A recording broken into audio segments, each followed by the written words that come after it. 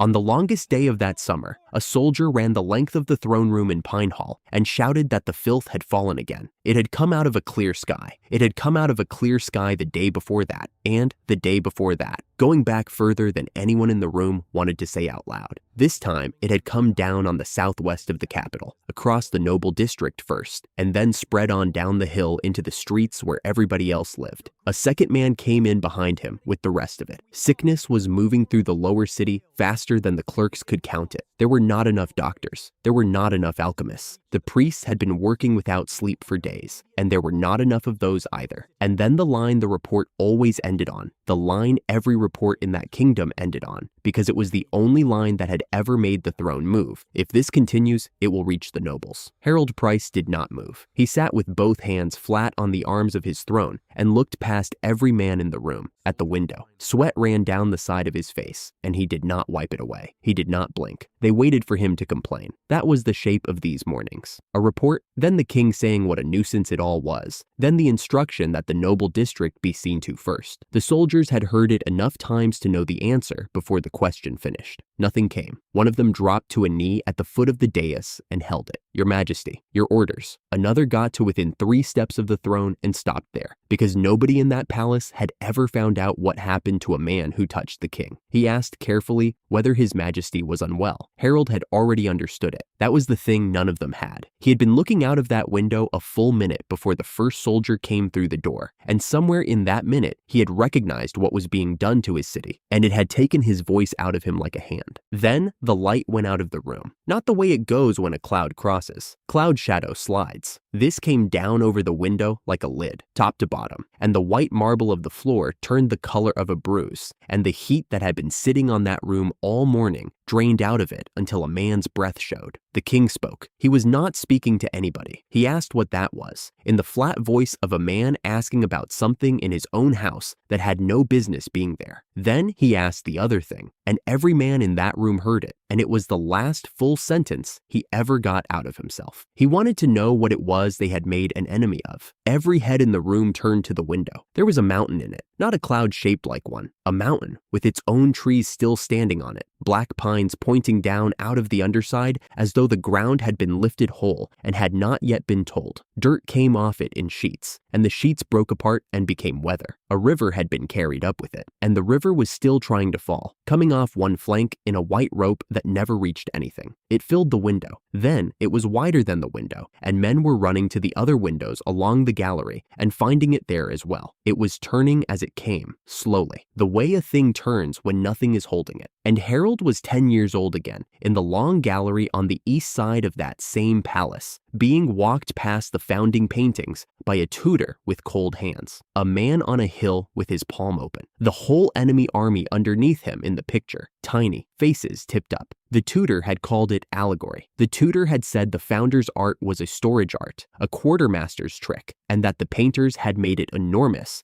because enormous is what sells. Harold had believed that for 60 years. He was looking at the painting now. It was over his city, and it was real, and it had never once belonged to the painters. He came up out of the throne with one hand out towards the glass. He got as far as saying that an item box is where a man puts things, and that whatever was standing over his city was not where a man puts things. And he had started on what it actually was, and what having it turned against them meant. The roar took the rest. My chair went over behind me and nobody moved to pick it up. I can't accept this. I had promised myself in the lift that I would not say that sentence. I said it anyway, and then I said the rest of it faster than I meant to. The losses were real. I was not arguing about the losses. The project that produced them had been pushed through by the department head over my written objection, and the objection was a document, and the document had a date on it, and it was still sitting in the system where anybody could open it. In 20 years, I have not made one major mistake. The man across the table let me finish. He was large and comfortable, sleeves pushed up over his forearms, and he had the sort of face people describe as easy to talk to. He waited until I ran out. Then he waited a little longer. Then he told me to sit down, because it was not going to become a discussion while I was on my feet. I picked the chair up. I sat in it. He told me the losses were not the reason. He was not being cruel when he said it, and I need that understood. He said it gently, the way you tell somebody their car has been towed. Then he explained the shape of it. There was an internal evaluation. He could not show it to me, and he did the small apologetic thing with his hand about details. But on the work itself, he said, there was nothing negative at all. I was capable. He used that word twice. There was exactly one black mark on the whole file, and it was the leave I had taken right after joining. Everything else was relationships, communication, fit. And then he said the thing, and he said it kindly, which is the part I still have. A company is people gathering together. After 20 years, if a man still has not fitted in, people cannot help but think the problem is the man. There was nobody in that building who would have argued with him. I had understood why for a long time. The department head had spent 2 decades telling anyone who would listen that I must resent him over something that happened in my first month, and that a man carrying a grudge is hard to use, and that he could not be sure of me. I had never resented him. It made no difference. He had said it early and he had said it often, and by the time it reached an evaluation form, it had stopped being an opinion and turned into a fact about me. The manager topped up my tea from the flask on the table. That was worse than shouting would have been. What should I have done? He thought about it. I will give him that much. He actually thought, for perhaps 4 seconds. Then he said these things are difficult and asked whether I wanted a moment. The leave I had taken right after joining. He had mentioned it the way you would mention a parking ticket. It was 12 days. It was the first 12 days of my working life. I left 30 minutes early. The tie had been retied 4 times, and the 4th one was too tight, and I kept it anyway because it was the straightest. New shoes, stiff leather, cutting across the outside of my left foot from the very first step in the hallway. I had decided that was correct as well. My mother had left breakfast under a plate the night before, and a note beside it about the shoes. Wear the old ones on the way, she wrote. Change at the office. Nobody looks at your feet in the morning. I ate it standing at the counter, and I did not change my shoes. They were away. They had gone the previous day, the 2 of them, on the trip they had been talking about for a year and a half, the one they kept calling their reward. Their son was raised. Their son had a job. It was the first thing they had ever booked purely for themselves, and they had been completely unbearable about it for months. I locked the door and took the stairs, because the lift was slow, and I had 30 minutes to lose. My phone rang while I was standing on the platform. It was not a number I knew. I nearly did not answer, because I had 25 minutes in hand and a plan for all of them. Is this Ethan's phone? I'm calling from the police station. I said yes. He asked me to confirm my parents' names, and I confirmed them, and he asked whether I was somewhere I could sit down. I told him I was, while standing up on a platform with a bag in my hand. Then he told me, a truck, head-on, on the road out past the reservoir. The driver of the truck had fallen asleep at the wheel, both of them at the same moment, instantly. He used that word twice, and I understood he was being kind with it, that he was telling me they had known nothing about it at all, and I was grateful, and I have stayed grateful. I asked him to say the second name again. He said it again. I wrote the address of the place they had been taken on the back of my hand, because my notebook was in my bag, and my hands would not do 2 things at once. I did not go to the office that day. I rang the number on my joining letter, and a woman I had never met told me to take the time I needed. Everyone tells you that. I did all of it on my own. There was nobody else to do it with. I am an only child, and my parents were the last of both their families in that town, and the relatives who did exist lived far enough away to send flowers instead. So it was me, and a very patient man in a gray jacket with a laminated price list. He asked me about the flowers, then the urns, then the notices, then the food afterwards, and how many people I thought would come. I said 30. 41 came, which meant I had got that wrong too. I signed things for 4 days. I slept in pieces on a bench in the room they let me use, and I woke each time with the price list still in my hand. On the second night, I asked the man in the gray jacket whether the white flowers were the ones my mother had liked, and he said most people choose them, and I stood there working out that I did not know the answer and was never going to find it out. I never cried. Not once, not in that hall, not afterwards. There was no time in those days, and there was nobody to do it in front of, and by the time both of those things stopped being true, it had set, like something left standing in a bucket. 20 years later, a man in a meeting room would call that a communication issue. I came back on the 13th day. My desk was where I had left it. Everything that had been going to be mine had been handed to other people, which was correct, because the work still had to go somewhere. The man assigned to teach me had taken most of it. He was 4 years older than I was, and he had already decided what I was. He stood up when he saw me and said it across 2 rows of desks, loudly, so that the whole floor got it, that I lacked guts. He was not entirely wrong about the state of me. I had lost about 6 kilos, and I could not hold a sentence together in front of a stranger, but he delivered it as a verdict, and not one person at any of those desks looked up. And after that, it was simply the thing about me that everybody knew. The rest was administrative. Somebody wrote a line in my file, took leave immediately after joining. It sat at the top because it had happened first, and for 20 years, every person who ever opened that file read it before they read anything else about me. I never once heard it repeated with the reason attached, and I never hated him. I would like that on the record somewhere. He spent 2 decades certain that I did, and he built an entire career's worth of distance out of being certain, and he was wrong the whole way through. The manager was still waiting for me to say something. I asked him for a pen. He had one, and he was so pleased to have something he could hand me that he nearly went through the flask reaching for it. They already had the form ready. The word printed on it was voluntary. I wrote my name and the date, and in the box, provided I wrote that the reason for leaving was that I wished to leave. It took under 2 minutes to close 20 years, and I did it neatly, because there is no version of me that hands over a badly written document. Then I stood up, and I bowed, and I said it. Thank you for 20 years of your care. I meant it. And that is the part I have never been able to explain to anybody. Doing that properly was the last thing left that I was good at, and I was not going to be bad at it on the way out. He got to his feet too quickly and bowed back and said something about references. I handed the badge in at the desk on the ground floor. I left the plant.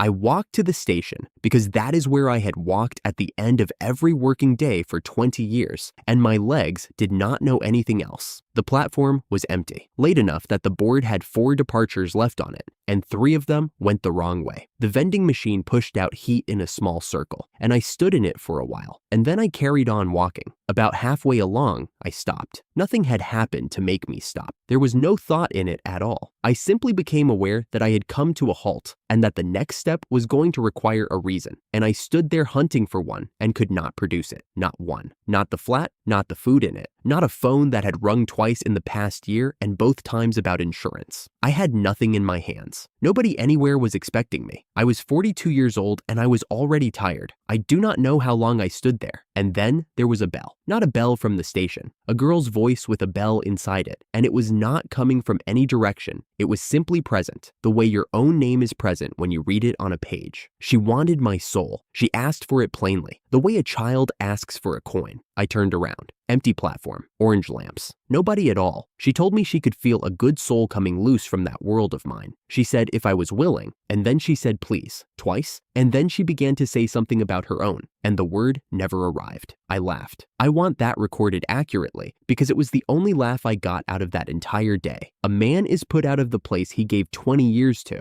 and that same evening, a bell asks him for his soul. Of course it does. Standing there in the cold, I decided that my head had gone ahead and handed in its resignation as well, and that as breakdowns went, this one had unusually good manners. Nobody had asked me for anything in a very long time. Not a favor, not an opinion, not a hand with a box. And here was something that wanted the one thing only I had and was saying please about it. Fine, if someone needs someone like me. The light started in my hands. It came up through the backs of them first, pale, and I turned them over and looked at the palms the way you check for a splinter, then my sleeves, then all of me, soft and white, throwing a shadow of me out along the platform where the lamps had been throwing one a moment before. The sound went, the hum of the machine, the wind, the recorded announcement about the last service, all of it stepped back and away. Like a door closing in a corridor you are already walking down. I did not move. It never occurred to me to move. I was standing exactly where I had stopped, in the middle of the platform, wearing a suit I had bought for a funeral 20 years earlier and never got round to replacing. And I was not frightened. Not at all. The last thing I thought was not about the company. It was that somebody had asked me for something. Then the light closed over, and the world let go of me without comment, and there was nobody on that platform to see it happen. Cold water came up over my feet, and I sat up. My shoes were still on me, and a long way from me, the way a child's are when he is put on his father's. I stood up out of the water, took hold of the waistband of a suit that no longer fitted me, and looked at my other hand. No spots on the back of it, no lines across the knuckles. The nail beds were pink. The hand holding up my trousers belonged to a boy of about 15. I had been 175 centimeters. This was 160. Then I reached for the voice. A girl. A bell somewhere inside it. Please. Twice. Then something came down across the inside of my head like a hand across a radio dial. Noise and a pain behind the eyes. Through it, I got a silhouette. Small, standing in a light I could not see past. And ears. Large ones on top of the head. Nowhere near where ears go. I pushed harder and the pain got worse in exact proportion. So I had not forgotten her. Something did not want her remembered and was charging me for the attempt. I filed it as a memory disorder because that was the label that let me stand up. I have spent a working life being handed impossible things and asked for a schedule by Friday. You do not solve those. You sort them. Water first, sleep second. Then I looked properly. Clean sand out of sight both ways. Jungle at the top of it. 3 mountains inland with crescents bitten out of them. I put the enormous shoes back on. Better than nothing. By midday, I had learned 3 things about that jungle. No fresh water in the first hour. The suit caught on every thorn, so the trousers stayed on a bush, and I went on in the shirt and socks. And something had been walking parallel to me on the left, matching my pace. 5 of them came out at a diagonal. Gray, shoulder height on my new shoulders. A horn about 15 centimeters long coming up out of each forehead. Not snarling, drooling. I ran downhill, which was the only decision I made, and downhill was the sea. I came out of the tree line the way a sack comes off a lorry and stopped with my mouth full of sand. There was a fallen branch by my hand. I took it and backed towards the water. The 5 of them spread out of the shadow, unhurried, because there was nothing behind me but ocean. A goddess takes a soul on a promise and gives something back. Everybody knows that. I lifted the branch and shouted at them. Item box! A pane of pale light opened in front of my face, the size of a dinner tray with 1 line of writing on it. I could read it, and I have never been able to explain that. Store, 1 wooden branch, yes or no.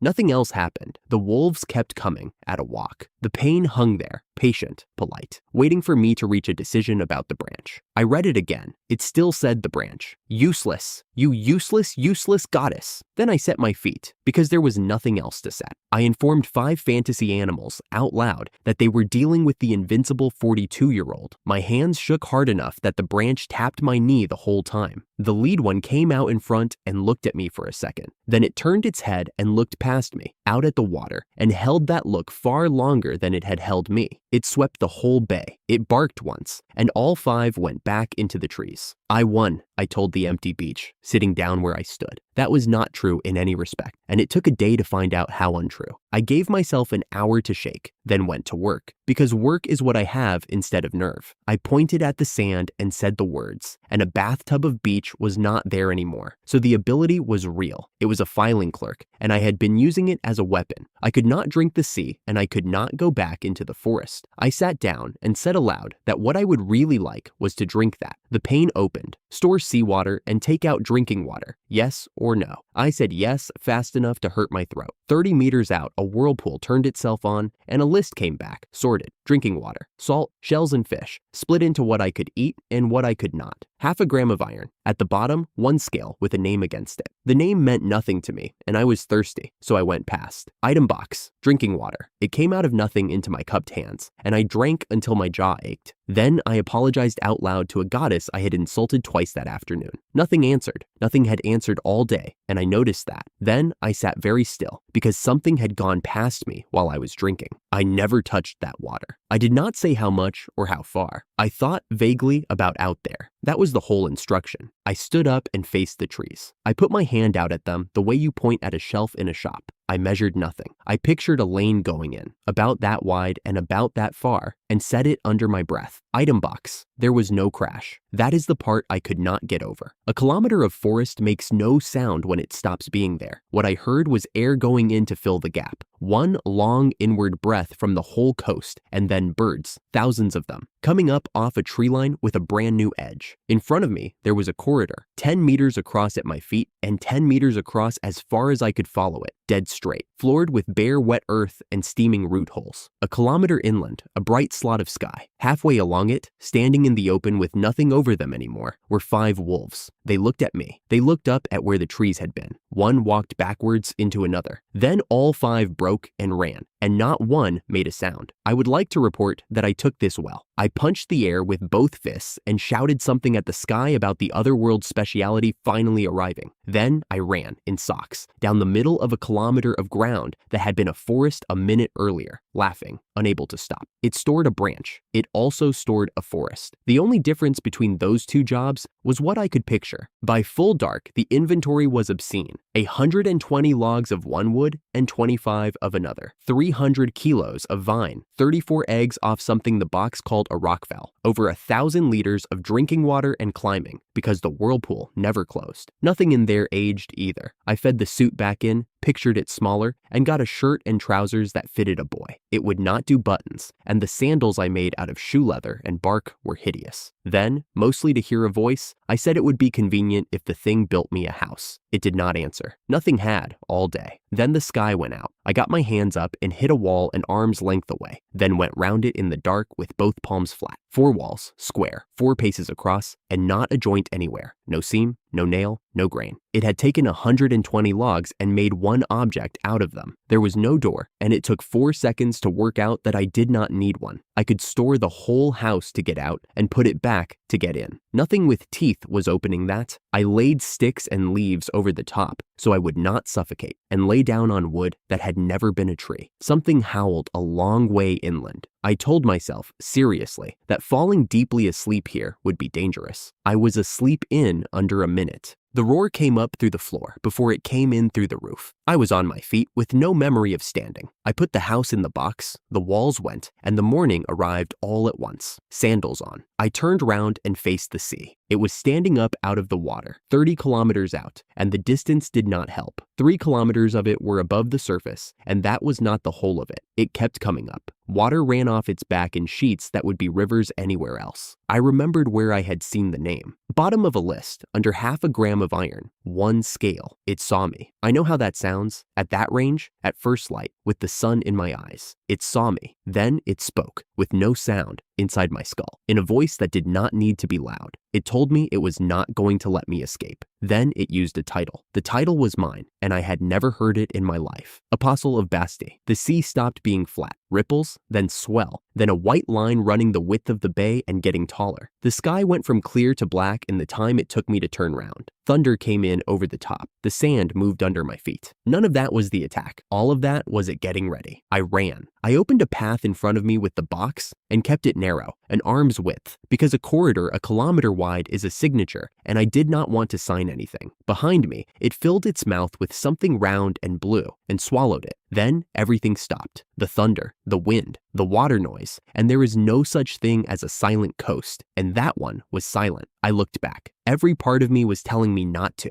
and I did it anyway. One flash, pale blue, from the sky downwards, and it cut through everything it touched. The last thing I understood was that the light on my own arms was the wrong color for it. Not blue, cold and white, like moonlight, coming out of me instead of falling on me. I had not asked for it. Then the coast went out from under me, and I went inland faster than anything has moved me. I woke on my back with the sun straight overhead, trees, no waves, no water sound in any direction, and I had gone to sleep beside an ocean. The white light was still on my hands, very faint, going out the way a filament goes out. Thank you. It finished going out. Nothing came back. Nothing has come back since. Through a gap in the trees, there was a mountain with a crescent bitten out of one flank. I had seen mountains that shape from the beach and assumed it was weather. Then I got up, alone in the open, with no house out and no plan. They came out of the undergrowth without a sound. 5. The same 5. The same horns. I did not get time to wonder how they had crossed as much ground as a god had thrown me. I got 2 words out. The box needs the words or the picture, and I had finished neither when the nearest one took my thigh. I am not going to describe that. It put me on the ground and did not let go, and the other 4 came out of the green at a walk, because there was no reason to hurry. So that was the answer to the question I had shelved. They had never been afraid of me. They had been afraid of the thing in the water. I stopped trying. I would like that on the record too.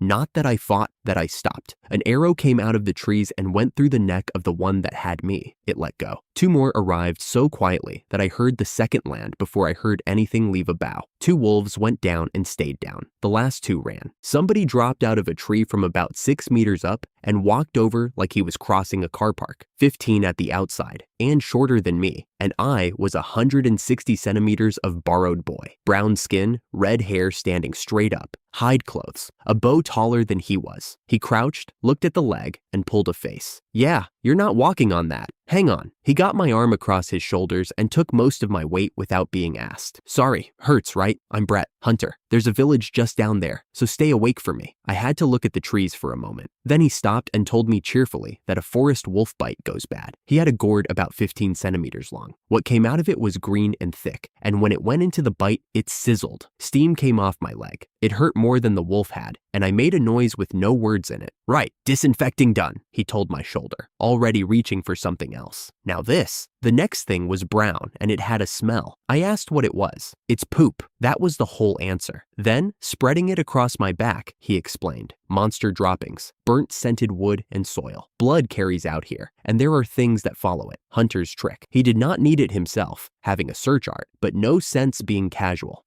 Thanks, I got out. He grinned like I had complimented his cooking and started us walking. So I had a rule now. A house I could carry in my pocket, a hole in my leg, and the first person in either world who had done something for me before being asked. I still had no idea what an apostle was. Something 30 kilometers out to sea knew exactly what one was, and it had gone home unhappy. The trees stopped, the ground fell away, and I was looking down into a bowl in the mountains 3 kilometers across. Smoke in 6 places, which meant people. Told you, Brett said, hitching my arm higher across his shoulders. He had carried most of my weight for 2 hours without complaining. Going down the slope, I started counting, because counting is what I do instead of feeling things. 41 houses, 38 of them leaning. The fence stood a meter high, which is not a fence. That is a suggestion, and it had been rebuilt at least 4 times. Pale, new wood, spliced into gray old wood, and the old wood had teeth marks in it. They put back only what they could afford, over and over. Nobody mentioned the teeth marks. They walked past that fence the way I used to walk past the photocopier that jammed every Tuesday. A thing you decide to survive instead of fix. And nobody down there was carrying spare weight at all. Then something at the gate bellowed, and the loose stones by my foot moved. The man in the gap was old and enormous, over 1.90 meters, in armor split open and hammered shut so many times it had stopped being one color, and finer work under the damage than anything else in that valley. He called Brett his idiot son. Brett shouted back that they had an injured man. Then he moved. He crossed 40 meters of open ground before I had finished deciding that he would, and the wind he brought arrived after he did. He looked at my leg. He did not ask my name, or where I had come from, or why I was wearing cloth nobody here could name.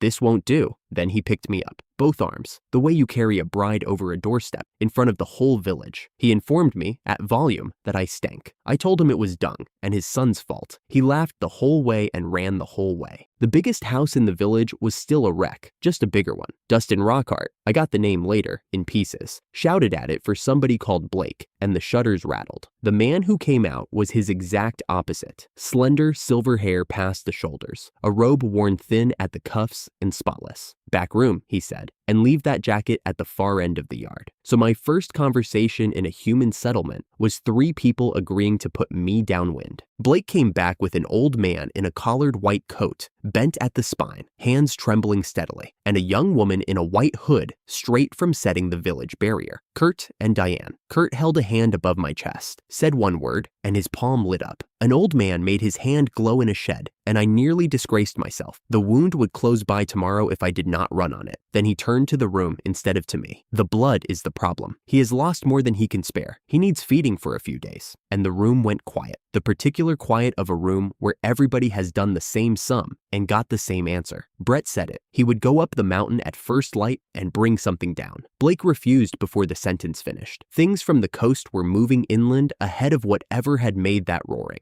and Brett's search art could no longer tell him what was standing in those trees. Brett folded. He hated it, and he folded, and his father banned the mountain outright. Then Blake murmured something at Dustin's elbow, and Dustin cleared his throat and said, in a voice that had to fight its way out, that the boy had saved a life today. Diane asked my name. Nobody in either world had asked me for it. Ethan Vance. Ethan is the given name. Use that one. Everything in Blake's face went still and polite. Only nobles carry a second name in this country, and I did not know that. He looked at my clothes, cut from a cloth nobody here could identify, and did the geography, because I had come from the direction of the roaring. We might talk later, he said. Voices at the window woke me at dusk. Over the sill, there was a monster's head with the eyes gone out of it, which moved and turned out to be a pelt worn as a hood by an old woman 130 centimeters tall, with her granddaughter beside her in a black robe. Strange, the old one kept saying. Strange. The young one was more specific. The flow in me was wrong. There was no vessel in me at all. And was I actually an organism? Greta and Aaron. They would come back tomorrow, they said. And would I humor an old woman? Blake came after dark with the candle and a basket, green beans in the pod, and 3 brown nuts he peeled with a small knife, the way a man does something he has done 10,000 times, and pushed the bowl across. I did not take it. I had been listening all day. 50 people, no reserve, the mountain closed. Whatever was in that basket had come out of a count somebody was keeping. I can't take this, I said. You haven't got it. He set the bowl down between us, which was worse. The village had held a meeting about me that evening, he said. Not about whether to keep me, about whether to ask me anything. They had voted not to. A boy comes over the water from the direction of the roaring. Something happened to him, and he will not want to say it out loud. Then he mentioned, as an administrative detail, that he was the village chief, and that the village had settled on him as my guardian. I had spent 3 days lying to these people by leaving things out, carefully, professionally. Every reason on my list was about what might happen to me. I put my hands over my face and cried in front of a man I had known for 6 hours. It was not the food. Nobody weeps over 3 nuts. It was the size of my caution sitting next to the size of that bowl. I had not done that in 20 years. Not at the funeral, not on the road back from it, not once at the desk afterwards. And what finally opened it was not my mother, and it was not my father. It was Beans. Blake panicked and asked what he had said wrong.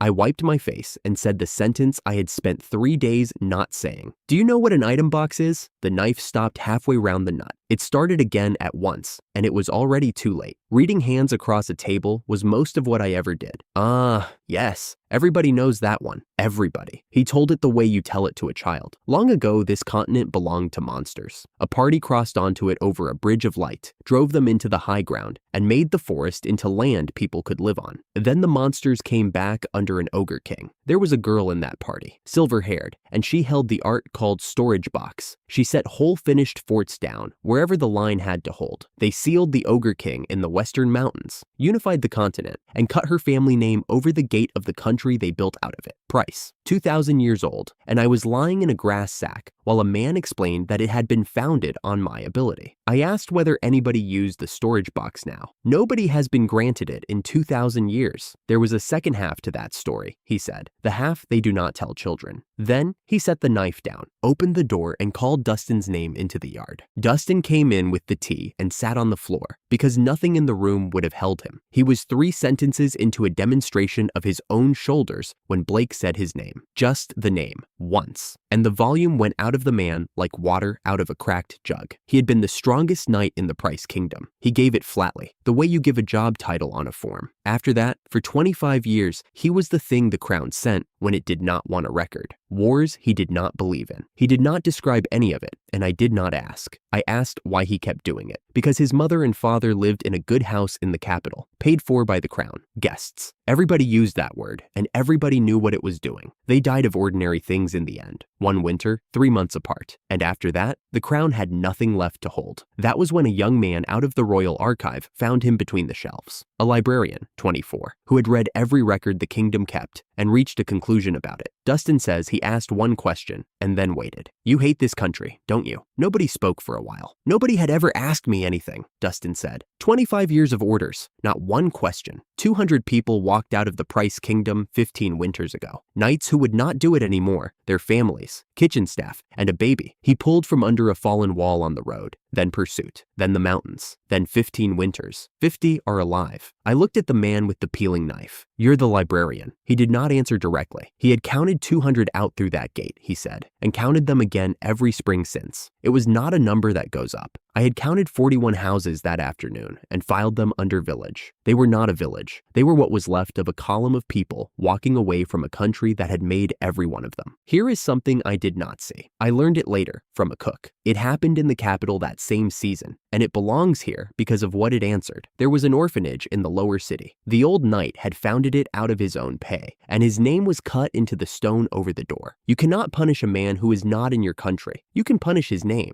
That spring, the crown withdrew the funding, and the nobles who arranged it wanted the rest done where people could watch. Two men in armor came down that street with torches. Spencer sent a runner ahead, so the right people at court would know whose work it was. That is the whole of Spencer. Sheldon did not need to be seen. Sheldon was enjoying himself. They did not go inside. They fired the ground floor from the street, then stood in the road with a cart and a written list and waited, because a child already granted a job has hands worth money, and the rest were nothing to them. I am not going in there either. There was noise, and I am not going to hand it to you. The woman who had run that house for 19 years did not come out. One boy went back inside. I know his name now. I did not know it then, and I am not going to spend it here. Spencer and Sheldon. Neither of them paid for it that night, or for a long time after. Dustin went home after midnight. My leg had gone from screaming to grumbling, which I took as progress. Then the front of the building shook. The two of them stood in the doorway in the moonlight with no color left in either face. "Brett is gone," Dustin said. "Brett is gone." He said it twice. That was the part that frightened me. I had seen Brett talking to the old woman in the pelt that afternoon. Blake looked at my leg, then at my face, and let me come. Dustin took Greta by both shoulders and asked her where. He was not trying to hurt her. He is simply a man who does not know his own hands. And her head went back and forward until a shell of ice closed over his forearms. Erin lowered her staff and told him, without any heat at all, that she would not forgive him if he shook her grandmother again. Greta had seen Brett at dusk, going up the western mountain with his bow. Blake refused the search before anybody asked for one. Goblins see in the dark and shoot at whatever trips in the undergrowth. If there is an ogre up there, whether you come back is a coin. And the village had two people with a combat job, both standing in that yard. Dustin said he would go alone. Blake said if he tried, Erin would freeze him to the ground. Then Dorothy arrived, and the yard got louder. Over 170 centimeters of her, in a sunflower yellow dress with no business inside that fence. And she wanted a rescue party now. He took his hunter's job at 10, she said. 5 years running that mountain alone. He does not die easily. Her voice never shook and her eyes were full. I put in the only thing I had. Brett had told me that blood brings monsters. There were 3 wolf bodies an hour up the mountain from the gate Dustin watches, put there because of me, and a boy from a village with no meat would know where they were. Blake said knowing the place was not the same as reaching it, and refused the party Dorothy put up. Every minute of the argument was a percentage off a boy who had put his shoulder under me before he asked my name. So I answered the question a whole village had voted not to ask me. I can use a storage art. Then I pictured a cube of earth a meter on a side under my own feet, and took it. No sound, no light, no wind. A square hole in the ground in front of everybody, the sides as clean as if they had been drawn with wire. Then I put it back beside the hole, a block of soil with the moon on it. Nobody spoke. Erin crouched and laid 2 fingers against it. "He saved my life yesterday," I said. "Let me go and get him." Dustin laughed and told Blake that a heavy knight, a dancer, a mage, and a storage art in one yard was not a party you see twice. Blake took a long time over it. Then he gave 3 conditions. Go to the wolf bodies and no further. If getting him out looks difficult, leave him and come home. He said that one to Dorothy's face. And if anything above an ogre is up there, run. Dorothy started to object, and he shouted once, for the only time that night. He could not spend the whole village on one of them. She lowered her head. Then Erin pulled my sleeve. I had spent no mana, she said, and that could not happen, because every living body keeps mana in a vessel, and mine did not have one. Not empty, absent. I told her the truth, which was that I had no idea. She stared at me and walked off. At the gate, Blake said one more thing. "All of you come back. If one of you doesn't, I won't forgive it." Then Dustin put me on his back. Dorothy took Erin onto hers, and they went through that meter-high fence into the trees at a speed that made my eyes water. Behind us, the chief stood in the gap, holding a candle he had forgotten to put down. 41 houses, 50 people, 200 had walked out of that kingdom. This was what was left of them, and I had been in it for one day. I did not know yet that something on that mountain had already finished eating. Dustin went up that mountain at a speed I could not account for, and I was on his back, and I could not see the ground. Branches came out of the dark at head height, and he did not slow for any of them. Something went past my ear fast enough to whistle. 9 o'clock, Dorothy called from off to the left, with Aaron riding her back the way I was riding his. Goblins, 4 of them. He told me not to worry, that those idiots could hardly ever land one, which is no comfort when you are the part of him with no steel on it. Then he asked, in the voice of a man asking for the salt, whether I could produce anything weapon-like. A log would do.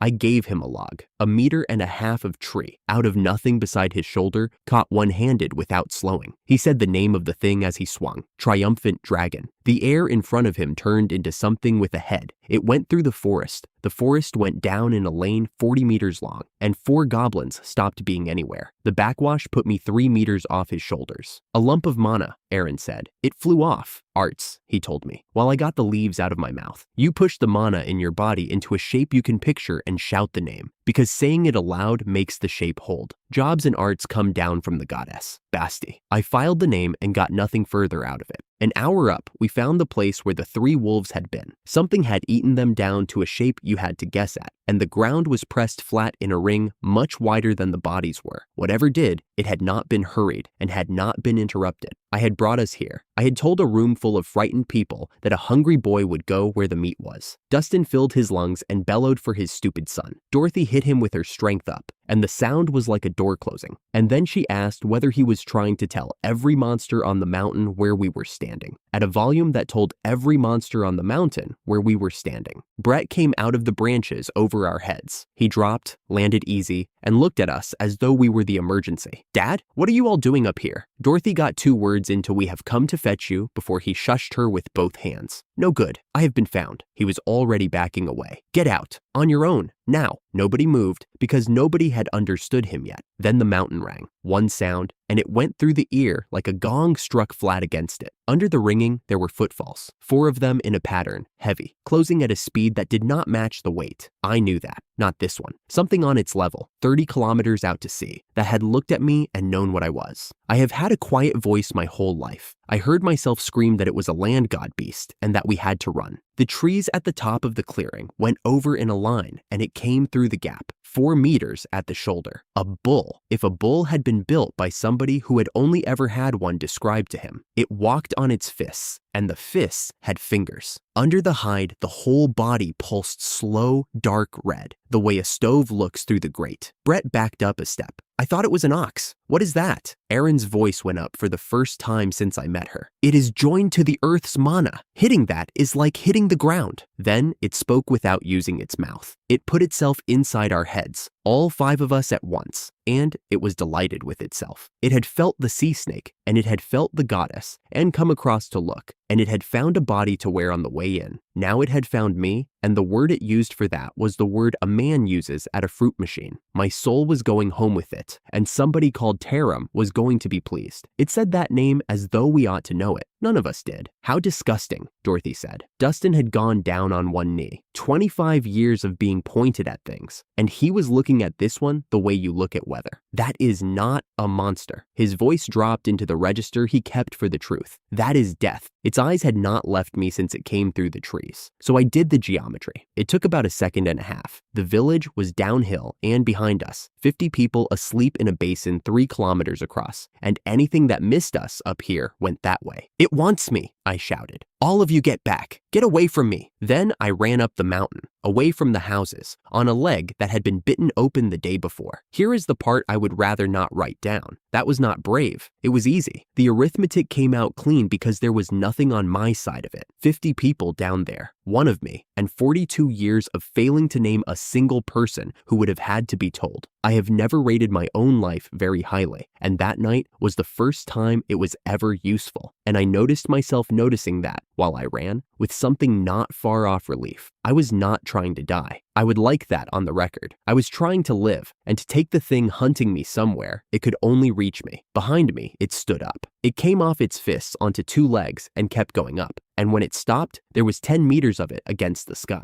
It stamped its back legs into the mountain until they were in the mountain and drew the right arm back. Its heart knocked once, and the sound came down the slope as a wall and put all 4 of them flat. Erin got to Dorothy first. Dorothy could not move and was still turning her shoulder to put herself in front of her. Its arm filled with light, not fire. Light the color of blood with a lamp behind it, and the treetops nearest it began to go soft. Brett shot it in the eye, standing start, at range, in the dark. The head went sideways and the punch went with it, and all that arm passed over us and into the sky. The sky caught. There was a flat crack a long way up, and the night came apart and fell back down burning, a dozen pieces of it, into a forest at the end of a dry month. Erin planted her staff and put pillars of ice through 3 of them. 9 more were coming. That part was mine. I did not have to be near a fire to put it out, only to picture the place. I stood still and dropped the sea on the mountain, crown by crown, 400 liters here and 1,000 there. The forest went out in about 90 seconds. Its eye grew back while I worked. Then it went for Brett. It came off the mark like something a great deal smaller, and the boy was still standing where he had shot from, and Dustin was between them and not fast enough. Dorothy got there first. She hit both of them shoulder first and took them off the line, and the thing went past close enough to open her right forearm with nothing but the heat of it. She sat up in the dirt and called them a stupid father and a stupid son, and Brett made a noise I am not going to try to spell. Erin put ice on the burn without being asked. Her hands were already shaking. Dustin stood up. "Ah," he said, "I'm awake." It set its back legs again, and I understood that we were not going to be given another accident. Dustin walked forward. He did not run, and he did not shout. He went out 10 paces ahead of us, put his left side towards the thing, and set his feet, and his whole body came up white. The enhancement running so hard I could see the light of it through the joints of his armor. He had always taken the front. He told me later that whoever takes the front saves the most people, and that it had worked every time for 40 years. He looked back once, not at me, at Brett. Then it came, and he took it. From where I stood, there was a sound like the mountain being dropped, and a light I could not look into,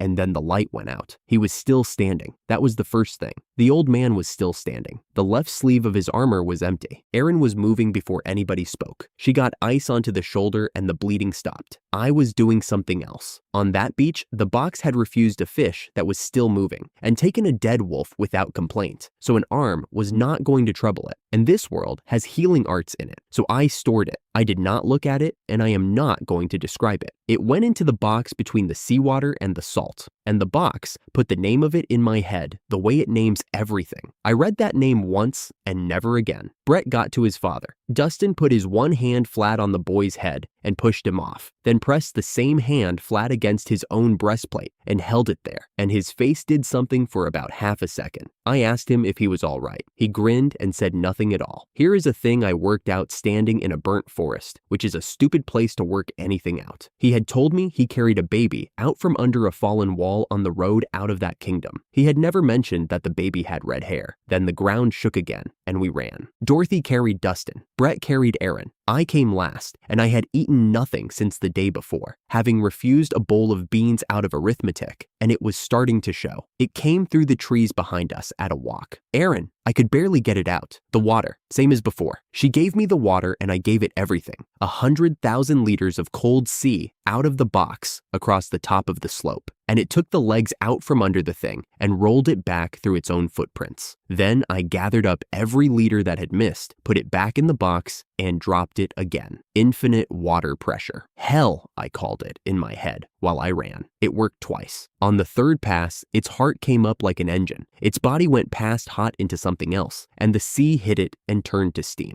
Erin put her spell into the steam, and it became fog, thick and dead white, and we broke sideways into the long grass. I laid the thing down in front of them, over a meter long, vivid blue, heavy as ore to look at, and nothing in the hand. Nobody knew what it was. Erin could feel enormous mana in it, and did not know either. A scale, I said, off the sea dragon. Dorothy said the obvious thing, and she was right. It might well mark the cow, but Dustin had one arm. Brett was an archer, Erin was a mage, and she was a dancer. Then Dustin, flat on his back with his teeth locked, got out 4 words. On Dorothy's feet. Ow. Brett told him to stop talking. I understood him a second later, and it was his idea and not mine. The box does not make things. It reshapes what is already in it and that is the whole of it. But I had a meter of the hardest material in the world and a woman whose job was her legs. Try it. Dorothy put her hand out. If I put them on, perhaps something becomes clear. I shut my eyes and folded a sea dragon's scale into a pair of boots. The fog lit up from the inside. It stood where we had left it, back legs in the ground, right arm filling again, and it told us that our cunning was shallow, that it had a rough idea where we were, and that it was grateful for the time. Brett came out of the fog and shot it in the eye. It moved its head. It thought that was the trick. Moving its head was the trick. Dorothy came in behind it at a speed I never saw, the boots lit from within, her legs shining to the knee. An excellent angle, out loud, to a god. Then she kicked its elbow. Blue swallow kick. A pale flash went off at the joint, and the loaded arm came up, and the fist it had spent all that time filling went into its own jaw, clean. An uppercut delivered by itself. 10 meters of land, God came off the ground. It screamed. It had never once been hurt, and you could hear that in the sound. Somewhere in the middle of it, it worked out what had hit it and called the sea dragon a name. Dorothy had not put her leg down. She turned on the ball of one foot, all the way round, like something on a music box, and put her heel into the back of its head, and its own face went into its own loaded arm. That one was Swan's Blue Lake. She told me afterwards that the boots had put both names into her head 2 minutes earlier. She stamped off the top of its skull, went up and out and clear of its reach, and while she was still in the air, above a creature that eats forests, she pulled one eyelid down and stuck her tongue out at it. No plan had that in it. Whatever it had left of its mind went. It stopped trying to save the shot and put the attack it had named for itself straight into its own face at arm's length. I had about a second.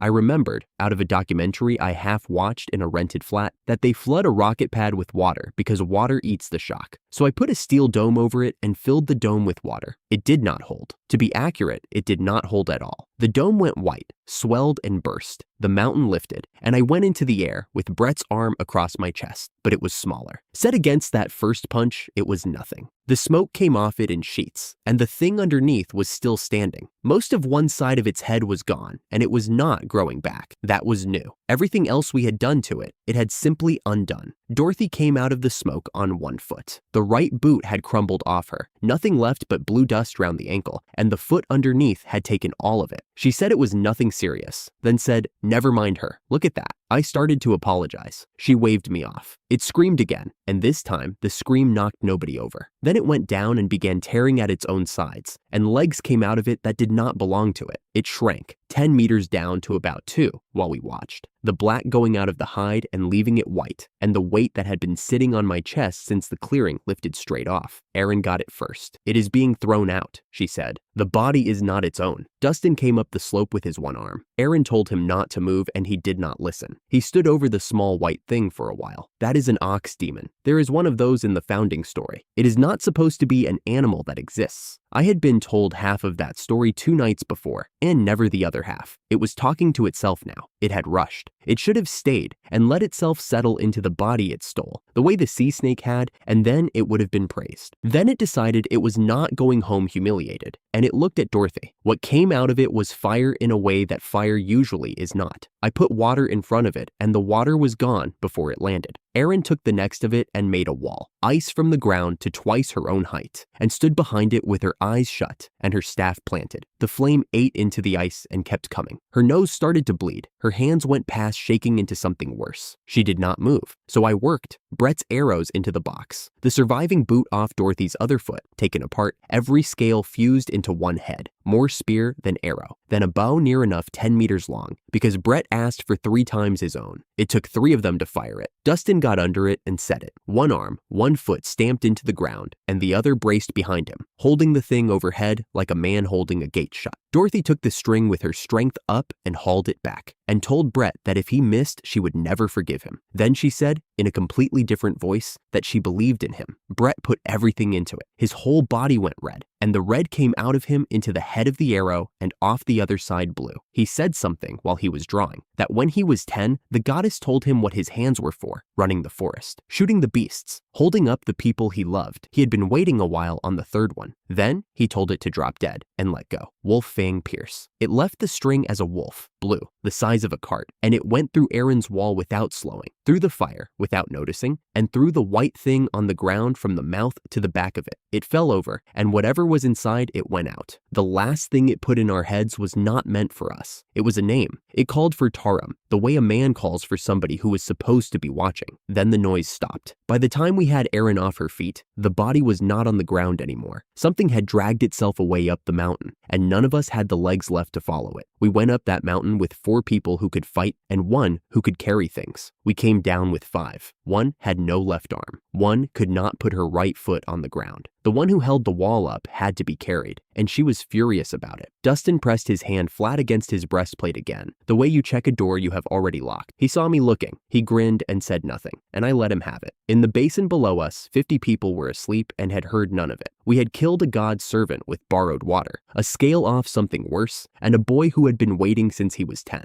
Bataram, whoever that was, had sent this one to fetch me and was still waiting to be pleased. We came down at a walking pace, because that was the only pace anybody had left. Brett ran his search art the whole way and found nothing. No goblins, no ogres, not a bird. Everything on that mountain with legs had used them in the night. Dorothy walked on her left foot and the ball of her right and told me she was fine in a voice that could have cut rope. Aaron slept the whole descent on Brett's back. Dustin would not be carried. He set the pace one-armed and upright, and the pace was slow, and nobody mentioned that either. I counted switchbacks to keep my legs going. 11. Around the 7th, the sky went the color of dishwater, and the basin came up out of the dark underneath us. The fence, the leaning houses, mist lying flat on the fields. 50 people down there had slept through all of it. Then we got close enough to hear the gate, and every one of them was awake and shouting. They were having the argument you have when nobody will let you go and fetch somebody. Greta had both hands in Blake's sleeve and was trying to walk him out through the gate by it. A farmer in a straw hat wanted to know why nobody had gone up the mountain yet. Dorothy's mother wanted permission to drag her daughter home by the ear. Blake said no to all of them in the same flat voice. Casey the alchemist agreed with the chief without looking up from her beaker, observed that a dressmaker in a fight is one more body to carry home,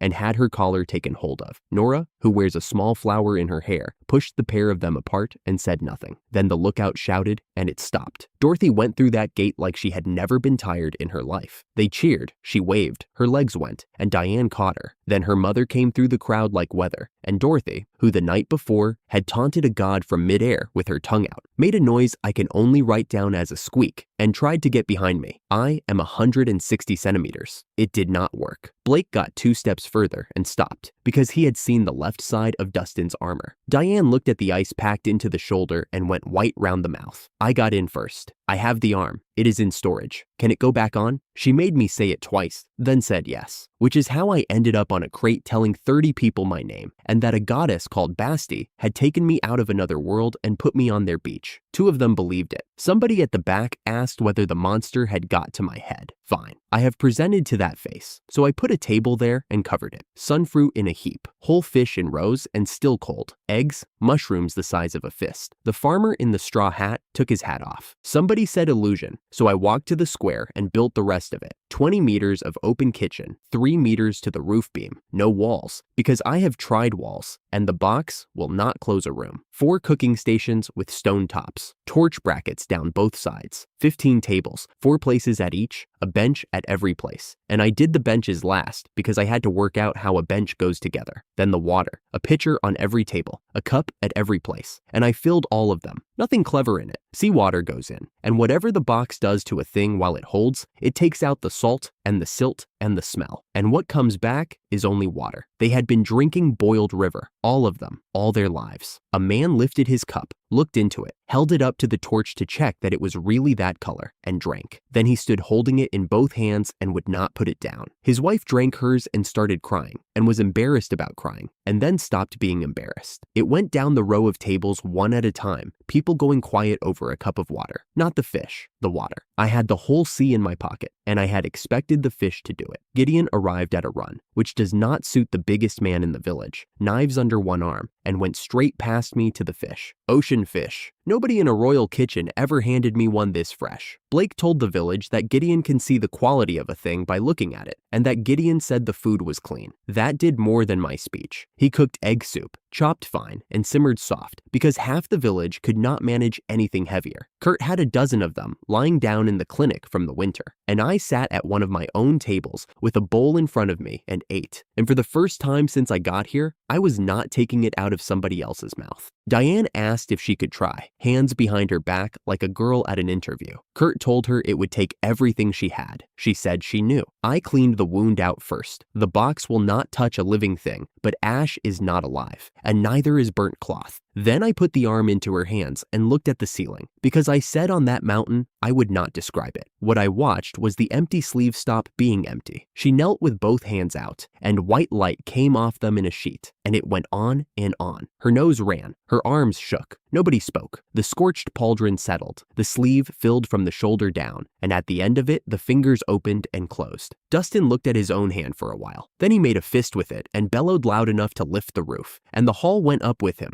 Dorothy limped over asking for her foot doing. There was no mana left in Diane, and there was, unluckily for her, an alchemist in the room. Casey came with a small gourd and a smile I did not care for. Dorothy's mother put her in a headlock, and the stuff went on. Dorothy made a noise that took 2 birds off the roof. Casey said afterwards that part of why she makes it is the faces. Greta woke Erin with a wash of her own red mana, which Kurt said should not have worked that fast. Erin sat up, said she felt strange, and went straight back down. Anemia, Kurt shouted. She was furious about it, which is how we knew she was fine. And in the middle of it, Kurt held his hand flat over Dustin, ran his diagnosis, and stopped talking mid-sentence. Gideon shouted that the soup was ready. The hall roared, and Kurt never finished it. He said quietly that Dustin should come to his house tonight. Dustin made a joke about being asked out at last, and Kurt told him it was not a thing to joke about, and Dustin went quiet. Then the old man pressed his hand flat against his own chest and gripped it. He caught me watching and grinned and said nothing, and I let him have it again. The first I knew about the elf was an arrow in the ground between my feet. She was standing on the fence rail, pale gold hair tied back, a green fighting coat, a second arrow already drawn, and long ears. Half the village grabbed for whatever was nearest. She wanted to know who had wrecked the western mountain. I said we had. In hindsight, that was an efficient way to get shot. The second arrow never landed. A wall of leaves came up between us and took it out of the air, and there was a white-haired man beside me who had not been there, scarf over his mouth, arms on him like a man who lifts boats. Silas, a beastman, which I would never have guessed, who had crossed the valley after watching our sky catch fire in the night. We had not started anything, he said. We had ended something. She was not having it, and her reasoning was nearly right. Monsters were stirring the whole length of the range and had never behaved like this, and the only new thing in the valley was me. If the beasts are coming for the boy, you remove the boy. I pulled her arrow out of the ground and put it into the box in front of her, as the only proof I had on me. That stopped the shouting. In an old story, she said, a human girl had used that same art to kill that same monster on that same mountain.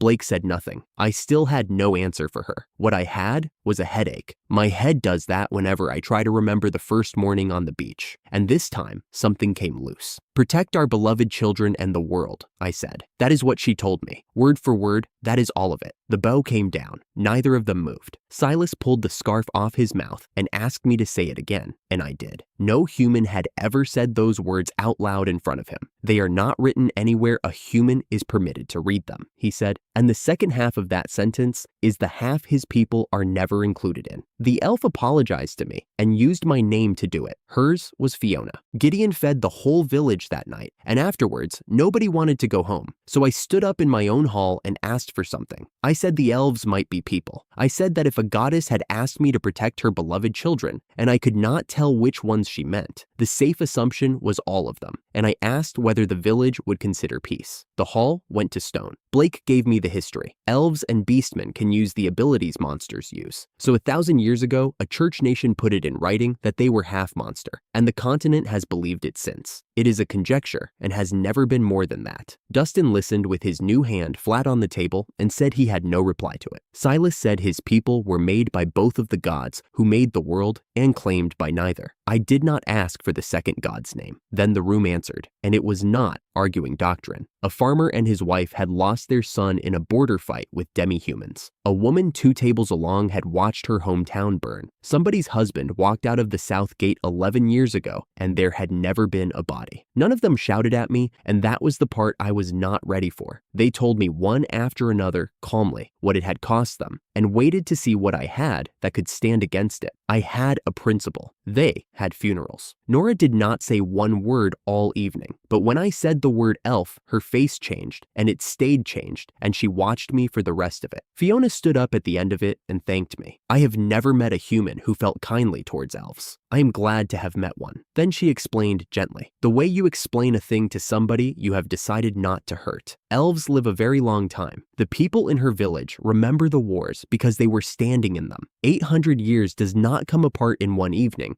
because a boy asked nicely. She would carry it home and expected it to be refused. Nobody in that hall was wrong, and that was the trouble. I made 2 houses out of the box, so they would not have to walk a mountain full of everything that had come down off ours. Fiona smiled when she accepted. I have no useful comment on what that did. I was not there for the next part. Diane told me later because she could not carry it by herself. Dustin waited until Brett was asleep and went out of the house without waking him. Kurt did not sit down. He said Dustin was not alive the way a person is alive. His heart had stopped on that mountain when he took the charge, and it was not going to start again. The only thing moving it now was his own body strengthening, running by itself every second, awake and asleep, the way a man holds his stomach in without deciding to. Dustin asked how long. 1 year, Kurt said. 1 year if he keeps it steady, and not 1 hour of it if he ever fires an art drive again. One of the big named ones, the kind he shouted on the mountain. His mana would go into chaos, and he would be gone in the instant the word left his mouth. Kurt asked him then, in a very small voice, whether he was not afraid. Dustin laughed at him. Of course I'm afraid. Then he looked out at the sky. I watched my son fight today, up close. He has grown into something I cannot see the top of anymore, and he can walk on his own now. My part in this is finished. Dying frightens me, but whenever it comes for me, I will have no regrets. That is all there is to it. Kurt cried and did not trouble to hide it. He took Dustin's hand in both of his own, and his hands shake all the time, and Diane said they did not shake then.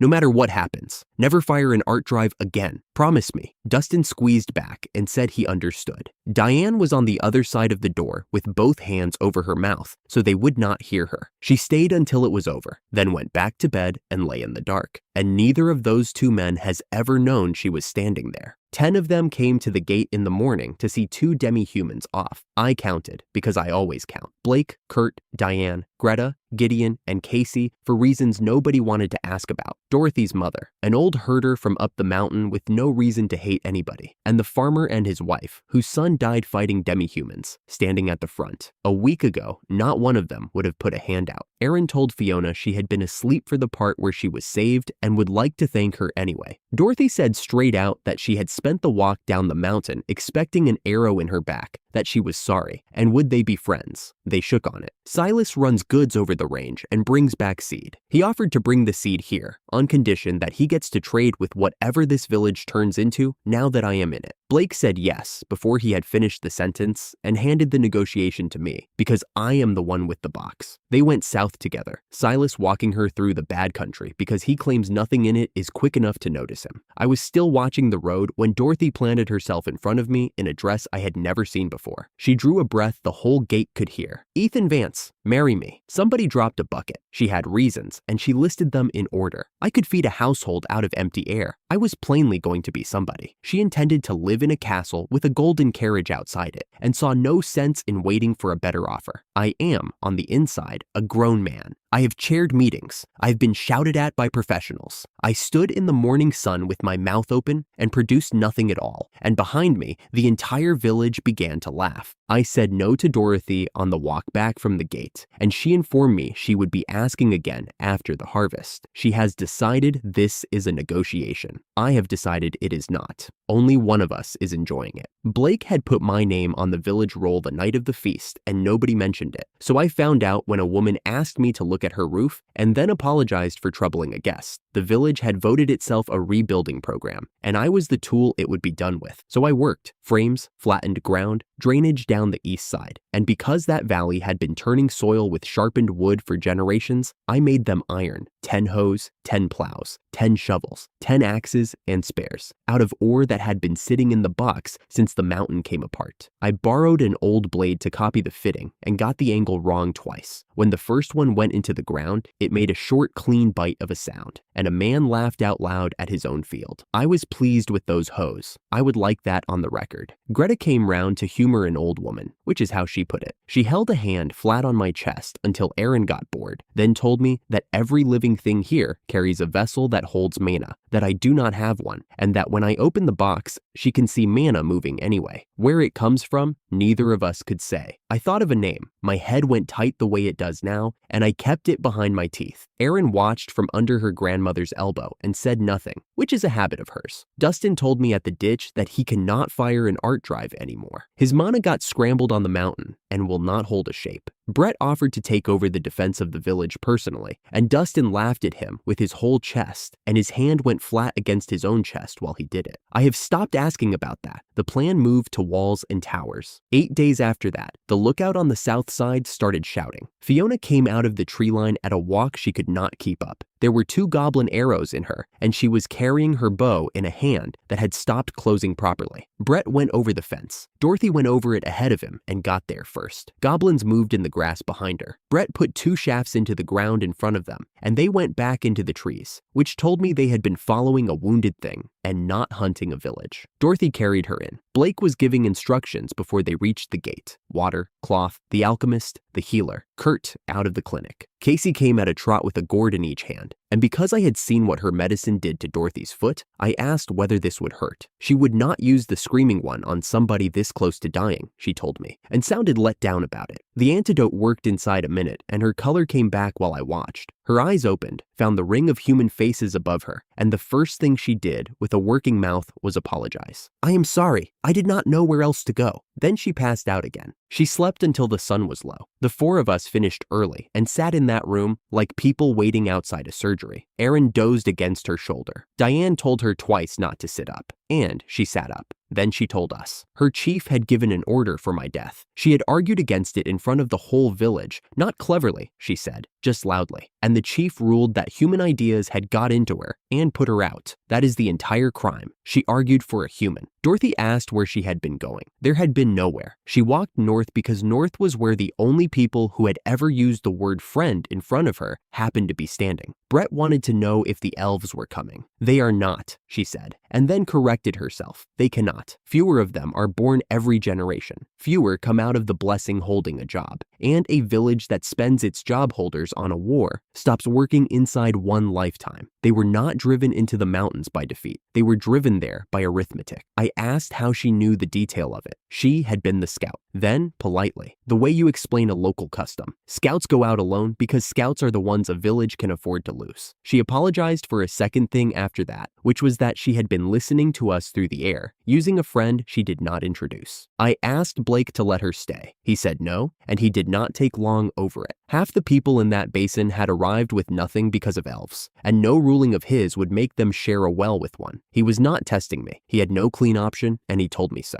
And Fiona agreed with him. That was the worst part of the evening, and it took her 9 words. She said that if a human walked into an elf village claiming friendship, she would assume a spy and lie awake waiting for the knife. Then she thanked us for the treatment and started looking for her boots. I heard myself before I had decided anything. Sending her back out there is telling her to die. Brett was on his feet. Dorothy said something about the edge of the village, a hut, anywhere, and Aaron had a fist in Fiona's sleeve and was not letting go of it. Blake's face changed. He looked like a man who had been turning something over for 2 days, had found exactly one answer, and hated it. He said there was a way. He said it twice. The second time, the way a man agrees to something. Then he asked us to swear, not to help, not to hold our nerve, to swear we would not interfere with anything he did from that moment on, whatever it looked like. We swore, all 4 of us, in about 3 seconds, because he was Blake. Dorothy was in the middle of a sentence about how he should have said so in the first place when she folded sideways off the stool. Aaron went down onto the bed without a sound. Brett got as far as turning round, and his face did something I had never seen it do, and he shouted one word at his own father. "Dad." Something hit the back of my head. I woke on my side in the dirt with my wrists tied behind me and the sun straight overhead. There was a stage. Somebody had built it in my square out of my timber while I was asleep. and Blake was on it, telling the village that an elf had asked to become one of them, and that before that could happen,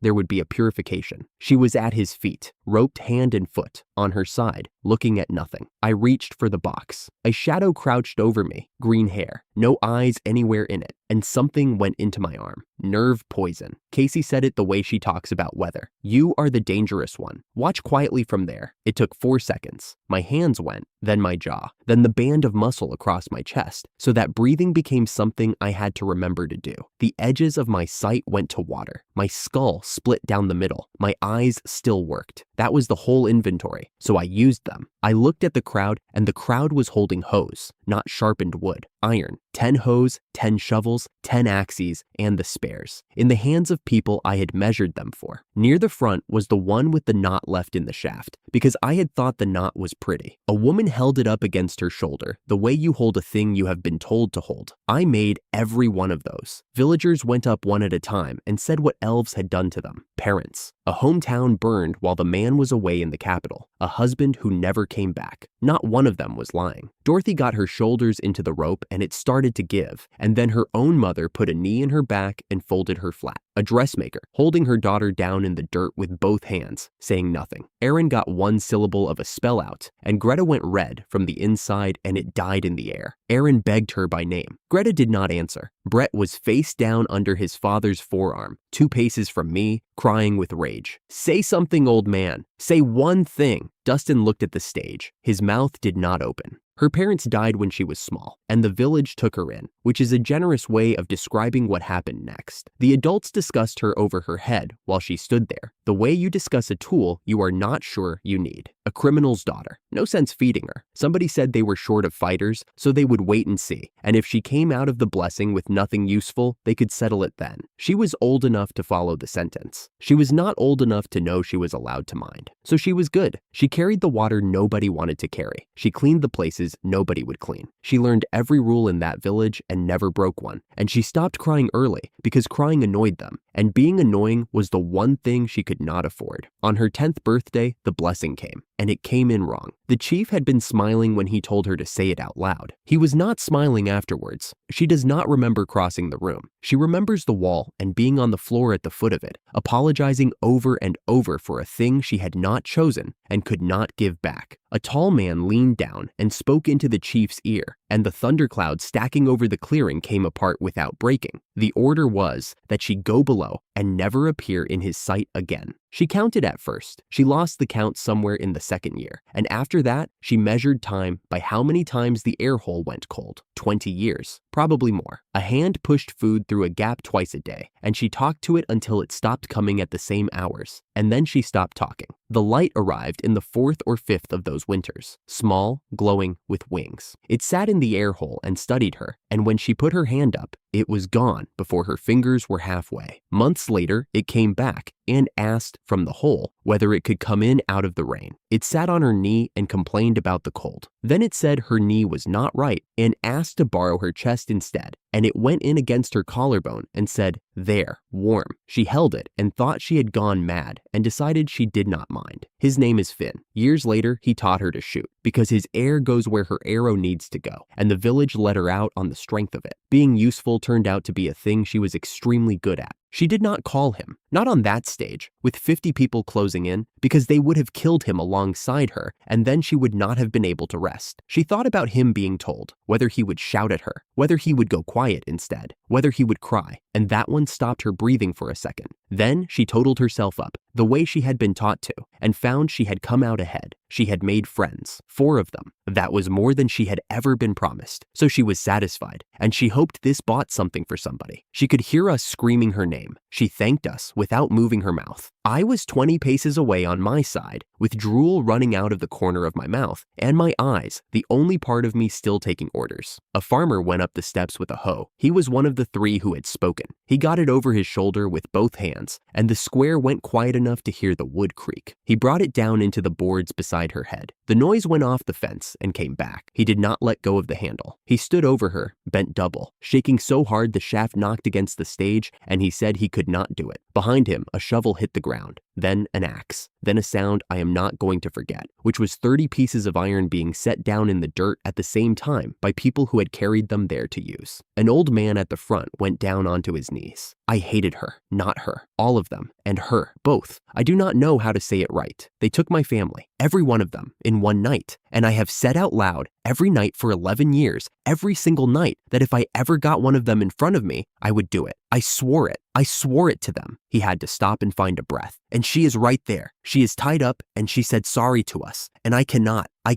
do it. What have I been doing? 11 years and I cannot. Nobody told him to stop. Nobody went to pick him up for a long time. Blake climbed back up the steps and asked whether anybody else wished to. He asked it twice, into a square where nothing moved. Then he told them what they had watched, that she could have run at any point and had not, that she had stood there and carried the weight of both sides on her own body and had asked at the end of it for peace with the people holding the tools. He moved that her purification was complete and that the village accept an elf as one of its own. The applause started at the back and came forward. I heard it from the ground, sideways, with one ear in the dirt. It did not sound like people. It sounded like the noise at the end of a presentation when the room is glad it is over, and it went on and on. Dustin came down the line untying us. He said one thing while he worked, to nobody, which was that the purification was finished, and Brett heard the shape of that word and his head came up off the dirt. Casey knelt beside me and put something under my tongue. Sorry, Ethan. My hands came back first. I sat up and worked it out in the time it took to flex my fingers. The stage, the ropes, the tools handed round. The four of us tied where every person in that square could see we had been overruled. He had put 50 grieving people against one tied up girl and known which way it would fall. Brett got to his knees beside me and said one word: disgusting. We had it out with them behind the kitchen hall, while the village sang on the other side of it, and we lost, because they were right and said so.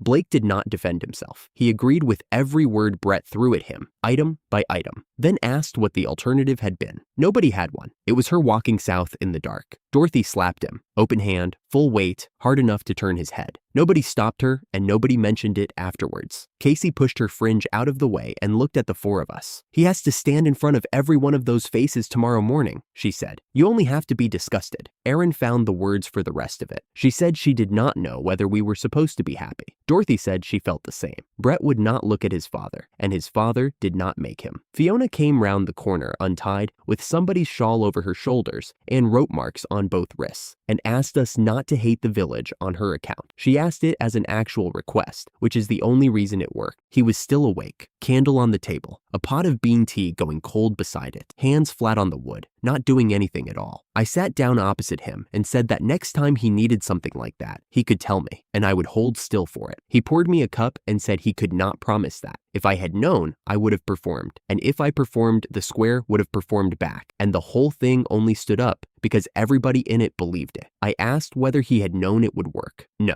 He let that sit there a while. So I told him I am 42, that I had a desk and a lanyard and 20 years of turning up, and the boy he took in off a mountain is a middle-aged man who has chaired meetings. I had spent those 20 years calling the job a sentence, and after that afternoon, I would like the word back. He did not laugh, and he did not doubt it. He asked what the work had been, and I explained it badly. Somewhere in there, he stopped asking about me. He has decided things for these people since the day they arrived in that basin, and he knows the count of the ones he decided wrong for. Some mornings, he said, he puts his sandals by the door and works out how far south he could get before anybody noticed. I would come back. I always work out that I would come back. He turned the cup round on the table. I would like it better if I did not have to work it out. The candle went down to nothing while he was talking, and neither of us got up for another, so the last of it happened in the dark, which was easier for both of us. I went to bed at an hour with no name on it. Fiona had a house and a place at the table, and 50 people who would say her name in the morning. I had wanted every part of that for her. I could not make myself glad about it. They kept the hose. Of course they did. They need them. Somebody out there is still turning a field with the one that has the knot in the shaft, and I do not know what I am supposed to do about that, so I have not done anything about it. 3 weeks later, I watched a farmer carry 2 sacks of grain across the yard and not put them down. In the spring, the same man could not get a hoe up onto his shoulder. It was food. A month of eating properly lifted something off the entire village at once, and Kurt's healing field went from covering a room to covering the lane,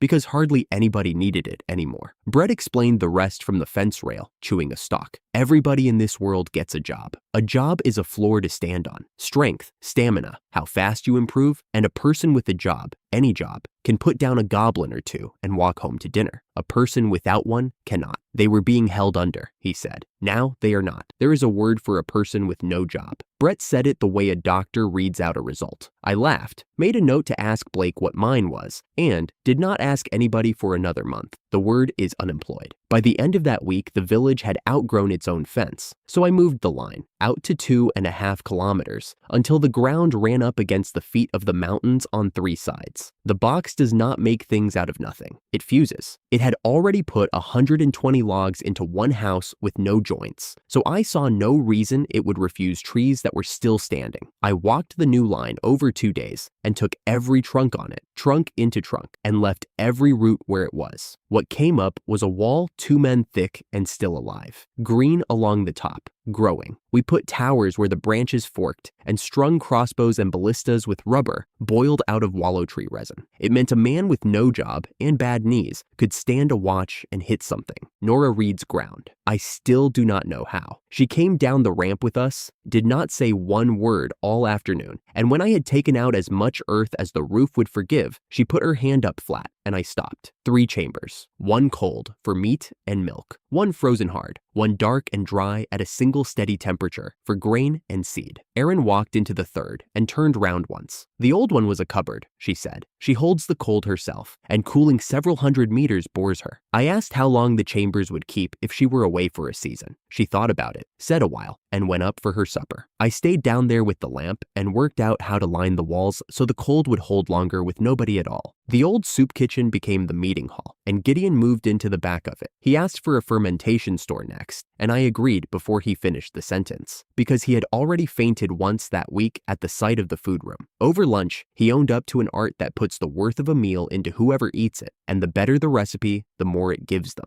I had spent the spring teaching him every dish I could remember out of the other world. Between us, we had been making 50 people stronger with lunch. The land god beast left a crater in the west slope the size of a small lake. I dammed it and let it fill. That is 2 months of work in one sentence. Under every house, we ran a channel with a lid on it, so nobody in that valley carried a bucket up a hill again. Fiona got a real house that week, with a channel under it like everyone else's. Greta put a hot spring in beside the reservoir. She has fire the way Erin has ice. The 2 of them moved in to run it, and by the 2nd evening, it was the most popular ground in the valley. Somewhere in the middle of all that, I started building a second kind of thing, and did not mention it to anybody. A crank on the damn gate light, enough for a child to turn. Spare ballista cord for 4 winters. The method for the ice room written out in Blake's hand, because mine is bad. He did it in an evening, and the 2 of us were courteous with each other in a way we had not used to be. Seed for 2 failed harvests in the dark room, sitting unchanged. Nobody asked what any of that was for. I did not have an answer ready, which is unlike me. We went back up into the West Mountains to hunt. The slope the fire had taken was green again, waist high in places, and the deer things and rabbit things were back and stupid with it. Brett shot, I stored, and Dorothy carried nothing and had opinions about the gradient. Fiona stopped on a game trail with an arrow still on the string.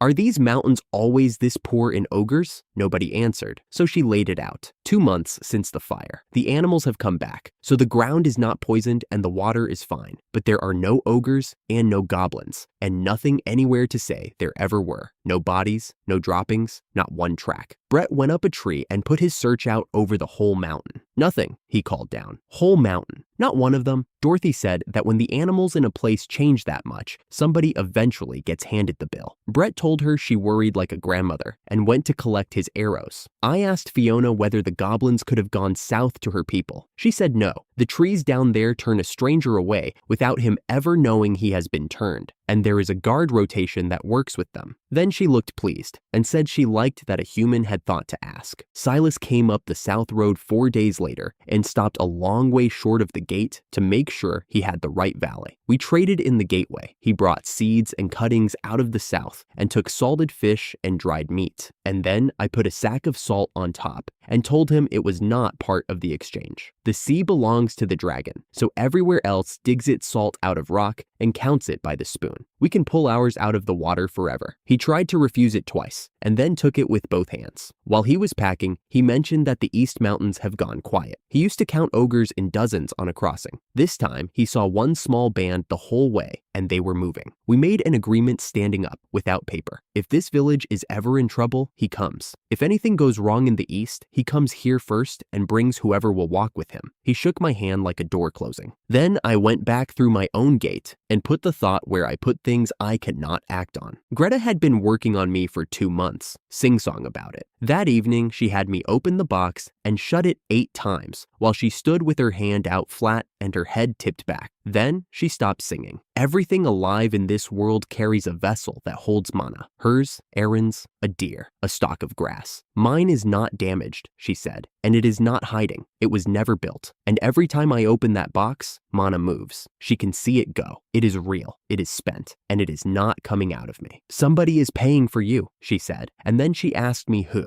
I told her the truth, which is that I have no idea. She stood there looking at my chest as though the answer were behind it. Aaron was in the doorway and said nothing at all, which is what Aaron did the first time. Nobody in that valley could answer it. Midsummer came in hot. The West Mountain was hunted out, so Blake closed it, and the box takes the weeds off 2.5 kilometers in one pull, so there was no farm work either. Brett and I spent a morning lying in the river until Dorothy came and told us to find something to do with ourselves. On the way up the lane, he asked what my job was, and I told him nobody had ever told me. He went off like a kicked pot. Everyone finds out at the temple. The goddess grants it, and his own came through the moment he asked, which he mentions often. Blake was in there with the history he is writing out of his own memory, because the war is eating the records faster than anybody copies them. He put the pen down when Brett said why we had come. King, he said. I had assumed king. It is a real job, apparently, and a party with one in it gets stronger simply by standing near him. He had worked backwards from 4 of us walking down off that mountain alive, and he told me without embarrassment that it was why he let Brett take me up there. Diane went into the back and came out with a small square of paper. There is a woman painted on it. Diane said her name, and my head went tight and gray the way it always does, so I will leave the name where it is. I knew before the paper was flat in my hand. She is beautiful on it, slim, human, hands open, hair down her back, and no ears anywhere except the 2 on the sides of her head. The one I met had ears on top of her head, big ones. I cannot get her face back, and reaching for it only makes the gray worse, but the ears are the part that never went. That is not a detail a man invents. I asked whether the goddess was human. Diane said she had never heard otherwise in her life, and then, after a moment, that since Fiona, she has stopped caring what shape a thing arrives in.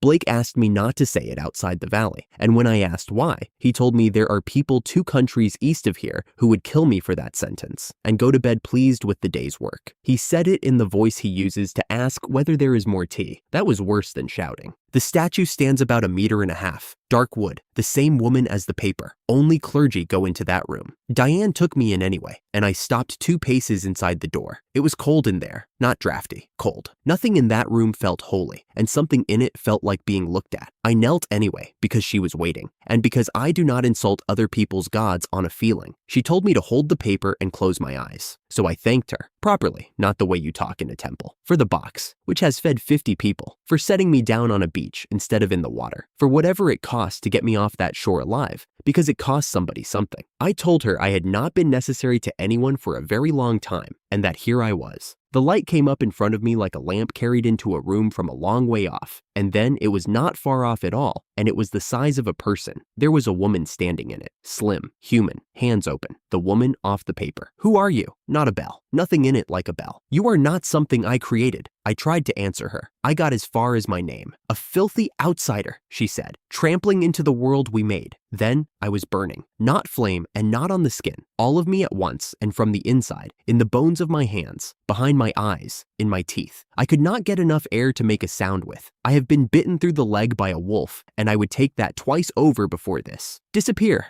The statue came apart from the inside. I did not see it happen. What I have is the noise, flat and very close, and the floor leaving, and the wall arriving against my back, and Diane shouting somewhere a long way above me. Then nothing for 4 hours. I woke in the back room at Blake's with Diane holding my hand in both of hers, and 3 other people round the bed pretending they had not been watching the door. Kurt gave me the facts. The statue exploded, he said. It threw you into the wall. Nothing of yours is broken. Blake asked what she had said to me, and I told him word for word. He took the word created first and went straight to the God who made the world, and then stopped himself, because the God who made this world is a man. He has been a man in every book on the continent for 2,000 years. Whatever spoke to me was not him. Then he said the part that emptied the room out. You cannot see her. He turned the paper over in his fingers. Nobody sees her. An oracle is a ball of light, or a voice with nothing round it, and that is all it has ever been, for anybody, ever. You saw a face. You saw the face off this paper. The paper comes from a country in the far southeast, the first place on the continent to teach that she is the only God there is, and that humans are the only people who count. Diane came off the wall at that. That country receives more oracles and makes more priests than anywhere alive, she said, and Blake had taught her so himself. He agreed with all of it. Then he pointed out that I had knelt, thanked the goddess, held their paper, and been told to disappear by a woman who cannot exist, and asked her what she would like him to do with that. Nobody had anything, Blake said, more to himself than to us, that he had spent 30 years reading and no longer knew who had written any of it. We can look when we go. Brett shrugged at the ceiling. Nothing here to look at. Then he moved on. So what is it then? Your job. It is not king. There is a test for king, and the test is everybody else. If it had landed, they would all have felt it. Brett held his hand out flat, turned it over, and reported cheerfully to a room in which one person wanted a different answer,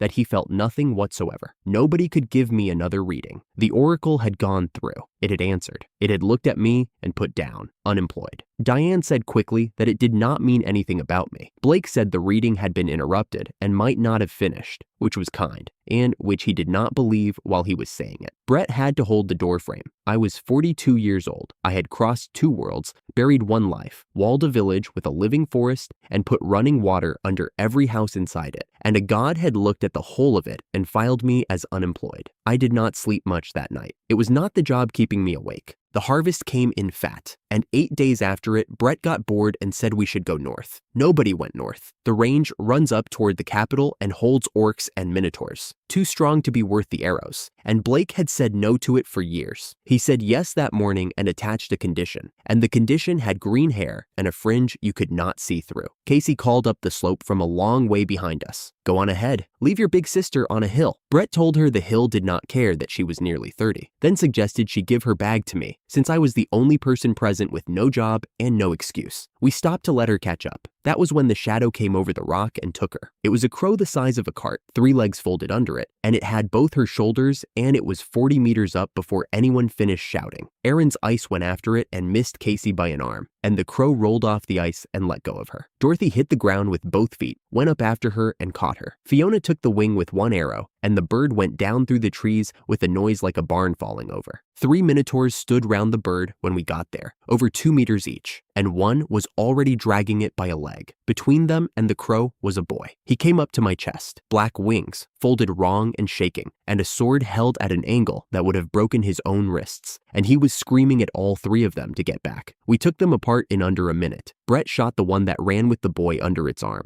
Aaron stopped a fist with an icicle. Dorothy put the last in the air, and Aaron brought it down on something hard. Then the boy pointed the sword at us, because we were human. Fiona put her bow down and walked at him with both hands open, and told him she was an elf out of the southern forest, the same as he was. He said elves do not travel with humans. She said these ones were good people, and swore it on her own name, which she does not offer twice. He looked at her hand a long time, then took it and stood up, and then went flat on his face in the dirt and begged us to help him. Diane put the bird back together while he talked. His name was Robin. He was crowfolk off the range above us, and the crow was his, held by a contract art he was much too young to have earned. Casey wanted to know why the bird had gone for her. Robin told the ground, not her, that he had sent it for the gourds on her belt. He had wanted water. The mountains north of the one we stood on had burned before he was born. The fire took the trees, and then it took the river, because a mountain with no trees does not hold rain, and neither the river nor anything that drank from it came back. That was why the cow-faced ones came down. There was nothing left up there to eat. Fiona had gone very still. She said the elves of the north have an art that bends a forest, so a stranger walks in a circle without knowing it. You cannot search a wood like that. You cannot get soldiers through it, and there is exactly one way to get elves out of a forest that will not let you in. Nobody said which humans. Brett looked at his boots. Diane asked whether we were going to help them, in the voice she uses when it is not a question, and I said yes before she finished. Casey said no,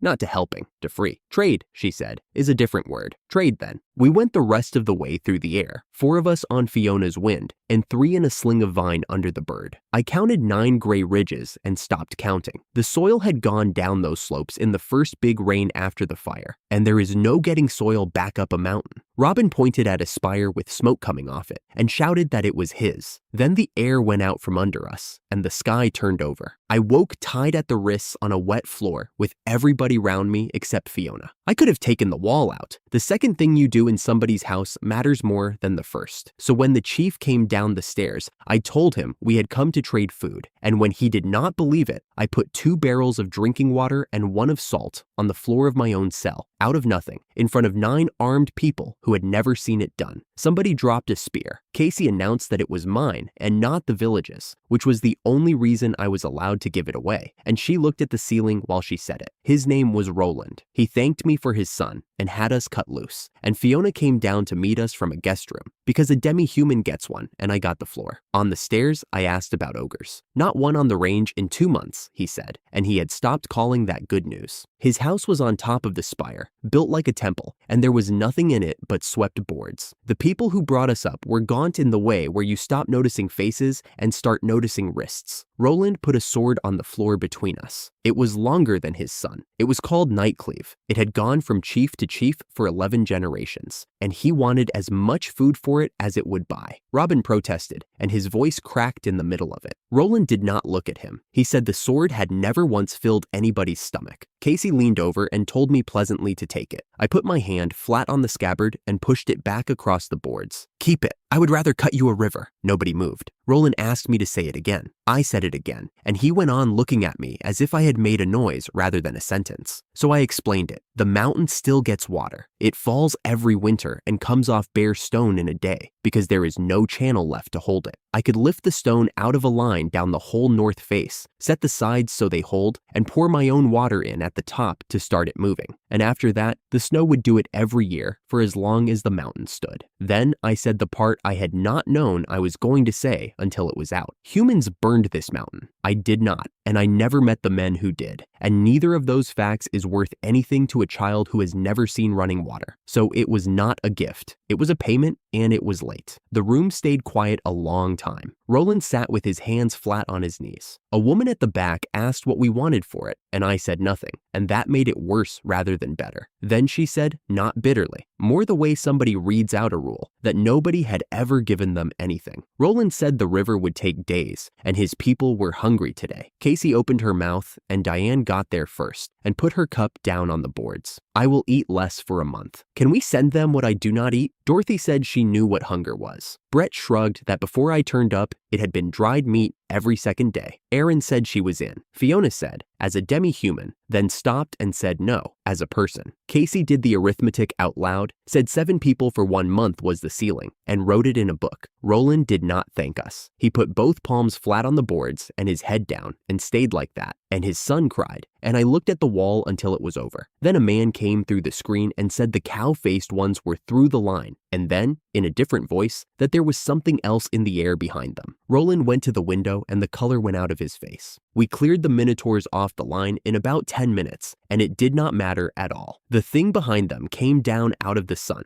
turquoise, 3 meters at the shoulder and 7 long, with gold wings the wrong shape and the wrong size for it that held it up anyway. Roland named it Gugarana. Heavier than lead, he said, and hooves harder than anything he had a word for. Fiona said the elves keep a story that it arrives before a famine, and then she looked at the gray ridges behind us and did not finish. Nothing landed. Fiona put an arrow into its eye, and the eye turned the arrow. Brett drew the wolf shot he had needed another man's arms for last year, fired it alone, and scarred a hoof. Erin's ice could not catch it. 10 of Roland's people went in and came off worse. Dorothy had Erin and me freeze her foot, went up, and kicked it in the head. It brought a hoof across. The ice came apart, and her foot came apart with it. I got a bale of vine under her before she landed. Casey poured something on it that made her scream, and then let her stand. Through all of that, it did not care about any of them. It came for me. It went up, folded, and dropped. And where I had been standing, there was a hole in the rock. Then it did it again. Then again. I had an idea about why and no way on earth to prove it, and I did not say it out loud. Something had stood in a ball of white light at midsummer and told me to stop existing. This wanted the same result. What I did in that fight was water, mud, and a wall. Water across its eyes when it came down.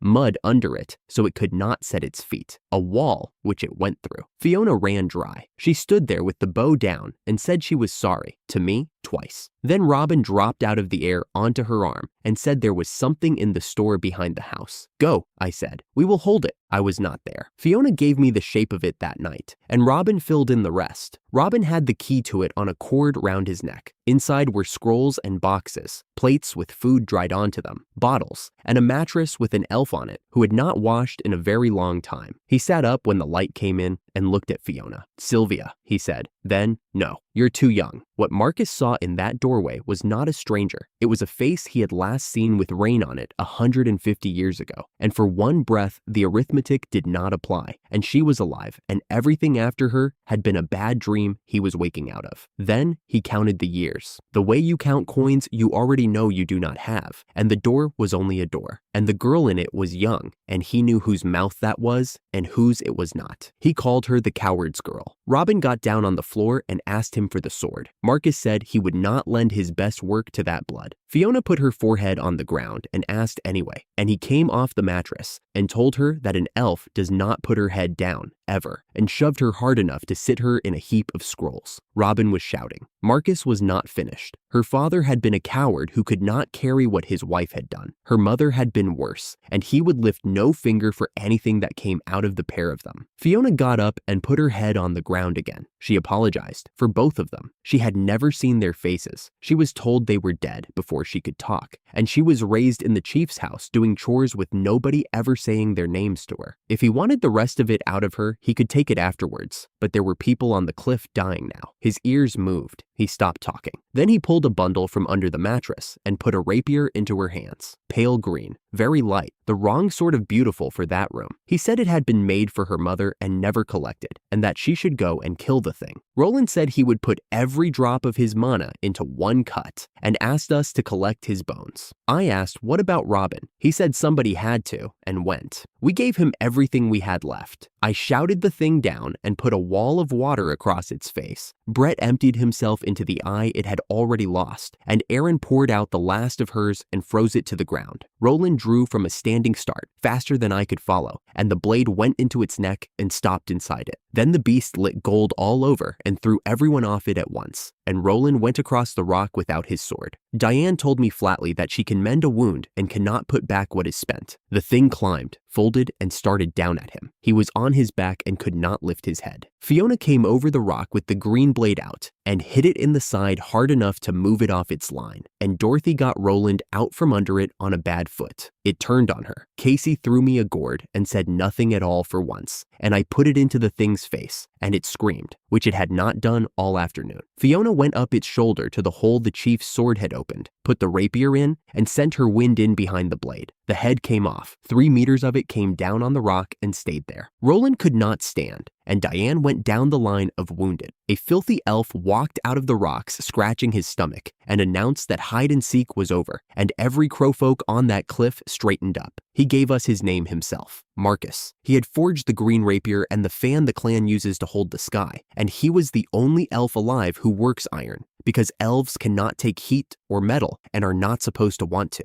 He was handed a smith's oracle anyway, and his own people put him out for it. Brett called him a filthy old man to his face, and he laughed until he had to sit down. Roland tried to give me the sword out of the beast's neck. I asked for 2 other things instead, an escort home before full dark, and that his people come down and eat with us. He agreed to it before he understood it. Then, while they were still carrying the wounded down, I went up to the top of the north face with Robin and started it. I took the stone out in a line the width of a lane and let it drop into the box, and set the sides so they would hold, and about 2 kilometers down the slope, I poured in what I had been carrying since the sea. It found its own way after that. It was a poor, thin brown thing, and it will take the snow a few winters to make anything of it. Robin stood in it up to his ankles with his wings shaking and would not come out. 50 winged people came over our wall at dusk, carrying 6 humans and an elf, and the watch nearly rang the bell. Gideon had the hall going inside an hour. The crow folk stood along one wall and would not touch anything until a farmer and his wife went along the line, putting skewers into their hands and standing there until they ate. The first one who did put his other hand over his eyes and could not stop. Word went round that our lot had signed away a month of their own meals, and after that, I could not stop people. A man I had never had a full conversation with offered a sack of grain, and then it was 3 of them, and then the room. Near the end of it, Roland got off the bench, walked into the space in front of the stage, and went down on one knee. "Lord Ethan," the hall stopped. "We are the Crowfolk of Ravencrest. There are 190 of us left, and 11 died this year before you came up our mountain. I am asking on behalf of every one of them, take us. Let us serve you and this village. There is no honor we want more than that, and there is no other way we know how to say what you have done. Please." I said no. I said I wanted us level, that I had come up there to put something back and not to collect anybody. Blake was suddenly at my shoulder, which he does. "Then you are asking him to pretend." He said the rest of it quietly, while the whole hall watched a boy think. A man who can hand a mountain a river is nobody's equal, and everybody in that room knew it, including me. And then the thing I have not been able to put down since. That refusing was not kindness. That I was telling a man on his knees that the only thing he had left to offer was worth nothing to me, and then expecting him to be grateful about it. I stood there. Then I said yes. Blake turned around and bellowed at the whole hall that I was now in charge of the Crowfolk, and the noise came down on me like a roof. Marcus was at the far end of the room with his back on the wall and a tumbler in both hands. He lifted it at nothing, said something to the ceiling that I could not hear over the singing, then put his face down behind his hair and stayed there. Nobody else was looking. I did not go over. It was months before I found out he had been drinking to a woman who died a long way from here, and that the thing she used to say, the thing her whole village laughed at her for saying, was that one day she was going to be friends with humans. 2 months after the mountain, Blake knocked on my door at night with a bottle under his arm, and Dustin came in behind him, carrying the cups. They let me get 2 down before Blake folded his hands and asked me to be chief. I put most of the second cup across my own floor. I said no in about 6 different ways. The village had a chief, and he was sitting in front of me. 20 years I had spent at a desk in a company that never once moved me up a rung. Not one. You do not hand a country to the man who books the meeting room. Blake did the arithmetic instead of arguing. 240 people were taking orders in that valley, and there were 2 people giving them. And when he and Roland disagreed about grain, there was nobody above them to settle it. Then he said the part I could not answer. Everybody in both settlements already did what I said. They were not giving me anything,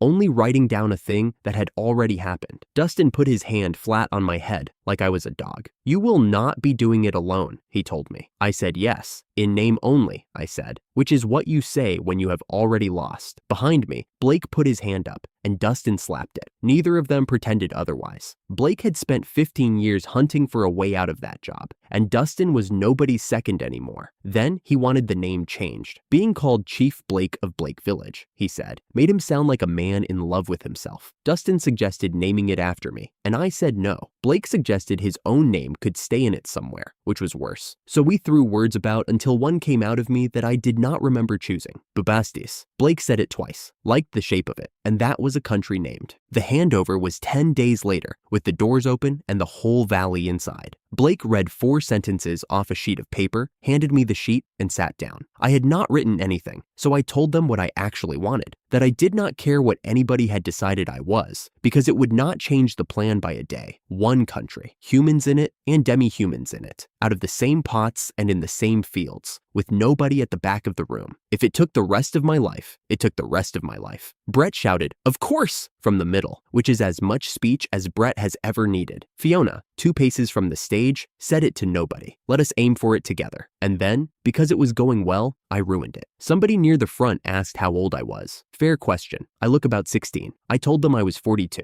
not 15, not 16, 42 before I came here, with the desk and the chair. The hall did not go quiet. It came apart. Dustin laughed until he had to hold a post. Somebody asked me to say it again, so I said it again, and that was worse. Brett wanted to know whether he had to call me sir now. Blake watched from the side of the stage, like a man whose joke has landed after a year of waiting. Nobody got round to the rest of the ceremony. The kitchen brought the food out early, and the valley had a name by dark. I went down that night with my face on a table, so I did not hear the 2 of them in the doorway. Blake saying they ought to tell Brett soon. Dustin saying not yet, that he wanted the winter done first. I found that out a long way down the road. At the time, I was asleep in a hall with a brand new name on it, while the two men who had just handed me a country agreed over my head not to tell my closest friend something. Silas came for me before the leaves were down and took me east. Their village is inside the trees. Not against them, inside them, in hollows the size of rooms. Their chief was a Badger folk elder about a meter tall with a pipe, who looked like something you would buy for a child, and was commander general of every Badger folk on the continent. Theodore did not offer me an alliance. He asked to come under my banner, under it, as subordinates. I said that was not what I wanted. He heard me out and did not move. Behind his chair stood a lion beastman, a head taller than Dustin, who said out loud that his people were not serving a human. Theodore did not raise his voice. He turned his head. The room went cold, and Leo looked at the floor and said he would follow. I asked why me. He said he had decided about me already, and a man does not put 200 people behind somebody on a guess. When I asked what he had decided, he smiled with his whole beast face and had more food brought in. 200 Badger folk came under the banner that afternoon. I gave them several hundred kilos of salt out of the box and refused payment, and he buried us in return gifts anyway. On the way out, I passed a girl of about 18, working a straw dummy with a spear behind the trees. Nobody was sparring with her. She stopped when she saw us and got out half a greeting. Theodore said her name was Ada, and that she had asked him twice to be let in with the fighters and been refused twice. Then he mentioned, the way you mentioned the weather, that Badger folk can put on another person's shape and wear it about as easily as a coat. That autumn, we built a road that was not on the ground. The crowfolk fly, and nobody had done anything with that. So we cut 3 routes, village to mountain, mountain to the eastern trees back to the village, and every crowfolk in Ravencrest who had no work had work inside a week. Grain went up, hides came down, and a letter crossed the whole federation between breakfast and dark. The Badger folk with nothing to do went up the mountain and farmed it, because the crowfolk had never grown anything and now had water to do it with. Under their own village, we dug out a room, packed it with ice, and put the harvest in it. Then a woman with a dried flower in her hair walked me to the west field and let a handful of soil run out through her fingers where I could see it going. She did not say anything. We had been taking more out of that ground every season than we put back. So from that week, everything that could not be eaten went into pits behind the wall and came back out in spring as something to dig in. Silas left before the passes shut. He was going the long way round the continent to tell people what we were, and going as a human, scarf up and hair covered, because a beastman who walks into a human town alone gets one conversation, and it is not that one. I gave him cold weather clothes and a flask that holds heat, and he laughed at it and would not tell me why. After he went, the patrols came back with nothing. Not nothing to report. Nothing. The West Range had no goblins on it. The North, where the crowfolk hunt, had not had an ogre for months. In the eastern mountains, where a trader used to count them in dozens, deer walked down the middle of the path in daylight. We put flyers up in every direction we had a name for, and one came back with the part that stayed with me. Not even a track. Blake had 3 explanations and did not believe any of them. Then the winter went past, and here is all I have to say about it. It was the first winter in 15 years with no empty chairs in the spring. One thing came out of that winter, and I am keeping it. A stone turned up in my box that I had never put there. Deep blue, heavier than it had any business being, and nobody across 3 settlements could tell me what it was. Blake said that if such a thing existed, it would be on the floor of the sea where no hand could reach it. And then he stopped talking and looked at me. So I took it to the only smith we had. Marcus was on his mattress with a hangover in a workshop he had not swept since the day it was built. He asked for water. I gave him water. Then he saw what was in my other hand. He came off that mattress like a young man, took hold of my wrist, and told me to light the furnace. Not in the morning. Now. I lit it, and he would not tell me what he was making. At the turn of the year, we put everybody in one hall. Gideon ran the cooking with the Eastern chefs. Dustin had found a drum somewhere, and I sat in a corner with a cup, watching a room full of people who had been starving behind a broken fence the year I arrived. Brett came over halfway through the night with a cup in each hand. He gave me one, sat down, opened his mouth, shut it, and looked at the floor long enough that I stopped drinking. I had a joke ready and I put it away. I want to say thank you, he said, properly, and I do not know how to start, so I am going to start it wrong. I let him. When I was small, this village had as many people in it as it has in it tonight. There was a woman who raised me more than my own house did. There were boys my age, and every winter, somebody stopped being there. You would go and knock, and nobody came out, and the grown-ups would tell us they had gone to family in the south. Then the snow went, and there was nothing to find. No bodies? Not once, not one. They cleared them before we were up in the morning. They did that on purpose. for us. He turned the cup round in his hands and did not drink out of it. I did not work out what it was until the goddess gave me a hunter.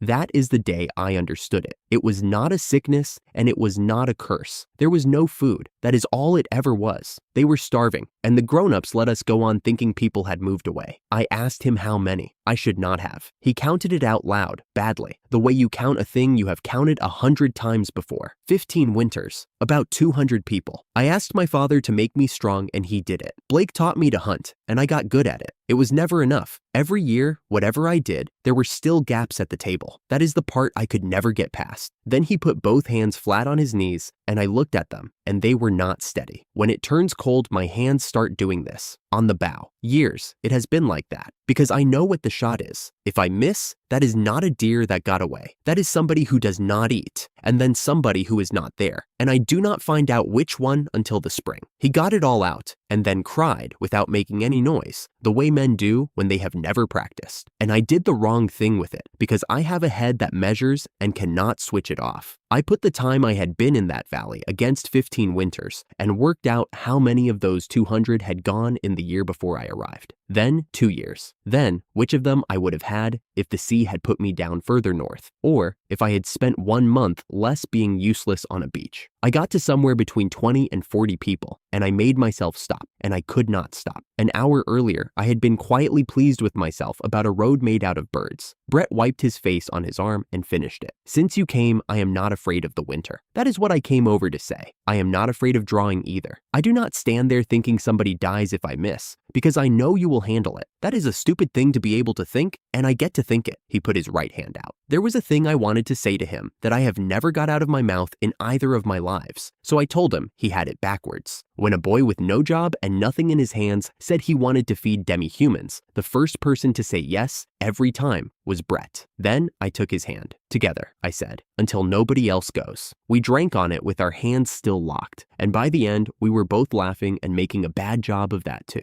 I did not know there were 3 of them behind the pillar until Dorothy told me weeks afterwards, in order to complain about it. She said it was sappy, then said into her whine that she supposed she would have to put her own back into it now. Fiona corrected her without taking her eyes off us. Diane said nothing for a while, then shut her eyes and prayed for a village she had grown up in without anybody ever telling her what was under it. Those people were not going to come apart after that, and none of us knew we were about to be pulled into an argument older than every one of us. The snow went off the fields first and off the north face last. I was in the yard with my arms full of seed trays when somebody up on the south gate started shouting. I could not make out the word at first. He kept saying it until the whole village had it off him. There were elves at the gate. I stacked the seed trays on the wall and went up the gate steps. 2 on the road. Not a party, not an escort. 2. The one walking was old, long ears, gray hair tied back with bark cloth, a hunting coat burnt away down one arm. He had a woman across his shoulders and would not put her down. Her face was gray and there was a black line up the side of her neck that was still moving. He got 4 words out before his knees went. The words were, "Help her, please." I sent Diane down and the fighters after her and counted the road behind them. No pursuit, nobody else. He was Griffin. She was Raina. They had walked 11 days to reach a human wall on purpose, because there is exactly 1 gate on this continent that has ever opened for an elf. Raina woke on the table and told us to take our hands off her. She would rather finish it there than owe a human anything, she said, and then said several other things about what we are. Diane did not stop. Casey stood at the end of the table with her bare fingers in the poison on the elf's collar, turning it under the lamp. I asked her for an antidote. She said no. Then Nora came in with a kitchen knife. I had been in that valley a year and a half and had never heard her voice. She pointed with the blade. That face had stood in her village while it burned, she said, and her husband had not come out of it. That is her. That is the one. Fiona took the knife off her. Griffin was already on the floor with his forehead on the boards, and I went down beside him and did the same to Casey. I cannot make medicine, I said. You are the only one in this country who can. I have nothing to trade you, and I am going to keep asking. Casey said no a second time, so I said the rest of it to the floorboards, which was where my face was. If I only pull out the ones who have earned it, it is not a rule. It is a favor, and a favor can be taken back. Nora threw a handful of grit off the floor into my eyes. Her husband had been dead 4 years, she said. I had known it, and I had knelt anyway. You are not my chief, she said it twice. Blake walked her out himself and was gone a long while. A minute later, a stoppered gourd arrived on the table, and Casey went past me without slowing. I know nothing about that. Somebody stole it off me. Tell Nora that as well. It took 4 of us to hold her still enough to pour it over the bite. The black line went out of her neck like a lamp turned down. She put her face into Griffin's shoulder and cried, and thanked nobody. Nora did not come back that day, or the next one. The thing that came down on the elf village had 1 horn and 1 eye, and was not a bull anymore. 10 meters of human face spider. Brett and Dorothy had put a hole clean through that animal a year ago on our own mountain, and we had all agreed it was finished. And it had spent the year growing on what we taught it. It had an army. In numbers, Blake said, were in no record he had ever read. He also said, this was not our missing ogres. Wrong direction, wrong count. Our ranges still empty with not a track on them. Their village was gone and the survivors scattered across the southern range in groups of 8 and 10. I split us in 2, a force going south and a force staying home. Dustin had his hand up before I reached his name. Dorothy took the wall. Leo said he was coming with me because Theodore had told him to. Blake stopped me at the map board with the room still full. If I took Brett and Roland and Aaron and Fiona and Casey and the lion out of this valley in the same hour, he said, the strongest thing left between the south gate and 440 people was a fence we had rebuilt 4 times. I know. He waited. He wanted it out loud. If I take them and something comes here, that is mine, Blake. Not yours. Mine. Nobody in that room told me it would be fine. I have thought about that a great deal since. Fiona had refused twice. Then she stood in the doorway after the others had gone and said nobody in her whole life had asked her whether she wanted to help. 4 days south, and on the last of them, we did not walk anywhere without killing something. Brett came back to say there were enemies in every direction and that clustering would finish us. Roland went up and reported a tornado standing over the eastern shoulder of the mountain, and Griffin said only 1 elf alive made weather like that. So I split the force again into 3. Roland took the southern face because it was the worst ground and he asked for it. Leo took Thornwood Valley, the position nearest home. I took the tornado. 2 orders each. Keep them off this mountain and send every elf you find east until they hit a wall. 21 of us in 3 pieces across a mountain range. Brett opened with 1 arrow and it went through the middle of them like a plow. Casey counted 120 dead in the furrow afterwards. Behind them was the thing itself, and under it, 20 elves who had stopped running. We went in behind mist, my water in the air, and Aaron's fog on top of it. Fiona cut the goblins off the escape line, and we had the elves moving inside 2 minutes. Most of them were poisoned. Then Casey screamed at everybody to stop where they stood. It had strung thread across half the slope while it could not see us. Fine red-black stuff between the stumps, and the poison on it was already eating the ground. I put my hand out for it, and the box refused. A thing made of mana cannot be stored while whatever made it is still breathing, so the way home went through it. That was where we stopped being a rescue. The old elf they had carried out was watching Fiona work, the way you watch a wheel coming off a cart. That is the wind sword, he said. What is she doing with that? I told him she was good with it. He shut his eyes. Her class was never a fighting class. She is a spirit master. She is holding wind round her arms and her legs to make a body do what it was not built for, and that sword takes mana out of her every time she moves it. Look at her feet. She is standing on air because she cannot stand on the ground anymore. She has perhaps an hour, and she will not tell you that. I asked how he knew what her class was, because I am the one who never taught it to her. He got onto one elbow and said all of it to me. My name is Alder. I am chief of the elves. I am her father. When she came of age, I put her under the ground and I kept her there about 20 years. When I let her out, I made her a scout, because scouts go first and scouts do not come back. And I picked her for it and told the village it was an honor. I would not let her train. Not the bow, not the blade, not the spirits. I did every part of it, and every time I called it the good of the village. Then he said, "Tell her I am sorry. Tell her yourself. She is 40 paces away." No, it was cowardice. He was 150 years too late and still choosing the easier room.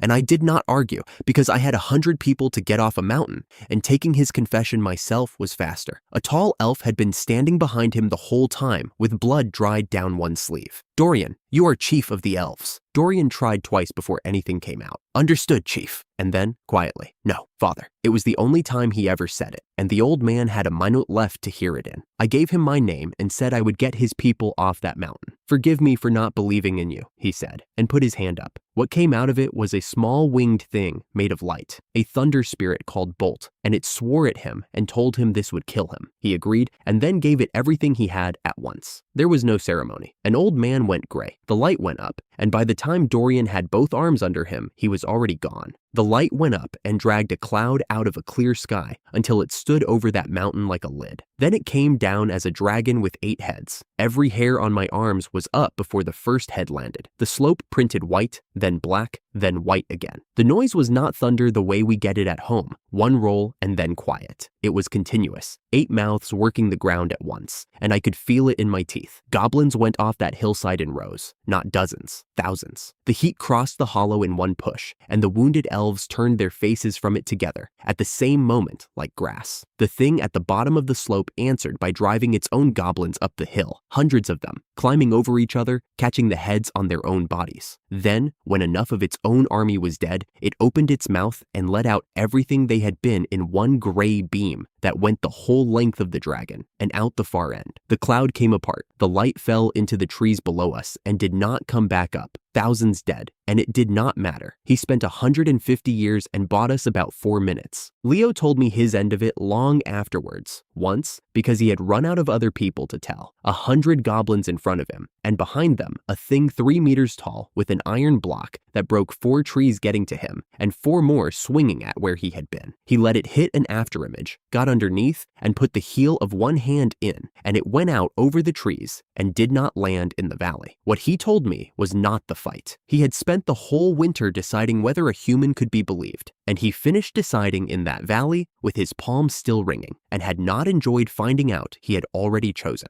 Roland had the worst of the 3 fronts and asked for it. Something came off the rock above his line with a stolen sword and opened up one of his people, small for an ogre, dressed in rags, and it did not go for the others. It lifted its chin at Roland and waited, which is how a thing asks for a fight 1-to-1. He went up and told his squad that anyone who interfered would lose their head. What he thought about while he stood in front of it, he did not tell me for months. A night 20 years ago, a horde coming over his own cliff, fighting until he fell down, waking to his son crying, and finding that his wife had done the whole thing alone indoors and had not lasted the morning. He has never once said he should have stayed. He killed it in one stroke, then took 50 goblins and 10 ogres out of the field in one pass, and brought what was left of his people east to us. The Ogre King took longest. He carried a club with spellwork cut into it that Aaron could not read, which had never happened before. The girl with the spear did it, the one I had watched working a straw dummy on her own behind the eastern trees. Theodore had let her come in the end. Ada put on Leo's shape and walked out in front of the thing wearing it and took the thread across her legs doing that, and she held it long enough for the real Leo to come in behind and put a 1-ton body into the air, and Aaron turned my water into a spike over it and it came down dead. Nobody cheered. There was still the other one. After that, we were only spending what was left. Brett had been eating dried meat out of his pocket for an hour to get anything back at all, and when Leo went down under the thing, he put his last real shot through its front leg to buy him off the ground, and then his knees folded, and one of Leo's people caught him before his face hit. Ada's right leg had gone red and blistered where the thread lay on it. Casey had a bottle ready before anybody asked. She had had her bare hands in that poison twice by then, once on Raina's collar in the kitchen hall, and once on the slope an hour earlier, both times on purpose, and had mentioned neither. It took the leg back. Ada asked twice while it was being done whether the archer had got up yet. Casey told her he had. I did not think anything of it at the time, and I have thought about it a great deal since. I counted because I do that instead of panicking. Brett out, Roland's squad at half. Fiona standing on wind she did not have. Aaron with 1 big spell left, and she said 1, not 2. Leo said he had 1 left and looked me in the face while he said it, and I found out afterwards how much of that was a lie. Then the thing called every goblin still alive in those mountains, and we heard them move. I had tried it from outside already. I built a shell of iron round the thing, filled it with water, and Aaron froze the lot solid, and it put acid through the iron and walked out in about 9 seconds. The thread was still mana, and its maker was still alive. I could not take the ground without dropping the mountain on the people we had come for. That left the inside of it, and the box only works on a place I can picture, and I have never been able to picture the inside of a thing I am not inside. So I worked it out properly. 11 paces to its head. Fiona could put wind under me for most of that. For the water to go down and stay down,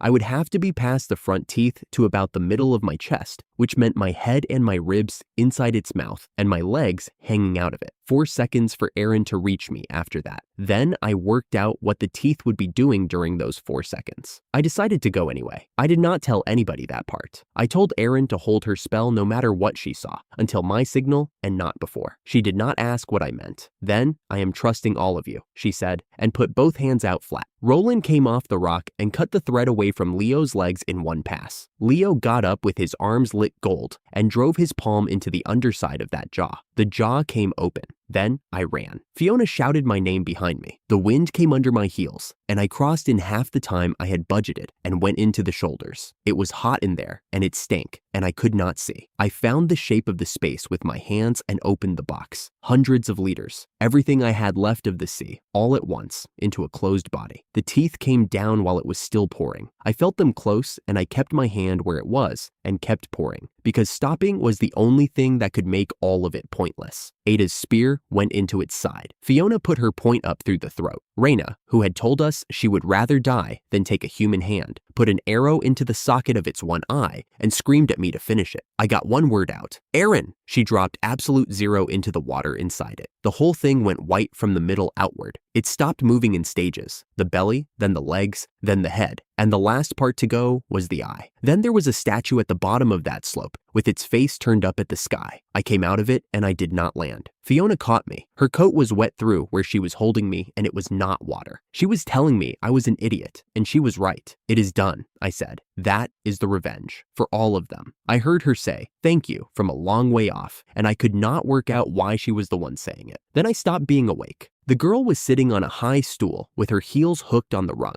eating something sweet out of a twist of paper, when the knight came down the stairs to tell her that the ox demon was dead. His name was Nathan, and he was an old man. He had worked for her since he was a boy, 50 years, and she had looked exactly the same on the day he started. She was 150 years old, and she looked 12. Her name was Marigold Sacker. He delivered it the way you deliver a report to somebody who might do something to you for it. The reading on the ox demon had gone out in the night. The ogre swordsman had gone out. The ogre king had gone out. He kept his hands flat at his sides. All three of them, inside the same hour. They appear to be dead. She told Nathan to stop making unfunny jokes. Then she asked him, brightly, with her mouth still full, whether the elves had suddenly woken up, or whether there was something living in the ogre dens now that was scarier than her own animal. She laughed at her own question. Then she brought her hand down flat on the table and put a crack across it that went the whole width. She had bred all three, not tamed, not bought. The ogres came out of mountain ranges hundreds of miles to the north, a few at a time, over years, taken quietly enough that nobody up in those hills ever found a track to follow, and they came down here into pens under that floor. She fed them things. She crossed them with other things. She wrote down what came out and threw away what did not interest her. The ox demon had arrived a year ago, half dead in the back of a wagon, off a scholar who had found it in the northern peaks, and it was the first thing in decades that had made her sit up straight. The old man offered her the other report that had come in that morning, because it was the only thing he had that might help him. The spies said about 1,000 knights of the kingdom were marching west towards the ogre country. That did it. She said, of course, and that it would take about that many, and that their king does something to them that makes them worth more than they look, and the whole thing stopped being interesting to her. She was cheerful again in the time it takes to set a paper twist down. One thing still annoyed her. She had a new batch of friends coming this year, and the batch had been spoiled. The elf village in the southern range had been emptied in one night that spring. Everybody who was there thought it was a war. It was a delivery. She got down off the stool and told him to come and look at what was already in the house, since he was so upset about the things she had lost. Glass cylinders taller than a man stood in 2 rows down both walls. There was an elf asleep in every one of them. Their hair moved slowly in the fluid. Long ears, hands open,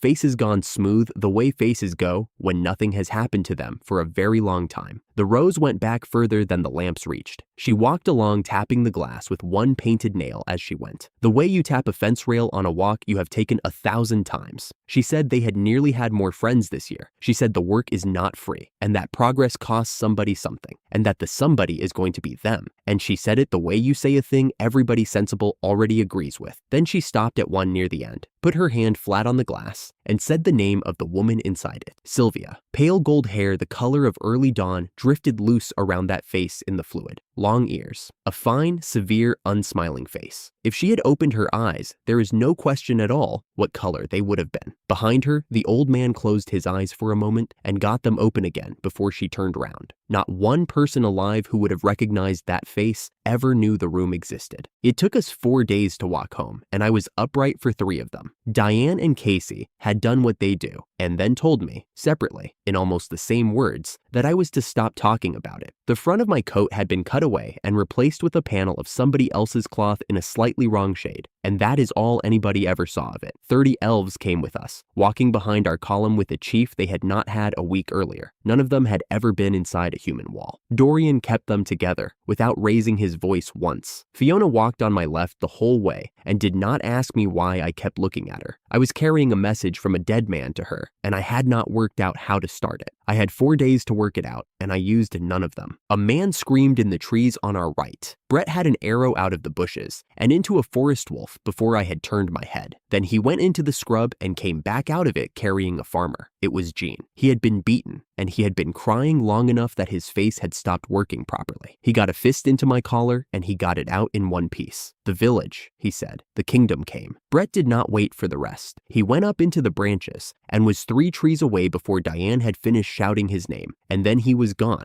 and there was just the sound of him getting smaller. Roland went up off the track without being asked. He was back inside a quarter of an hour, and he did not land properly. He just came down close and gave it to me from a meter off the ground. "There is smoke over the whole of it, and there are flags on your wall. They are not yours." I had paid for that wall in grain. I had stood on it. Gene told us the rest in pieces on the way. The ones who got out had gone west, up the mountain, into a cave behind the scrub where the old goat track ends. The cave went back further than the light did. I counted the ones who could stand and got 211. We had left 440 behind that fence. I took the ruined clothes off them and into the box, every stained thing anybody would hand me, and I put water and bread and dried fish along the wall until people stopped looking at the food and started eating it. That took about an hour. Gene found his wife lying against the back wall and went down on both knees so fast he skidded. Sarah tried to sit up and he stopped her, and she got a fistful of his sleeve instead. It has not moved since the morning, since before any of it started. It was kicking and then it stopped. She said sorry to him. She kept saying it. He put one hand flat on her and left it there and told her he was glad she was alive. And then he said it again. And then he could not say anything else at all. Kurt came along the wall to me and told it straight, because that is the only way he has ever told me anything. Hundreds of soldiers came over the north ridge in the dark. The bolts off the wall stopped a hand's width short of the men they were aimed at and dropped in the mud. And after that, the ballistas were furniture. Then a captain started shouting one order down the line, over and over, and the order was to take them alive. They did not come for the grain, he said. They came for the people. A job gets born in about 1 in several hundred now. The kingdom has run out of hands, and it has worked out that ours are standing in a valley it used to own. Blake was at the edge of that with his arms straight down at his sides. He said he had told me a year. He said it had not been a year, that his estimate was the most hopeful thing he had ever written down, and that he had been wrong about it. Nobody argued with him. Nobody said anything at all. They had laid the ones they got back along the wall at the very back, undercloth, with the cloth over the faces. Brett found the big one first. He went down on his knees beside it and put his hand flat on the cloth and left it there. And he did not take it off again. And he did not make one sound. Kurt said it at my shoulder with his voice right down. He fired an art drive, he said. I told him a year ago what would happen to him if he ever did. He looked me in the face and said he understood me. Kurt looked at the floor for a while. Nobody is ever going to know which came first, the drive or the soldiers. I am not telling that boy. Neither are you. The other shape under the cloth was very small. Erin had come down the cave behind us. She stopped 4 paces short of it and said that it was a lie. She said it again, louder. Then her staff went down on the rock and she went down after it, and she made a sound, and it was not a word, and it went up the wall and along the roof of that cave, and every single person in it heard it, and not one of them moved. I tried to count them. I started at the near end and got to 9, and then I was not certain I had counted the small one. So I went back and started again, and I got to 9 again. I did it a 3rd time. It would not go past 9. I have been able to count things since I was 5 years old, and I stood there in front of that wall and I could not finish it. 2 people had hold of Nora's arms, and she came through both of them. She got my collar in both fists and shook me off my heels, and she was close enough that I could see the small dried flower was not in her hair anymore. It had been in her hair every day I had known her. You went south to save the elves, she said. You took every fighter we had with you. You did not listen to me. Leo got one arm round her, and Roland got the other, and she went on saying it while they lifted her off the ground. It went exactly the way I said it would go. Take responsibility. take responsibility, and die. Her voice broke on the last one, and she said it anyway. Casey stepped in front of me with her back to me, which meant she had come in from the side and I had not seen her. "That is not how it works, Nora," she said. And then she said the rest of it to the whole cave in the flat voice she uses for measuring things out. "I am not on anybody's side. If I have to be on one, I am on the side of what is true.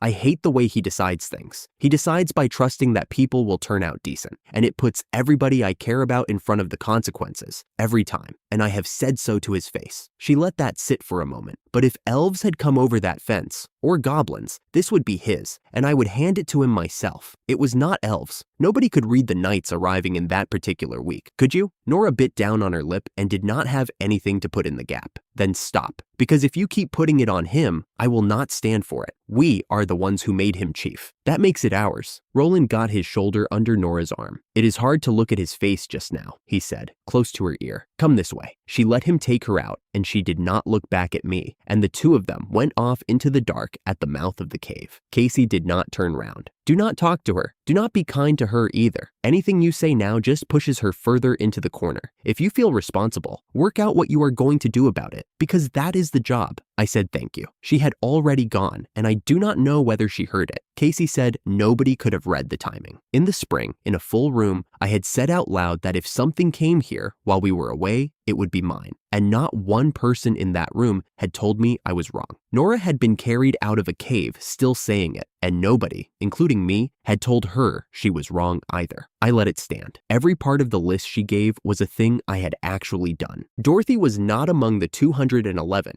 and she was not under a cloth, so I asked. Blake weighted the map flat with 2 stones before he answered me. He said Dorothy had walked out of the gate on her own feet, and told the knights she was the one who ran that wall, and that they should take her and be satisfied. They were busy with her for about a quarter of an hour. 40 people went out the back of the village into the trees in that quarter of an hour. Kurt put one finger down on the map on Blake's house. They will have put her in there. It has the only door in the valley with a lock on it, and it is 30 paces from the assembly hall. And the hall is where they are stacking everything they have taken. I straightened up off the crate. I am going in with 2 people. That emptied the argument out of everybody at once, and then filled it up again. Blake waited until the noise came down. He said the numbers were not close, that there were hundreds of them behind our own wall now, and that the sensible thing was to leave her and walk these people south over the border where the kingdom would not follow. I am getting the village back, and Dorothy with it, I said. I have a way to do it. I'm not saying it out loud in a cave with 200 people in it. Blake looked at me for a long moment. Can I trust you? Yes. Fiona said she was one of the 2 before I had asked anybody. She said it the way you confirm the weather. The other one was at the back of the cave with his hand on a piece of cloth, and he had not moved for 2 hours. I crouched down next to him and said I needed him for this. It is already too late, Brett said. I told him it was not, and that Dorothy was alive tonight, and that we had until they got bored of having a hostage. He did not look up. I put a hand on his shoulder, and he came off the floor and shoved me with the flat of his arm and sat me down in the dirt 3 meters away. Why do you keep coming at me? His voice cracked in the middle of it. Leave me alone. I got up. I said his name. He turned his back. So I told the rest of them, over my shoulder, that nobody was to interfere with this. Then I hit him in the face. It was like punching a fence post. My hand hurt immediately, and his head barely moved. He stood there with his eyes going wide, and then he hit me back once, and I went into the cave wall hard enough to put a crack up it and bring grit down on my shoulders. There was no sound in that cave at all. I got up. I walked back and I hit him again in the same place with the same hand. He shouted at me. He asked what I thought I was doing, and he was crying while he asked it. And then he kicked me, and I went along the floor and into the wall a second time, and something in my side went in a way I decided to think about later. Fiona started forward. Blake put an arm across her. I got up. Everything was 1/3 of the speed it should have been. I came in again, and Brett had his fist up in front of his face to keep me off him, and I could not lift my arms properly anymore, so I put my forehead into it instead. The skin over my eyebrow opened, and blood went into my right eye, and I let it. He had both hands up in front of him, and they were shaking. Stop getting up. Stop getting up. I know what it is to lose a father, I said. He stopped shouting. If I leave you in this cave, you will never forgive yourself. Not tomorrow. Not in 10 years. It will sit in you the whole way down, and I have watched a man do that, and I am not letting you start. His hands came down. Then I said it, and I said it at a shout, because it was the only way it was ever going to come out of me. You are my friend. I had been alive 42 years across 2 worlds. I had gone to school with people. I had worked 11 hours a day beside the same men for 20 years. I had drunk with them and been to their weddings. And I had never once, out loud, called anybody that. It turns out it is easier to hit a boy who could kill you by accident than it is to say 4 words to him. Brett stood in front of me for a long time with his mouth open and nothing coming out. Then he wiped his face with the back of his wrist, which did not help, and he put his hand out. "Sorry, Ethan," he said. "I have come back." I took it. He weighs about the same as I do, and he took me off the floor one-handed like I was a sack of grain, and then he held on to my forearm for a moment longer than he needed to. Fiona was standing 4 paces away, with her sleeve at her eyes. She said, to nobody, that the 2 of us were the clumsiest people she had ever met. Brett looked once at the cloth on the floor behind him, and then away from it, and his jaw came back together. "Dad would have shouted at me," he said. "Let us go and get her." Diane would not heal us. She told us we had frightened her, that this was payback, and that she absolutely would not treat either of us, and walked off. So it was Casey. And Casey does not do favors. She gave us the fastest thing in her satchel and did not mention it was also the worst thing she owns. We both screamed. She said that was the payment. Half an hour later, my forehead was closed. The thing in my side had stopped grinding, and we left. 3 of us. That was the whole force. 211 people were lying on cold rock behind us, and every fighter still standing was around them, because if the Knights found that cave, there would be nothing to come back to. Brett swept his detection ahead of us in bursts instead of holding it open, because holding it open is loud, and Fiona walked behind him with a hand between his shoulder blades, feeding him mana to push the range out. They had a detection man of their own down there, so we went slowly and it took most of the night. Then the trees stopped and the valley was underneath us. I counted 11 flags along the top of the outer wall. I built that wall. The stone runs as one piece the whole way round because I made it one piece, 4 days at a time, across the second summer. Brett came down on his heels beside me. "Not a frontal assault," he said. "Tell me it is not a frontal assault. I am running on the smell of it." Fiona stayed standing, her eyes moving along the wall, and said going further was dangerous. "We are not going down the slope." Brett turned his head. "Then what?" I told him Dorothy being alone in there was the entire reason any of it worked. Then I asked Fiona if she could still do the listening trick she did on us in the spring, where the sound comes back from somewhere else. She gave me the look she gives a badly made arrow. "The house with the lock on it," I said. "Blake's. I do not need to get inside. I need to know which room she is in and how far it is from the gate. And then I can do it from here," she said. "From here." And it was not really a question, and I did not answer it. I had told a cave full of people I was not saying it out loud, and I was not going to start on a ridge. Fiona put her hands together at her collarbone and opened them, and there was a whirl of air the size of a fist, and then a person in it. He was the length of my hand, wings like the clean part of a dragonfly, glowing the way a shielded candle glows, and he came out of that whirl already sulking. Brett went absolutely still and did not blink. That is the size of a hand. No human here had ever seen one, because Fiona had spent a year not calling him anywhere a human could look, and I understood why the moment he turned round, saw us, and stopped dead in the air. Fiona said his name, Finn. Then she told him what she needed and asked him, and did not order him. He looked at me a long moment, then at Brett, then shrugged in a way that made clear he was doing us a favor. "Easy," he said, and came apart into wind, and was gone down the slope. The waiting took about 4 minutes. Brett spent all of it with his fists on his knees. Then a small voice said he could send us the sound. I told Fiona to keep it open, and it arrived. It did not come from a direction. It was simply the inside of a room, the boards, and somebody's boots on them, laid over a ridge with pine needles on it. A man was talking. A woman answered him. He wanted the direction. That was all he wanted, and he had gone past asking and into complaining. She had one job. She was stupid and stubborn, and being both was going to get expensive. He was on a schedule, he said, and there were people waiting behind him for the room. Dorothy was doing the thing she does at the fence line to men twice her size. "I would tell you if I knew," she said. "They did not tell me. I am decoration, sweetheart." "Nobody tells decoration anything." He said something short. "West, a breath." "No, sorry. Hold on. Which way is west from in here? I have been in this room 2 days and I cannot see out of it." He stopped complaining. You could hear him stop. Then he hit her. I want to be accurate about this because it is the part that is still in my head. It was not loud. It was a flat sound with a little bit of room behind it, and then a gap, and then the same flat sound again, and it kept going. That is all it was. 3 of us in the pines, 200 meters out, listening to a flat sound with a little bit of room behind it. Fiona had both hands on the rapier at her hip and had not drawn it, and was not breathing. I did the arithmetic. I did it twice, because the first time I did not believe the answer. 200 meters of open slope, a wall 4 meters high with men along it, the north gate, then 30 paces of street. With Brett's legs and every piece of luck available, we were 4 minutes from that door, and it was happening now. She walked out of that gate on her own feet, so 40 people could get into the trees. If she gave him a direction now, she had done it for nothing. That was her whole reasoning, and there is nothing at the end of following it. He asked her again. No,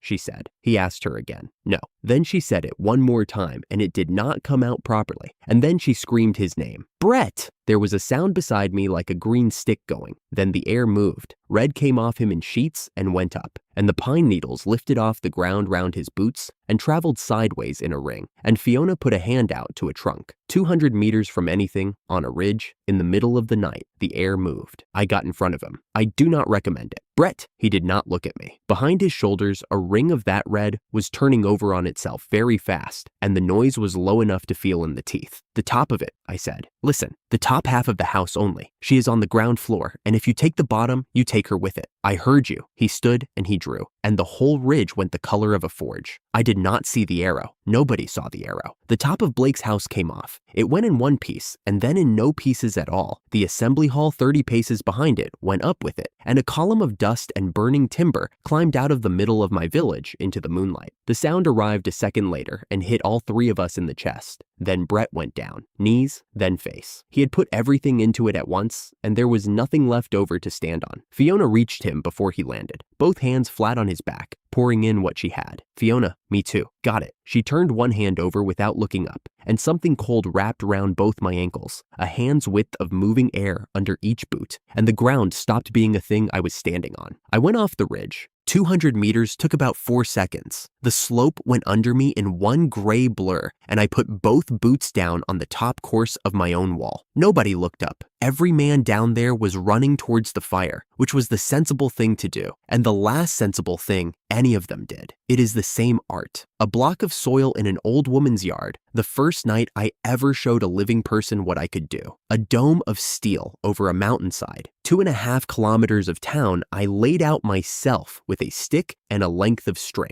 Nothing new was invented on that wall. The only thing that has ever changed is how much I was willing to pick up at once. First, I fixed the exception. Blake's house, ground floor, back room, 30 paces in from the gate. I set a circle of ground round it and left that circle where it was, and the only reason I could was that I had spent the last hour finding out which room she was in. Then, I set the edge at 2.5 kilometers out from where I stood. Then, I took everything inside it. The wall went out from under my boots, and I was standing on nothing. The north gate went. The fields went. All of them. In the strips I pegged out that first spring, and the channels with the water still moving in them, and the wells, and the kitchen hall, and the ice room Aaron froze for us underneath it, and the forge. The fence went, the houses went, and under all of it, 20 meters deep, from the north ridge to the river bend, the ground itself went. It did not make a sound. I had expected a sound. One moment there was a valley with a village in it. The next, there was a hole 20 meters deep and 2.5 kilometers across, with one house standing on a disc of untouched earth in the middle of it, burning quietly. There were about 100 of them on that ground when I took it. Some on the wall with me, some in the street, some inside buildings, and the buildings went, and it made no difference at all. They fell. I am not going to describe the bottom of it. They went down 20 meters into the dark, and then there was no more shouting anywhere in that valley. Then I put the ground back. That is the part nobody asks about, and it matters because the box does not lose things and does not set them down wrong.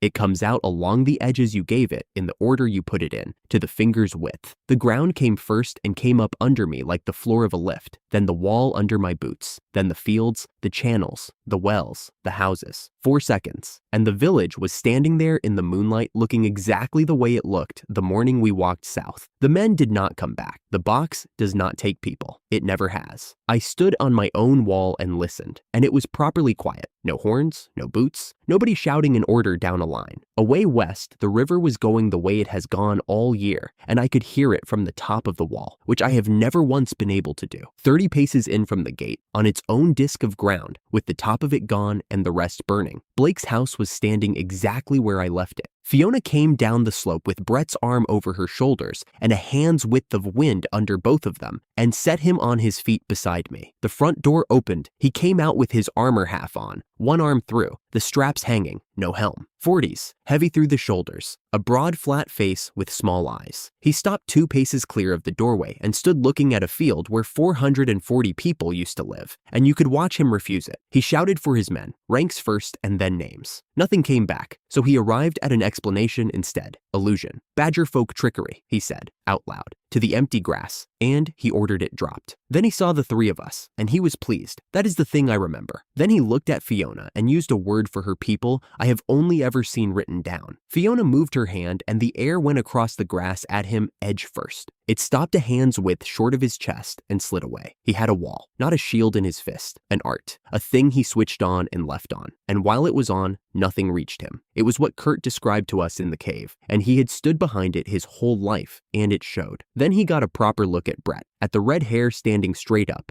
and something moved behind the small eyes. Then he said the only sentence of his I am going to repeat. Nothing you have touches me, he said. I am a heavy knight, the same class as the great Dustin Rockhart himself. He said that to Dustin Rockhart's son, from 6 paces, 4 hours after Dustin Rockhart was laid out under a cloth on a rock. Brett took the bow off his shoulder. There is no way you are the same as my old man. Brett used no mana. I want that written down, because I watched for it and there was not a spark on him anywhere. Fiona had put back about enough to walk on. What came next, he did with his arms. His shoulder moved. That was all I saw of the first one. And the sound reached me after the result did, which I had not known was possible. The hand went first, then a foot, then the other foot, then the hand he had left. He never saw one of them coming. He was still turning towards where the first came from when the second landed, 4 times, and he was down in the grass, and none of it took as long as it takes to say out loud. His wall stayed on the whole time, because letting it go was the end of him, and it made no difference. Brett shot before the wall came up. Every hunter here learns that in his first winter, and the man had gone 40 years without meeting anybody who could reach him. Then he begged. I am not going to give him the words. Halfway through, he stopped talking to us and started using a name instead, over and over, the way a child does. His brother, Spencer. I filed it. Brett put another arrow on the string. I am sick of looking at his face. Brett, he did not lower it. Not you. I will do it. It was not mercy, and I want to be precise, because it has been called mercy since. Somewhere on that slope, I had worked out that I was going to be the man who does this from now on. If that was true, there was no reason for a 16-year-old with his father under a cloth to carry one of them for me. That is arithmetic. It is not kindness. Brett looked at me for about 2 seconds. Then he took the arrow off the string. I opened the ground under the man, 3 paces across. The bottom of it was where the rest of them were. He went down. I did not watch him go. Then I closed it. It takes about a second. The grass over it lay the way grass lies, with no seam in it, and you could have walked across it with a bucket in each hand and never known. Nothing about it felt like justice. It felt like paperwork. I stood in the middle of a field I laid out myself, with my hands hanging at my sides. We left the cave a little after midnight. We came over a mountain as fast as 3 people can, and we still arrived after. There is no arrangement of those 3 facts that puts us there first. The lock was still on the door, which tells you what he thought of us. She was against the far wall with her hair down over her face. She had been hit a great many times, and that is all I am going to say about how she looked. She heard the door and got her chin up and tried to give us the line, something about how we had taken our time. It came 3 words out and stopped working, and she turned her face away. Brett went across that floor and down on his knees in front of her. She would not let him. She got a hand up between them, and then it came out fast and flat with no performance left in it. She nearly told him. Twice she had it in her mouth and had to bite down to keep it in. She was not brave, she was slow, and at the end, she had screamed a boy's name in front of that man like a child, and they should all stop looking at her. You did not tell him, Brett said. She started to answer, and he did not let her have it. He had known what she was doing since they were 9. She went to Blake to learn how rich people talk and which spoon is which, because she decided the winter her father was carried out of this valley and did not come back, that she would marry money and send it home. Half the village called it vanity. He never once did, and he had never told her, and he was telling her now. You are the least selfish person in this valley. 40 people got into the trees because of you. They are asleep on a rock right now. Then he kissed her, and I turned round and looked at the wall. She cried the way people cry when they have been holding it 2 days with a stranger in the room, and she told him she loved him, twice, and a third time into his shoulder where it did not come out as words. Then she lifted her head off him and gave us something, because she is not decoration and never has been. There were more of them. About 100 had gone over the North Ridge 2 days ago after the ones who ran, and had caught nobody, because something out in those hills kept getting in their way. They were expected back. Fiona asked when. "Morning," Dorothy said. Brett stood up with her still holding his sleeve and turned round to me, and his face had gone somewhere I had not seen it go. "Ethan, build a nation." Fiona said his name like a question, and he went over the top of it. "I hate this. I hate that people can be taken. A man walks in with 100 behind him and takes what is in a place, and there is nothing underneath any of us to stop him. No law, not out here." He got a hand round the back of his own neck, which is what he does when he has not rehearsed something. "You built all of this in a year, with no job, and the whole valley telling you no."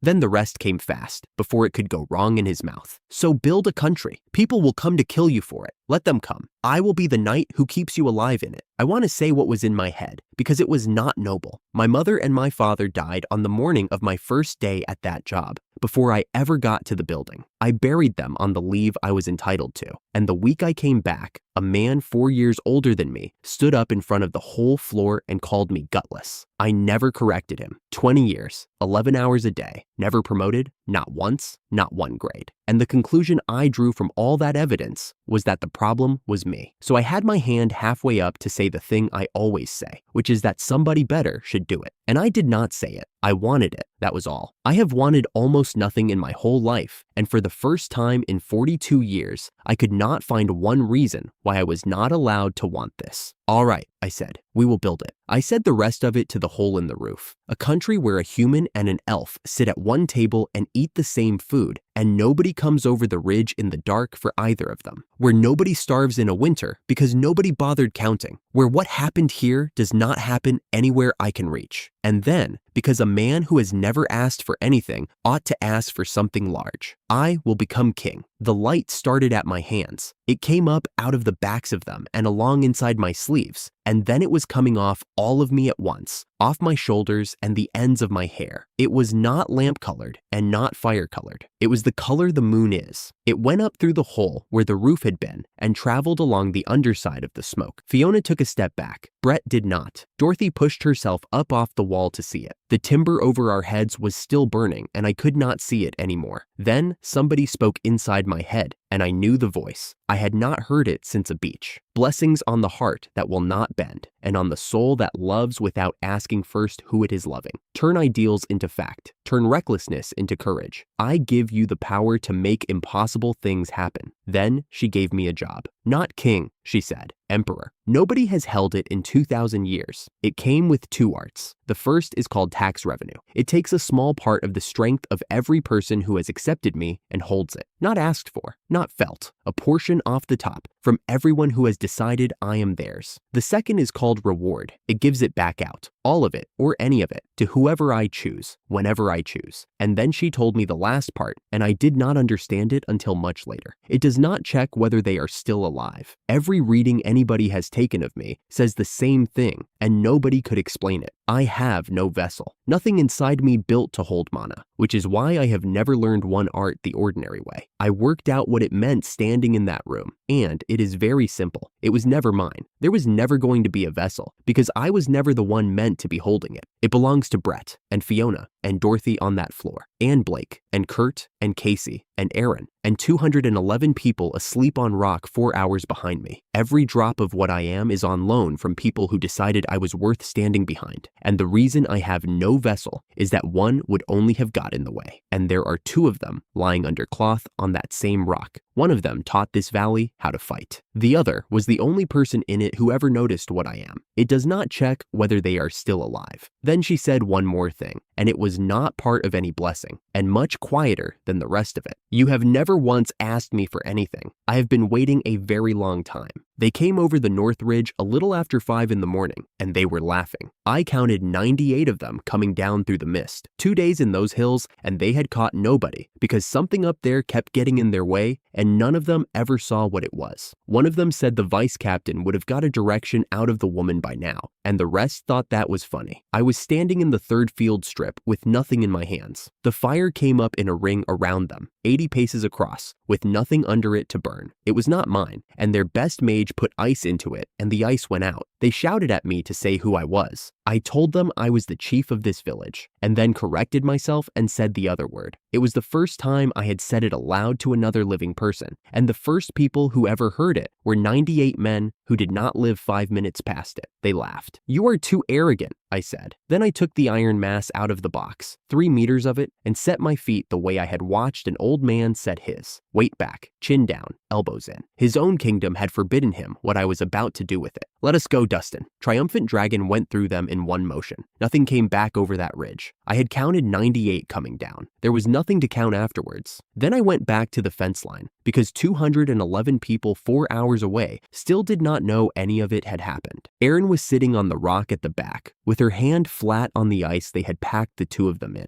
and Kurt had his palm between her shoulder blades. I told her the knights were gone and everyone could go home. She said the burying would happen in the village, or not at all, and that was the end of the discussion. Then something warm turned over behind my ribs and started talking, and I understood what it wanted. I put my hand out. "Stand up. I have something of hers." I do not know a better way to put it than that I gave it to her. It went out of me and into her in less than a breath, and her whole face changed in a way I have not seen a face change before or since. She put both hands flat on her own chest. Fire came up off her fingers and did not burn her. "She is here," Erin said. "She is in here. She is warm." Kurt sat down very suddenly and told her it would look after her now. I turned to Brett and offered him his father's arts. He said no, and he said it fast, which is how I knew he wanted them. Then he said his old man would want me holding them, which is half a lie, and we both let it stand. He had watched me use one of those arts at dawn and had not asked one question. On his way past, he put his hand on the ice and said 2 words to it that were not meant for me. "Keep him alive." I did not tell him I heard it. We carried them down the mountain and buried 11 people in one afternoon.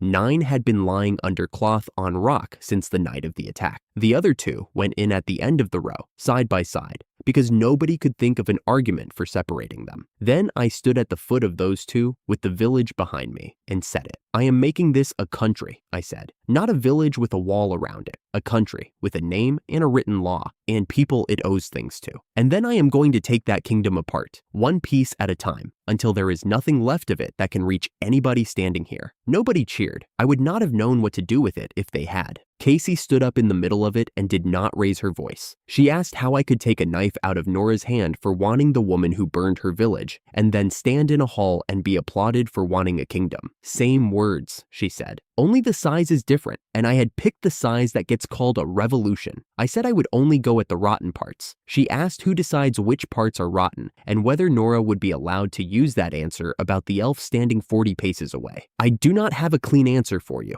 I said. "I am not going to invent one." She sat down. Her hands were shaking, and her voice had not shaken once. She did not look at me again that night, and has not since, and she still treated 2 of my people before she left the hall. Outside, Dorian offered me the lives of all 50 of his elves as payment for what elves had done to humans, and I told him no. Then Raina stepped out of the line to say her own piece. Nora came across the yard at her with a blade of black glass and made no sound at all. I got there and closed my hand on it. It stopped. There was blood on the grass afterwards, and that is as much as it is worth. She was screaming while I took it off her. "I had killed men that morning," she said, "and I still had the nerve to stand between her and the woman who burned her house down with her husband inside it." Raina went down on her knees in front of her and said she was sorry. Nora hit her. Raina did not lift a hand or turn her face away or make a sound, and she did not stop being sorry, and it went on until Nora stopped it herself. What stopped it was Nora's own face. Griffin got Raina up afterwards. She refused to be healed and said she would keep it. I bowed to her. I had been an emperor for 2 days, and I put my head down in front of a village woman in the dirt. "Let me protect them," I said. I am asking. I am not telling you. She came apart. She said she was the one this had happened to,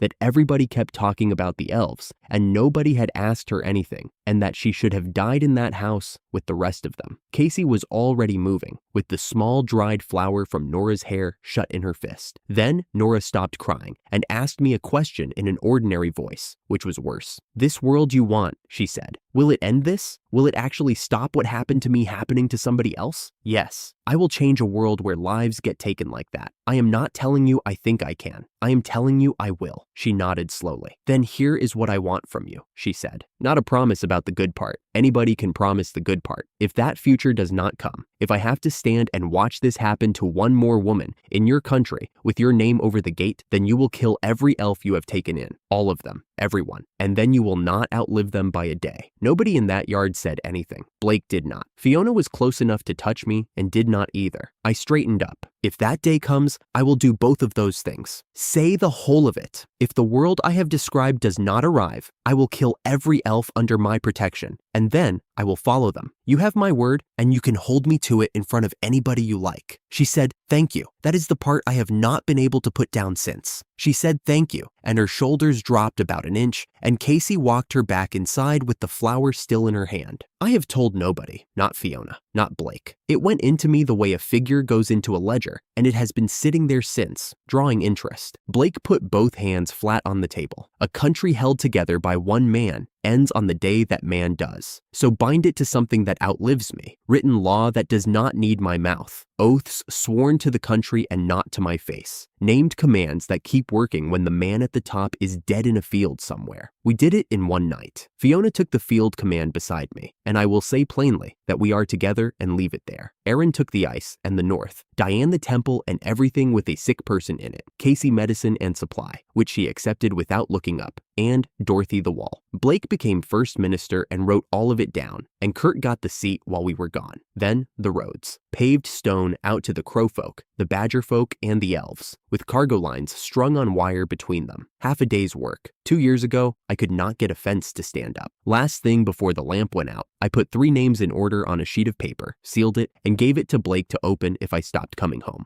I did not tell him the order. Everyone with 2 arts came. Everyone with 1 held the country. That sorted 200 people in 4 minutes. Then the ones who could not come started handing me things. Raina gave me her bow technique, all of it, and did not thank me for anything and never has. Nora came up the column with the flower back in her hair and gave me a survey of ground she has used since she was a girl to find well water, and told me, quietly enough, that only I heard it, to carry her feelings with me and not put them down. Marcus came in late on a crow and put a pair of sea blue leg guards in my hands, and the light inside them moved when they moved. He said he had finished the stone. He also said that work of that kind picks its own owner, and there is no arguing with it, which I took for an old man being mysterious. They went to Ada, who had never once asked me for anything. He said nothing about his hands, and I looked at them, and I said nothing either, and we left it exactly there. He gave me his smithing and his fusion on top of it, so he is not making anything else. About 30 farmers came at us with hoes on the drive, until an old man with a cane got in front of them and told them to look at the silver-haired one. Then a short silver-haired woman came out of that house at a march and hit Blake across the face hard enough to turn his head. 15 years, she said. You could not send 1 letter. Then she went back into the line of servants. Her name was Lila, and she was Blake's sister, and he had never once mentioned her. Inside, I counted 11 pale rectangles where paintings had hung,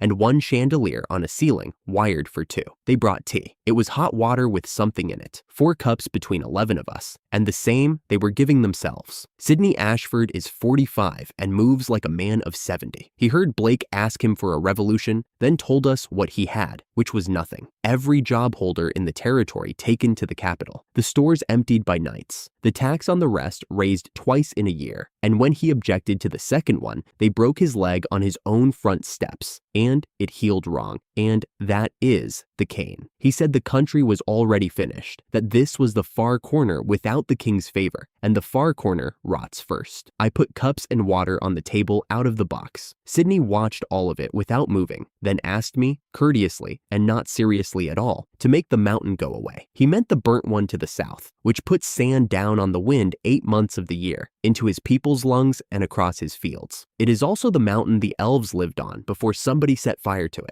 Fiona said something to me then, very quietly, about what a thing like that could be for. I am not going to write down what she said. All right, I said. There is no green on it, not a tree, not a weed, not a bird. You can see the old riverbeds where water used to run, and the rock under them is the color of wet ash. I put Nora's survey into it first because I was not doing this on a feeling. It came back dead, not poor, dead. The mana in that ground turns to fire the moment anything reaches for it, which is why the wind spirits left and why nothing has come back in 20 years, and nothing would in 400. The survey also said that with it gone, the forest on both shoulders would start moving in within 10 years. So I took it. I set the edge at the base, all the way round, and it went. There was no crack and no roar. What there was the air. Every bit of sky that had been leaning on that mountain came in at once to fill the place where it had been, and the wind hit us broadside and nearly took Sydney off his feet, then went out across the plain and flattened the grass for 2 kilometers in every direction. Then the dust settled, and there was a valley floor where a mountain had been, with the sun on it, and you could see the far range for the first time in living memory. Going past, I registered ore in quantities I have never held, and a seam of firestone running through the middle of it. The box has never had a weight. That one has a weight. Then I put a stone road down from the empty ground back to the hill, 11 kilometers of it, laid in one pass while walking, and behind the road, I laid soil and cut 40 hectares of field with the drainage already in it. He thanked me and said it changed nothing because he still had nothing to give us. Blake put 3 names on the table instead: Andrake, Mercer, Kingsholt. 16 years ago, when Blake was running with a few hundred people who became 50, those 3 houses passed them along the spine of the mountains at real risk, every one of them because of Sydney Ashford, and everyone still asks after him. The old man said that if a man's connections outlive his usefulness by 16 years, what he had believed about people was not wrong after all, and that he would like his country back before he died. He wrote 3 letters and put them in Blake's hand. We left him food for 3 months and salt enough to reach spring,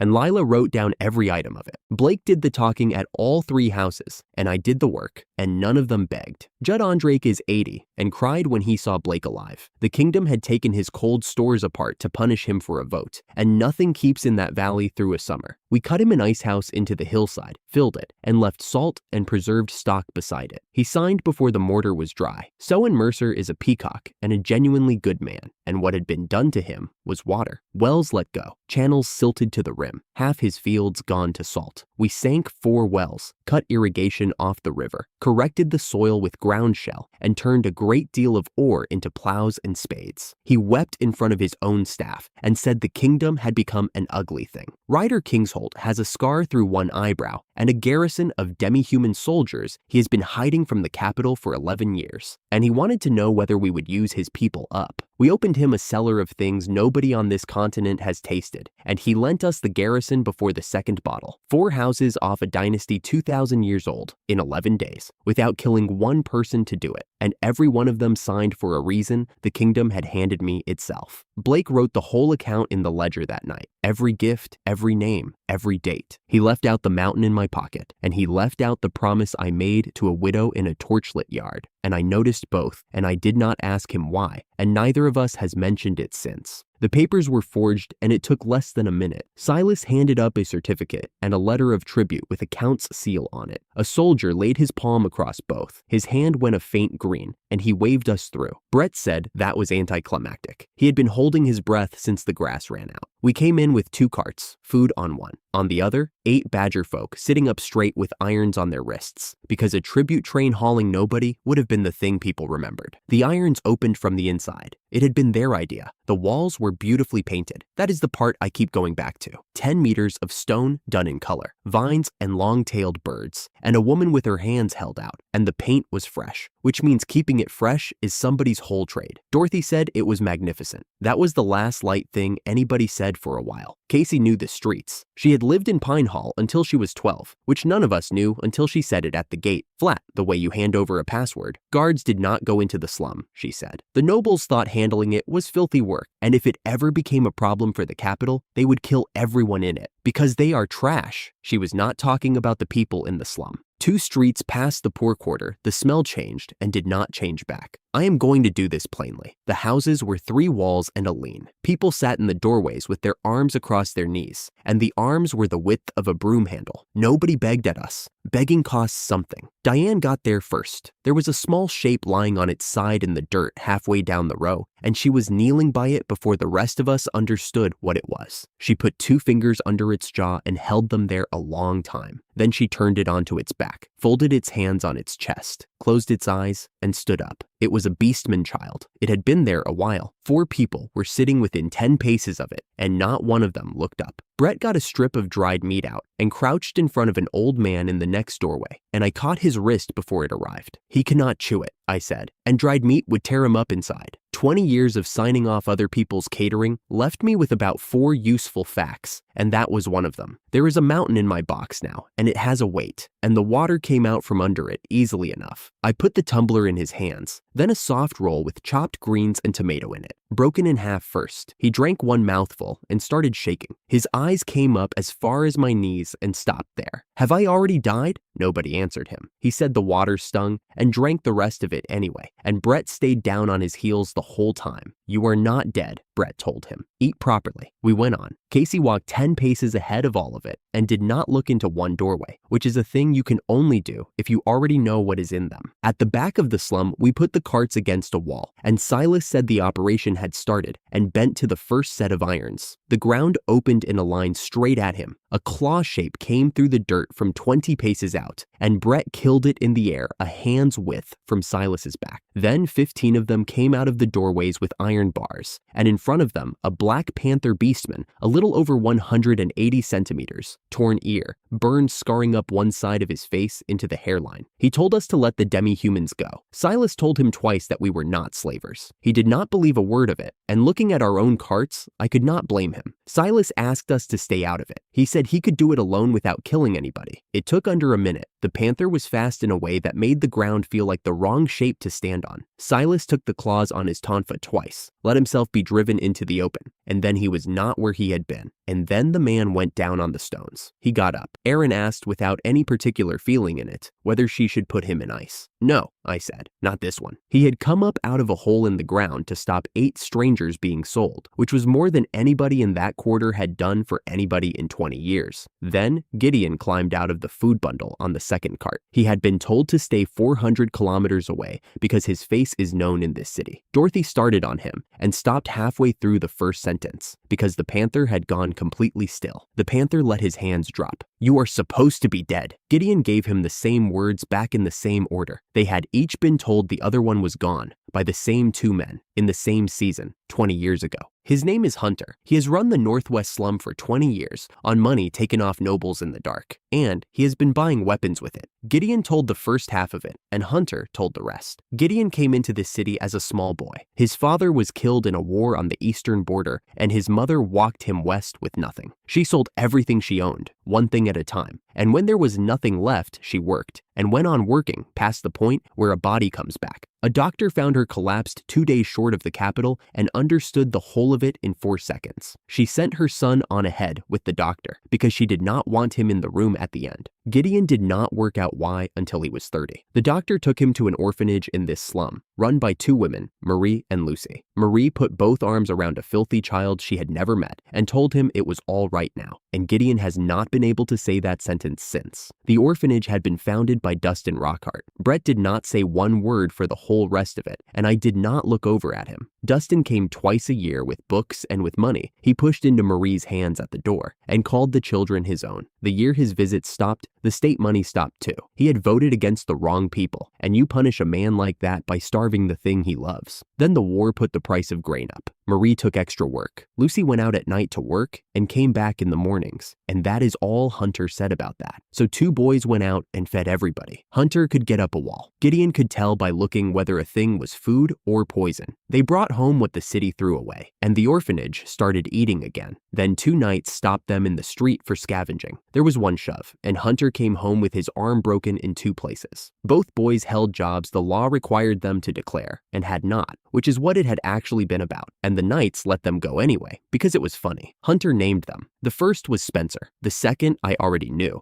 because I had put the man who owned it into the ground in front of a burning house in our own valley. Dorothy's face changed. Brett took her hand without looking at her. The Knights came back that same season with torches. Hunter went out of a window and then went back in through it. He does not know how long he was inside. He knows he put 11 children out onto the ground, and that the ones he could not lift, he pushed. Marie kept the children off the fire until the end. Marie did not come out. Gideon was taken by the same 2 Knights and put into the palace kitchens, and told in plain words what would happen to Hunter if he ever opened his mouth about that night. So he cooked. For 11 years, he cooked for the men who did it. And then, Hunter said the thing he had been walking toward the whole time. For 11 years, somebody came into this slum at night in a mask and left food. He said, bread, mostly. Cut up small so the little ones would take it. We never saw his face once. We called him the baker. He put his hands flat on his knees. Half of us are alive because of him. I am alive because of him. Gideon stood there with his cap wrung up in both fists. That was me. Hunter did not move. He sat and looked up at the biggest man in the room and did not move at all. And then he put one hand flat over the burned side of his own face and left it there. Gideon had cut the eye holes in a spare cook's cap with a paring knife and made a bad job of it. Every week for 11 years, he went out at midnight with a sack over his shoulder and got back before the kitchens woke, certain each time that he was only doing it because he could not fix one real thing. He remembers a girl holding up a piece of fruit he had cut into the shape of a rabbit, turning it against the moon so she could see the ears. He remembers thinking that it fed nobody. He has spent 20 years counting it as the softest and most useless thing he ever did with his hands. He was still standing up when he started crying. Nobody in that room said one word about it. Later, I told Hunter what we had come for. 3 things from the king, out of his own mouth: that our country exists, that the invasions stop, that they stop owning people. He said the first 2 were merely impossible and the third would get us killed in the room. And then he put everything he had behind us anyway, and told us that if it went wrong, we were to run for the mountains. The next day, we looked at the city properly. 4 teams. Brett and Dorothy North, Diane and Casey South, Silas East alone because he passes for human better than any of us, and Aaron with me up the West Avenue toward the palace, with Finn asleep in her collar, holding the line open to Fiona, and the main force beyond the hills. It is a good city. The paving is level, the drains work, and a man sold us meat off an iron rod and flatbread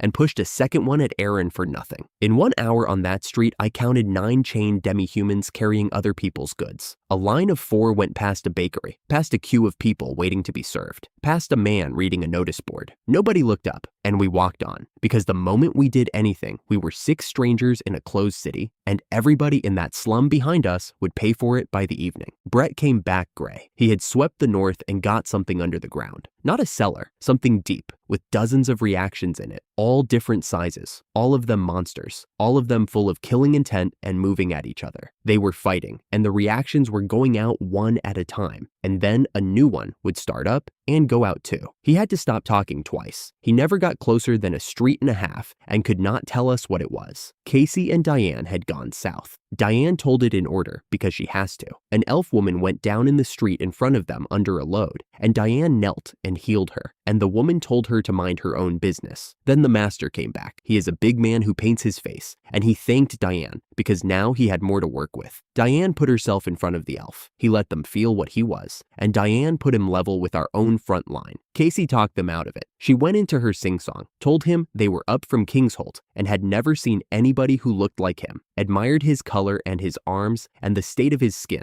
and asked him what he did for it. He was delighted. Casey gave us the answer back in his own voice, the whole of it. My beauty is the newest thing out of Ingenium. They take the vitality out of elves and turn it into matter. They press it into pills you can swallow with a glass of water. They work very well. Nobody in the room said anything. He went off toward the middle of the city, and the whipping started up again behind them as they walked away. Diane said she made herself look at the street while it was happening. 2 women at a fruit stall, a man with a handcart, 3 people at a shop window, and a boy sitting on a step. Not one of them turned round. Casey stood with her back against the brick and said she wanted to destroy this country. Then she said she was the one who had stood in a yard and told Nora not to do exactly that, and that she had no business saying either sentence and was going to say the first one anyway. I did not answer her. I had nothing to answer her with, and I was not going to invent something. I was doing arithmetic. Ingenium is a magic kingdom in the far southwest, and nobody in that room had ever been near it. Blake told me a story once about a girl who was a girl 150 years ago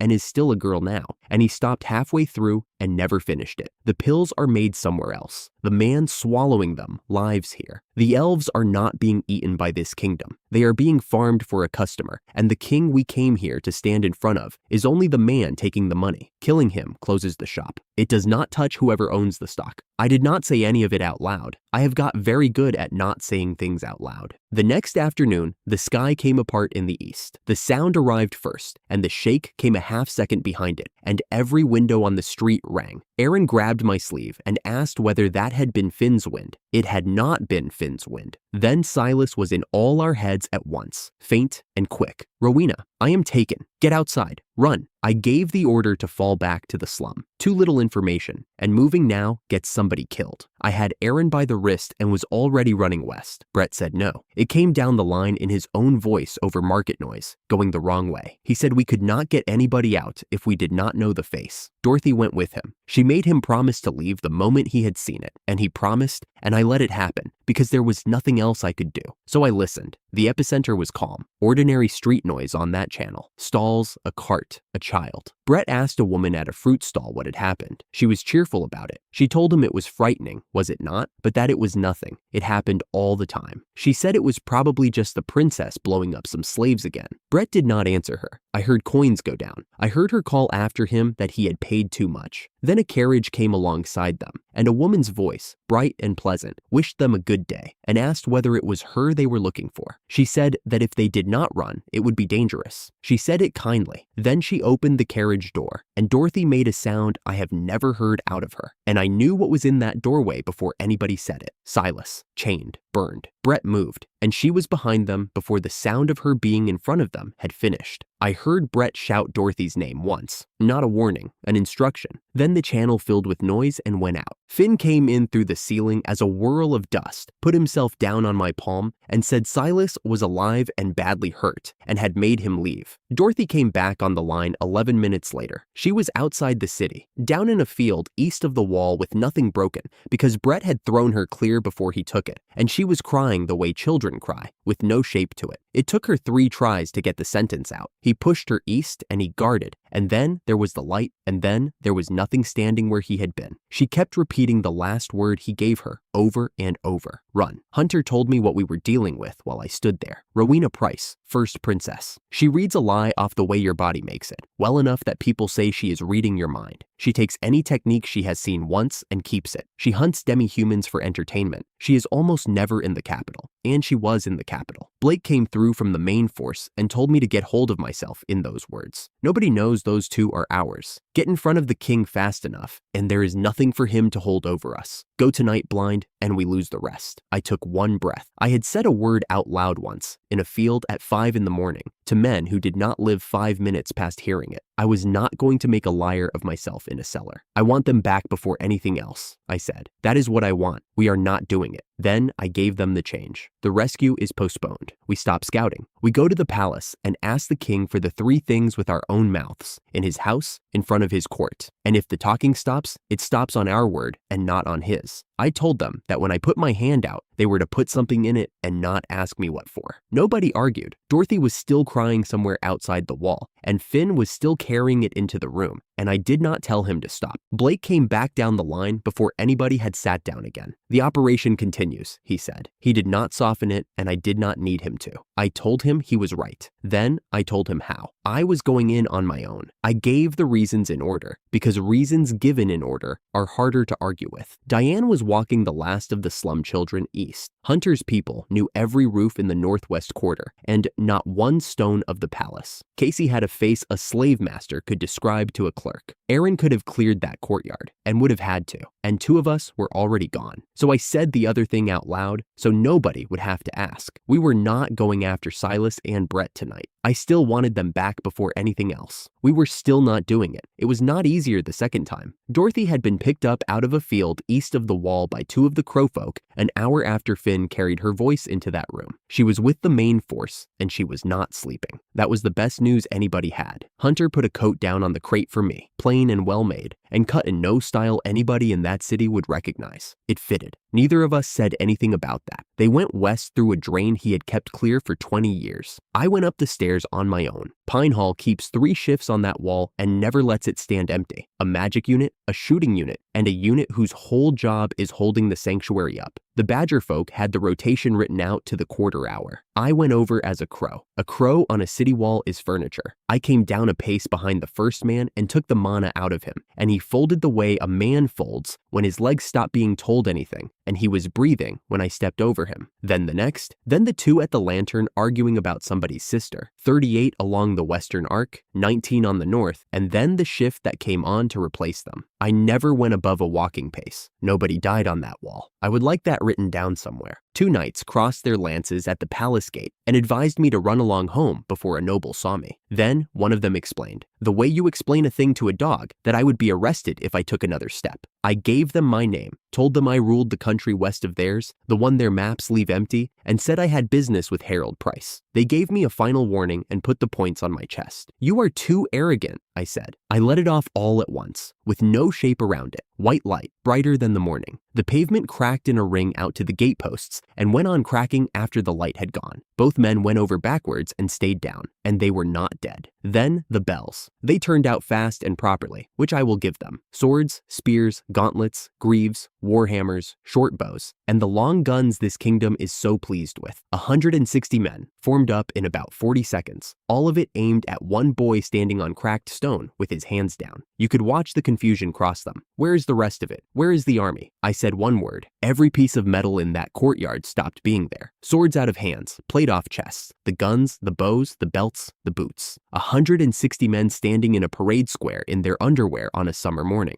still in formation, hands still holding the shapes of things that were not in them anymore. Nobody laughed. I want to be clear about that because it reads funny and it was not. It was very quiet. They looked at their hands, then at each other, then at me, and something went out of that yard and did not come back. One came anyway, a big man who had lost nothing because he had never carried anything, and he was good. I moved half a step and put the edge of my hand into the side of his neck. He lay on the stones breathing for the rest of the morning. Then the fire came up in a ring around me, shoulder high, and closed over the top, and took the water out of my eyes. A woman had come out of the palace doors in a black robe and a hat with a brim like a cartwheel. This was the strongest thing the kingdom owned, put on me in one movement. I waved it out, not an art, a hand, the way you move smoke off a plate. Before she had finished working out what she had watched, I crossed the yard, took her by the throat and drew the mana out of her until she came apart into somebody 30 years older and sat down with her hat in her lap. She was breathing. After that, the yard came undone. Get the king out. Send for the knight commander. Somebody used the word monster. I stepped over the lances and walked in. I got lost. 4 doors gave me 2 linen stores, a staircase going the wrong way, and an empty room. Knights watched from the end of every corridor and did not come closer. I kept my pace even and had no idea where I was. Then something went warm in my chest. I knew the feeling. I had it once before, in a cave, with my hand flat on a small woman's head, handing over a thing that had never been mine to hand over. It was not a thought, and it was not a voice. It leaned. I turned left because of it, and it went on leaning until I opened a door onto 4 chairs, a writing desk, and a warhammer mounted on the wall. I knew the hammer. I had walked behind that hammer up a burning slope. The warm thing said, "Take it." It did not say, "Please." So I took it, and it went into the box, and I did not stand there any longer. Orion Barkley found me in the corridor outside, platinum white armor, a great sword across his back, blue hair pushed off his face with one hand. He stopped, and then went down on one knee on the carpet in front of the boy who had just emptied his palace guard. He apologized for his subordinates, gave me his name and his office, said the king was expecting me, and asked whether he might show me the way. He knelt because whatever else this was, it was a head of state arriving, and he had been raised in a house where that meant something. It was the only courtesy I was shown in that building. Harold Price sat at the end of a red carpet with one cheek resting on one hand. He is past 70 and looks about 40, which is a thing money can do here. Fair hair going gray, heavy jaw, good teeth, and that face. I sat across a table from that face for 20 years of my old life, while it explained why the thing I was asking for was not possible this quarter. Hating him would have been easier. I recognized him. He asked over my head whether the West was sending children to do its talking now.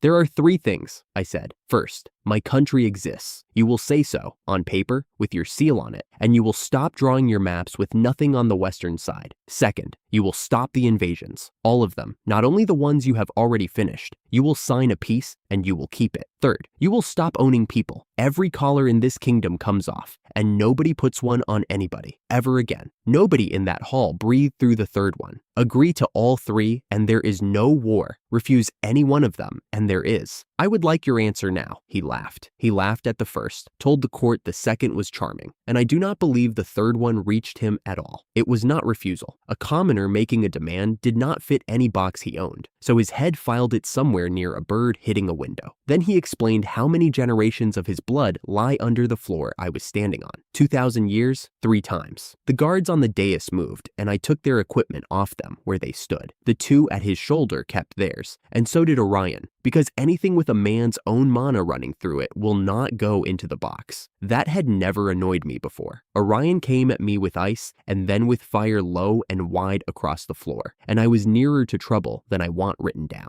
The hall filled with steam, and Harold cleared it with the back of his fist without standing up. Then, through it, cheek still on his hand, he told me that if I wanted a real fight, I should have brought Dustin Rockhart or Greta. And then he remembered out loud that both of them were dead. He said the kingdom had no further use for either of them. He said, what this country needs now is farmers. I put them in the ground myself, a long covered shape at the back of a cave and a very small one laid beside it. I did not answer that. There was nothing in the room to say it to. I took the ceiling instead, all of it, beams and lead and colored glass, gone in one movement, and the summer sky came down into that hall the way water comes into a hole. Roland dropped through first with his wings open, black against the light, and put his blade out toward the throne. Fiona landed after him without a sound. We have come for our lord, Roland said. Fiona did not look at me. She looked at the throne and spoke to it. You will want that answer back. Harold threw something enormous and golden, the length of the hall, and Roland cut it in half in the air without moving his feet. Fiona put wind under my boots, and we went up through the hole in his roof. I looked back once from the height of the tiles. Thank you for the ventilation, I said. It was close in there. We came round over the city at the height a bird works at. I said, more to the air than to either of them, that I might have poured oil on it. Fiona would not have it. We made every concession there was to make, she said. He saw the difference in strength and chose war. That is his. All right then, start. I took the walls, the full circuit, 6 kilometers of it, the painted stone I had walked in under on my first morning in that city. Nobody had ever come through it. It stopped existing. The wrong part was the sound. There was not one. There was a city, and then there was a city sitting in open country with wind coming in off the fields, at street level for the first time since it was built, and hundreds of thousands of people standing still in the road looking at a horizon they had never once seen. Fiona put both hands on Finn and poured mana into him until he went white in her palms, and Finn built a speaker out of the sky, wide enough to cover every district at once. Then I told them, my name is Ethan Vance, I said, and the sky said it with me. I rule the country in the west. The one your king says is not there. This morning, I stood in his hall and asked him for 3 things. That my country be allowed to exist, that the invasions stop, that this kingdom stop owning people. He laughed at me and set his guards on me, so I am telling you what he would not. You have 24 hours. If you leave, I will keep the monsters off you the whole way out, and you have my word on that. And my word is what you have instead of walls now. If you stay, you go down with the country. I am going to show this country hell, that is all. I did not enjoy saying it, and Finn carried that part out over the city as faithfully as the rest. 30,000 came west before the middle of the afternoon, in squares, 5 across and 3 deep. Most were carrying whatever the shops had been able to sell them that morning, because the rest of it was in my box. A field army armed out of ironmongers. Blake watched them come with his hands behind his back. Well, he said, there they are. Then he laid the next part out. We were going to show them one thing, and it had to be a thing anybody who had ever studied magic would understand on sight. After that, there would be no war in the West left to fight. He turned round and looked at Erin. Her eyes came up like lamps. She wanted to know whether she was allowed. I told her she was, and gave her the only condition, which was that she was not to hit anybody. She saluted. She has never once saluted correctly. The magic minister raised her rod and opened a gate of fire across the plain, a kilometer from side to side, and put the whole of it up the mountain at us. Leo wanted to know whether the small one was going to be all right. Erin turned the staff she had brought back from her grandmother's grave. Then she looked up at me with a kilometer of fire coming up the slope and asked me to pat her head. I patted her head. I am counting on you. Red came up one side of her and blue up the other, spiraling past her shoulders, and turned in the air above the ridge into a wheel that held both colors and was moving. The heat coming up the mountain stopped arriving, and then there was a small bent shape standing behind her, a hand and a half tall, wrapped in a shaggy pelt, with the animal's head still on it as a hood. Both hands laid on Erin's shoulders from behind. Erin did not turn round. She said, out loud and quite cheerfully, "Lend me your power, Grandma." I heard my own voice say that she had been there after all. I had not decided to say it. Then Erin fired. It went out of the wheel as a line, and where the line went, the air did not behave. The plane bent behind it. Light came apart on the wrong side of things. It crossed the whole distance in less time than it takes to shut your eyes, and 30,000 men watched it come and knew exactly what it was. At the last instant, it turned north. 8 kilometers of the northern sea stopped existing. Water, seabed, the coast on 2 sides of it. A sphere of the world taken out and not put back, and then the sea came in to fill the hole with a noise we heard from the mountains. A long way out past all of it, something enormous under the water roared once. Erin lowered the staff and made the small pleased sound she makes. The magic minister said one word to her army, and the word was flee. An officer told her that desertion before the enemy is a hanging crime. She answered by putting a handful of crimson fire up in front of his face without touching him, and then shouted the rest, that going back meant the king would kill her, that going forward meant the other thing, and that she would rather fight her own 30,000 than fight us. Then she started walking south and said she would protect anybody who came. Most of an army walked away from its own king. Roland said they were running from us and from Pine Hall at the same time to get out from under the punishment.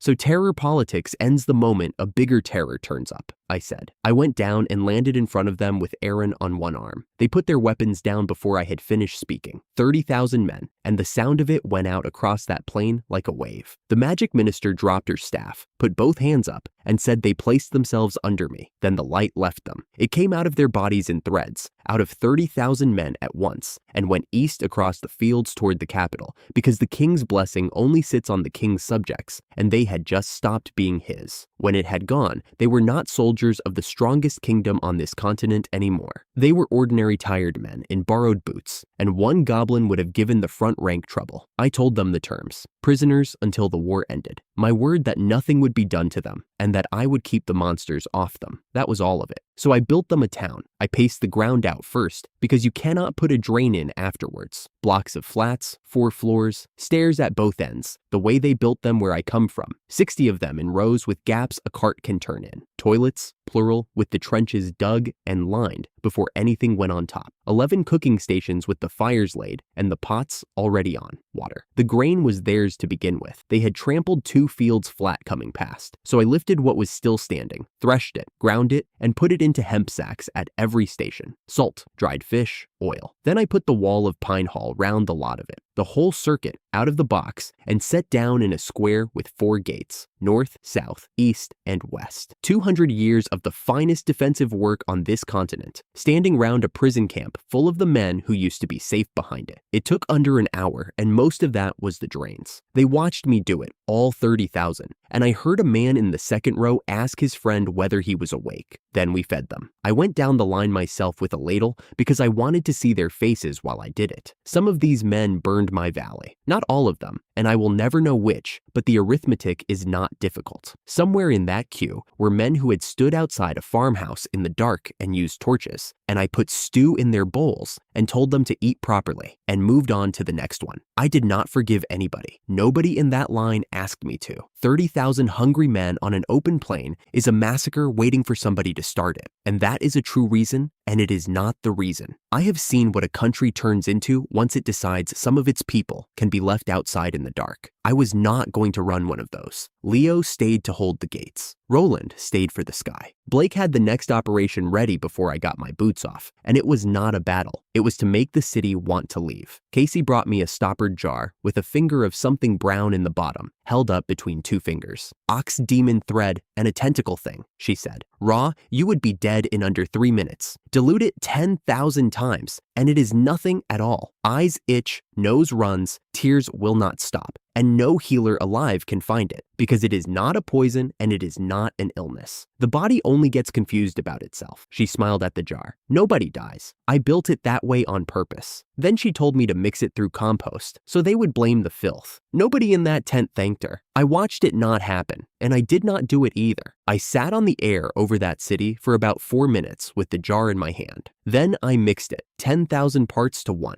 through several tons of ordinary compost and let the whole of it go. It came down on the noble district first. That was not an accident. It fell out of a clear night sky, quietly, over the big houses and the walled gardens, and the shopping streets behind them. And by the time it reached the districts that could not afford to complain, the noble quarter was already awake and screaming about the smell. Their sanctuary did nothing, because a sanctuary is not built to stop weather. Their doctors did nothing, because there was nothing there to find. 100,000 people had streaming eyes and streaming noses, and skin that would not stop itching, and nobody could say why. From where I was, the city looked as though it were steaming. Nobody died of it. Nobody was ever going to. I have said that twice now, and it is still true, and I still did not feel clean. And that is the whole of what I have to say about it. 50,000 walked out that night, carrying what they could carry, through gaps where their own gates had been, and every one of them was escorted. Borrowed swords out of Kingsholt, badger folk with lanterns on poles, working the ditches for monsters, crow folk overhead in the dark. Orders that nobody was to be hurried and nobody touched. They were escorted out by the people they had been raised to hate, and it took most of the night, and not one hand was laid on anybody. I watched an old man refuse to look at the beastman who lifted the bundle off his shoulder, and then drink the water the same beastman handed him. I watched a woman pass a child down to a badger folk fighter, half her height, and let go of it. Dorothy walked the line all night with a lantern and did not mention Brett once. I did not either. I did not learn any of this until long afterwards. Harold Price spent that night in a hall with no ceiling, watching his own army walk west across country he owned. He had an expedition captain brought in and kneeling, a man called Spencer, and told him to go and clean up his own mess, take that town apart, and be forgiven afterwards. He sent the night commander and a file of guards along to make certain of it. Then, when the man had gone out bowing and promising, the king turned to his aide and said quietly that if Spencer looked like running, the guards were to cut him down from behind. Of the 50,000 of his own people on the western road while he said it, he said he would not forgive them either. I sat on the ridge until it started getting light and watched the road empty out of the city. There is a place that is not this world. Something in it has been grieving there for longer than this world has had people standing up in it. And that night, it felt everything we had done to each other, all at once. The way you feel weather coming. It put that grief down into the water. Out past the northern coast, in the sea that was left, something very large took it and understood it and started south. Nobody on that plane knew. Nobody in that city knew. I did not know either, and I was the one who made the hole. 2 hours before the deadline, the West Road broke open and did not close again all morning. They came out through the gaps where their gates used to be, 4 abreast, then 8, then as many as the ditches would allow. Handcarts, bundles roped onto boards, a great many carrying nothing at all, because they had waited until the last hour to believe any of it. I counted them against the road markers out of habit and gave up somewhere past 100,000. Dorothy had walked that line all night with a lantern on a pole and was still walking it at first light, gray dust to the knee. Badger folk worked the ditches ahead of them, and 2 crow folk turned slow circles overhead. Nobody was hurried and nobody was touched, which had been the order the night before and was still the order. The deadline ran out at mid-morning. I let it go past and said nothing about it. Nobody on my side asked me why. Nobody on theirs noticed. Near the head of the column, a man in a butcher's apron stopped one of ours and asked where they were supposed to be going and whether it was a camp. He asked it the way you ask a question you have already answered. The badger folk fighter he had stopped came up to his chest. She told him there was a town 4 hours south with a wall round it and food already cooked, that he was going to be all right, and that they would keep the road clear the whole way. Then she took the smaller of his 2 bags off his shoulder and carried it. She meant it, and it was true, and nobody in that column had ever been told anything of the kind by anybody in a uniform. Not all of them came out. Some thousands shut their windows and barred their doors, and sat down inside a city with no wall round it and no army in front of it, because for them, moving was worse than staying.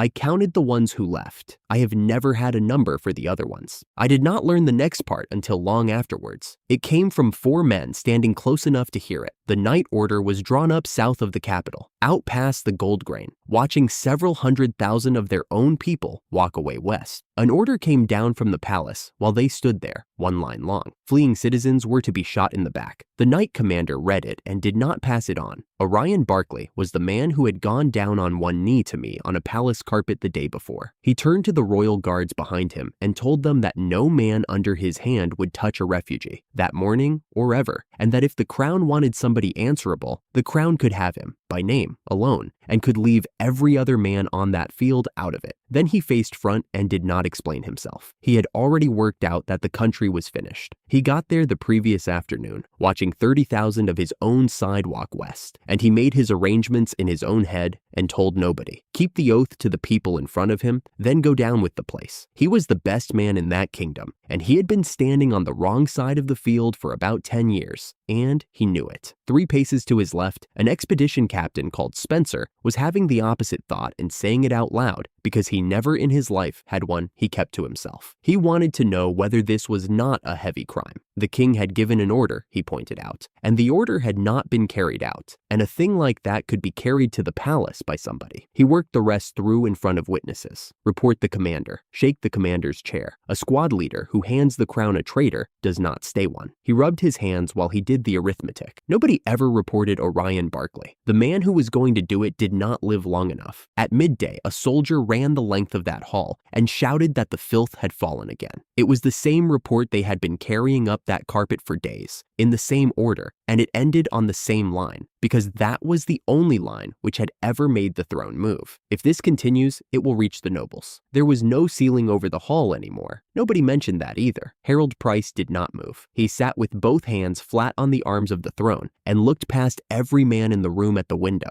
and the sweat ran down the side of his face, and he did not wipe it away. They waited for him to complain. Nothing came. A soldier went down on a knee at the foot of the dais and asked for his orders and got nothing back. And a second man got to within 3 steps of the throne and asked carefully whether His Majesty was unwell. This time he answered, "What have we made an enemy of?" He said it to the window. He did not turn his head, and he did not say it a second time, and not one man in that hall knew what to do with it. He was not looking at the sky. He was looking at a painting. He was 10 years old, in the long gallery on the east side of that same palace, being walked past the founding pictures by a tutor with cold hands, a man on a hill with his palm open, and the whole enemy army underneath him, tiny, every face tipped up. The tutor had used the word allegory and had said the founder's art was a quartermaster's trick for shifting grain, and that painters make things enormous because enormous sells. He had carried that around with him his entire life. It had been wrong the whole time, and he had found out about 4 minutes ago. The men in the hall turned round to see what he was looking at. There was a mountain in the window, not a cloud shaped like one, a mountain with dead trees still standing on it, pointing down out of the underside as though the ground had been picked up whole and had not been told yet. Dirt came off it in sheets, and the sheets broke apart halfway and turned into weather. It filled the window. Then it was wider than the window, and men were running down the gallery to the other windows and finding it in those as well, and one of them was making a noise that was not a word. Then the light went out of the room. It came down over the open ceiling like a lid, and the white floor turned the color of a bruise, and the heat that had been sitting on that hall since dawn drained out of it in about 4 seconds. Harold Price came up out of the throne with one hand out towards the glass. An item box is where you put things. That is not where you put things. The roar took the rest. I did not watch it come down. I watched the road. 100,000 people on a west road turned their heads at the same moment, and the column stopped the way water stops. 200 paces below me, a woman set a handcart down in the middle of the track, let go of the handles, and never picked them up again. A man got his son up onto his shoulders so the boy could see, and I have thought about that a good deal since. Somebody in the ditch was counting something out loud and stopped in the middle of it. Erin took hold of the back of my coat with one hand and kept her chin up. It came down on the eastern side of Pine Hall and took the gold grain fields with it. The sound arrived afterwards, and it did not stop when I expected it to stop. It went out and came back off the southern hills twice, and underneath it, there was a lower noise that I felt through my boots instead of hearing. The wind came second. It crossed the open ground westward, hard enough to lay the standing barley flat and take hats off people 2 kilometers away. And it carried grit that stung the side of the face, and then a wall of brown dust walked out over the whole plain and put the sun out. We stood in that for a while. Nobody said anything, because nobody would have heard it. When it thinned, there was a mountain on the east side of the capital.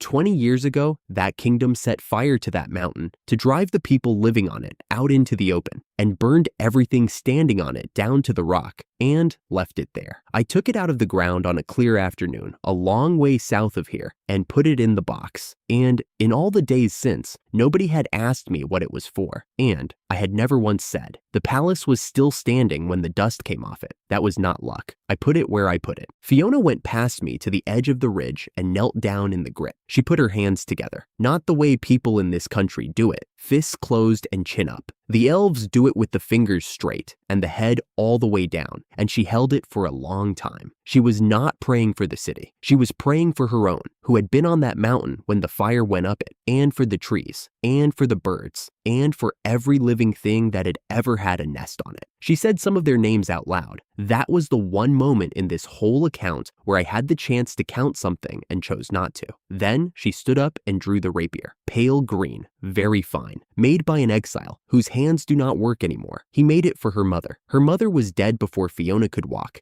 and she has never met one person who could describe the woman's face to her. She took it in both hands and put it up over her head, and the dust light ran the length of the blade. I will not let this happen again, not to mine, not to anybody's. She was not saying it to us. She said the rest of it out over the plain, in the same steady voice she uses to tell you your bowstring is fraying. Here, out loud, so that it counts. We will bring Harold Price down. We will take every collar in this kingdom off, and we will leave peace behind us when we go. I put a hand on her shoulder. She said, without turning round, that the nightmare was nearly over now. Then we end it, I said, and then we start the other thing. I turned round. The slope behind us was full of people who had walked a very long way to be standing on it, and I did not make a speech. Right, we go. It is war. I have not heard a noise like the one that came back. The head of the refugee column heard it 4 kilometers away, and according to 2 people down there, some of them cheered back without knowing what for. This is the other part I was not there for. Spencer brought 8,000 men down the south road to break the prison town, and the first thing his column saw coming over the rise was the wall. Their own wall, painted birds and all. It had been standing round their capital the day before. It was round somebody else's town now, in a square, with 4 gates. I am told the column stopped without being ordered to.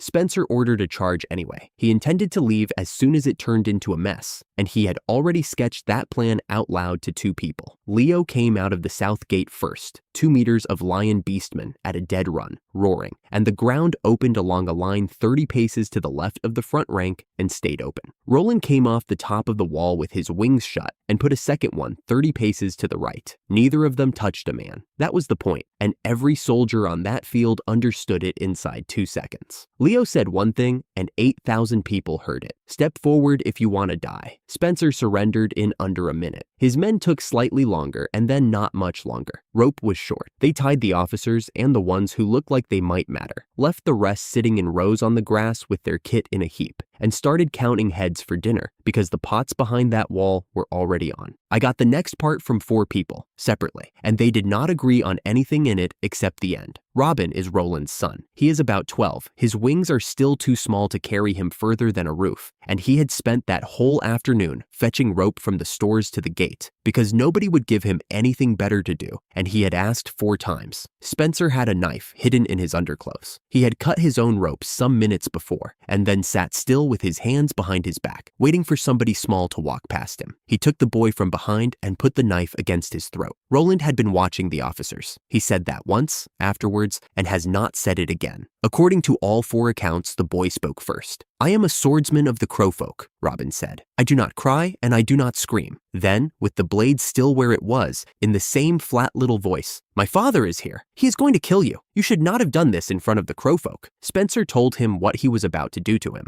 and then went to do it, at the wing. He did not get there. Hunter was behind him by then, and nobody had seen him arrive. Hunter took the knife hand off. That is all I am going to give of it. The hand and the knife were on the ground, and the boy was 3 paces clear, and he was breathing. Hunter laid one hand flat over the burned side of his own face. That promise is 20 years old. I have not put it down once. Spencer ran. He had been a courier before he was a knight, officially the fastest man in that kingdom, and he had not been exaggerating. He got 2 strides. Gideon came down on him from above. Gideon is a cook. He had been feeding an army for a year off 11 fires and a cart, and whatever it is he does to food had been quietly doing the same to him the whole time, and nobody had noticed, including him. He also has an eye that shows him what a man will do before the man does it. He was already standing where Spencer was going to be. Then he was standing where Spencer was going to be next. "You never once picked the other thing," Gideon said. "Not once in your whole life, old friend." Then Robin's father came off the wall. It was one movement, and it was finished before the men holding the gate had turned round. I am not going to describe it. It took less time than that sentence does, and there is nothing in it that anybody needs. 2 men carried torches to that orphanage 20 years ago. The other one went into the ground in front of a burning house in my own village in the spring, and I put him there myself, and I have never dressed that up. This one had 2 men standing over him who had been children inside the building when it burned. The town cheered. 30,000 men who had marched under that flag 2 days earlier cheered along with them, which I had not expected and have not worked out yet. Then it stopped all at once, the way a crowd stops. Robin was sitting on the ground with his father's hand flat on the top of his head. Nobody was looking at anybody. Not one of the 4 people who told me about it sounded pleased when they got to the end of it. I want that written down as well. There were tens of thousands of them left on the southern line, and they were still formed up in squares. I came down onto the stubble in front of them with Erin on one arm and set her on her feet, and I made the offer once, loud enough for the 3rd rank, and the 3rd rank passed it back. Go home. Nobody here has to do this. There is a road behind you and there is nothing on it. A horn answered me. So I said one word, and every piece of metal on that field stopped being there. Swords, spears, plate, greaves, gauntlets, the long guns they are so pleased with, buckles and horse tack, in one movement, out to the far end of the line. And then they charged. Tens of thousands of men came at me across open stubble in their undershirts and bare feet at a dead run,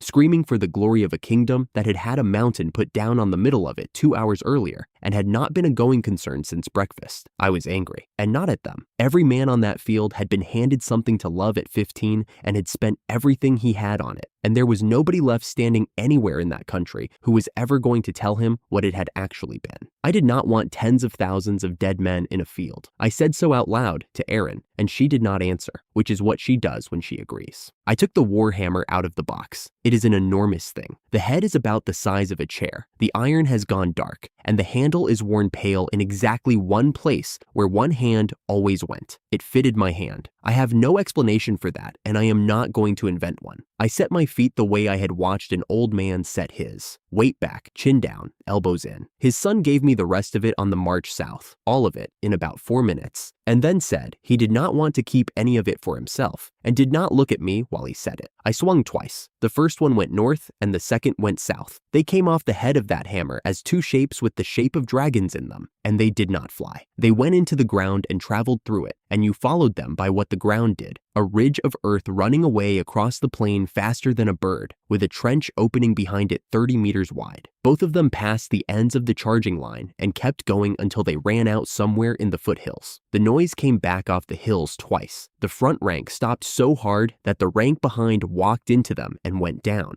and then the whole thing folded in on itself. 20,000 men trying to stand still at the same instant, and they knew what it was. That part I did not plan and could not have. A man in the second rank said a name out loud, and then a great many of them were saying it, and the name was Dustin Rockhart, who they had been told was dead, and who was dead, and who had put an orphanage into their capital's worst street with his own money and been thrown away by the country he did it for. I said one thing to them, and I shouted it, which I do not do. This was his. You had him, and you threw him away. There was a shadow on the stubble in front of me while I was swinging, and it was the wrong shape. Too wide through the shoulders, one arm too long. It moved when I moved, and it moved a little afterwards. Erin was the only one close enough to see it properly. "There is a large man behind you," she said, in the voice she uses for weather. I did not turn round. I have learned that much. Fiona put Finn up over the plane. He went white in her hands the way he had over the city, and built a speaker out of nothing but moving air, and my voice went out across that whole field at once, over the horns and the shouting. I used it for one word: surrender. Then, once, in case anybody needed the terms, get out of the road and you live, get in it and you do not. But it was the one word that did it. They went down where they stood, and then they started crawling sideways out of the road on hands and knees through the stubble, all of them,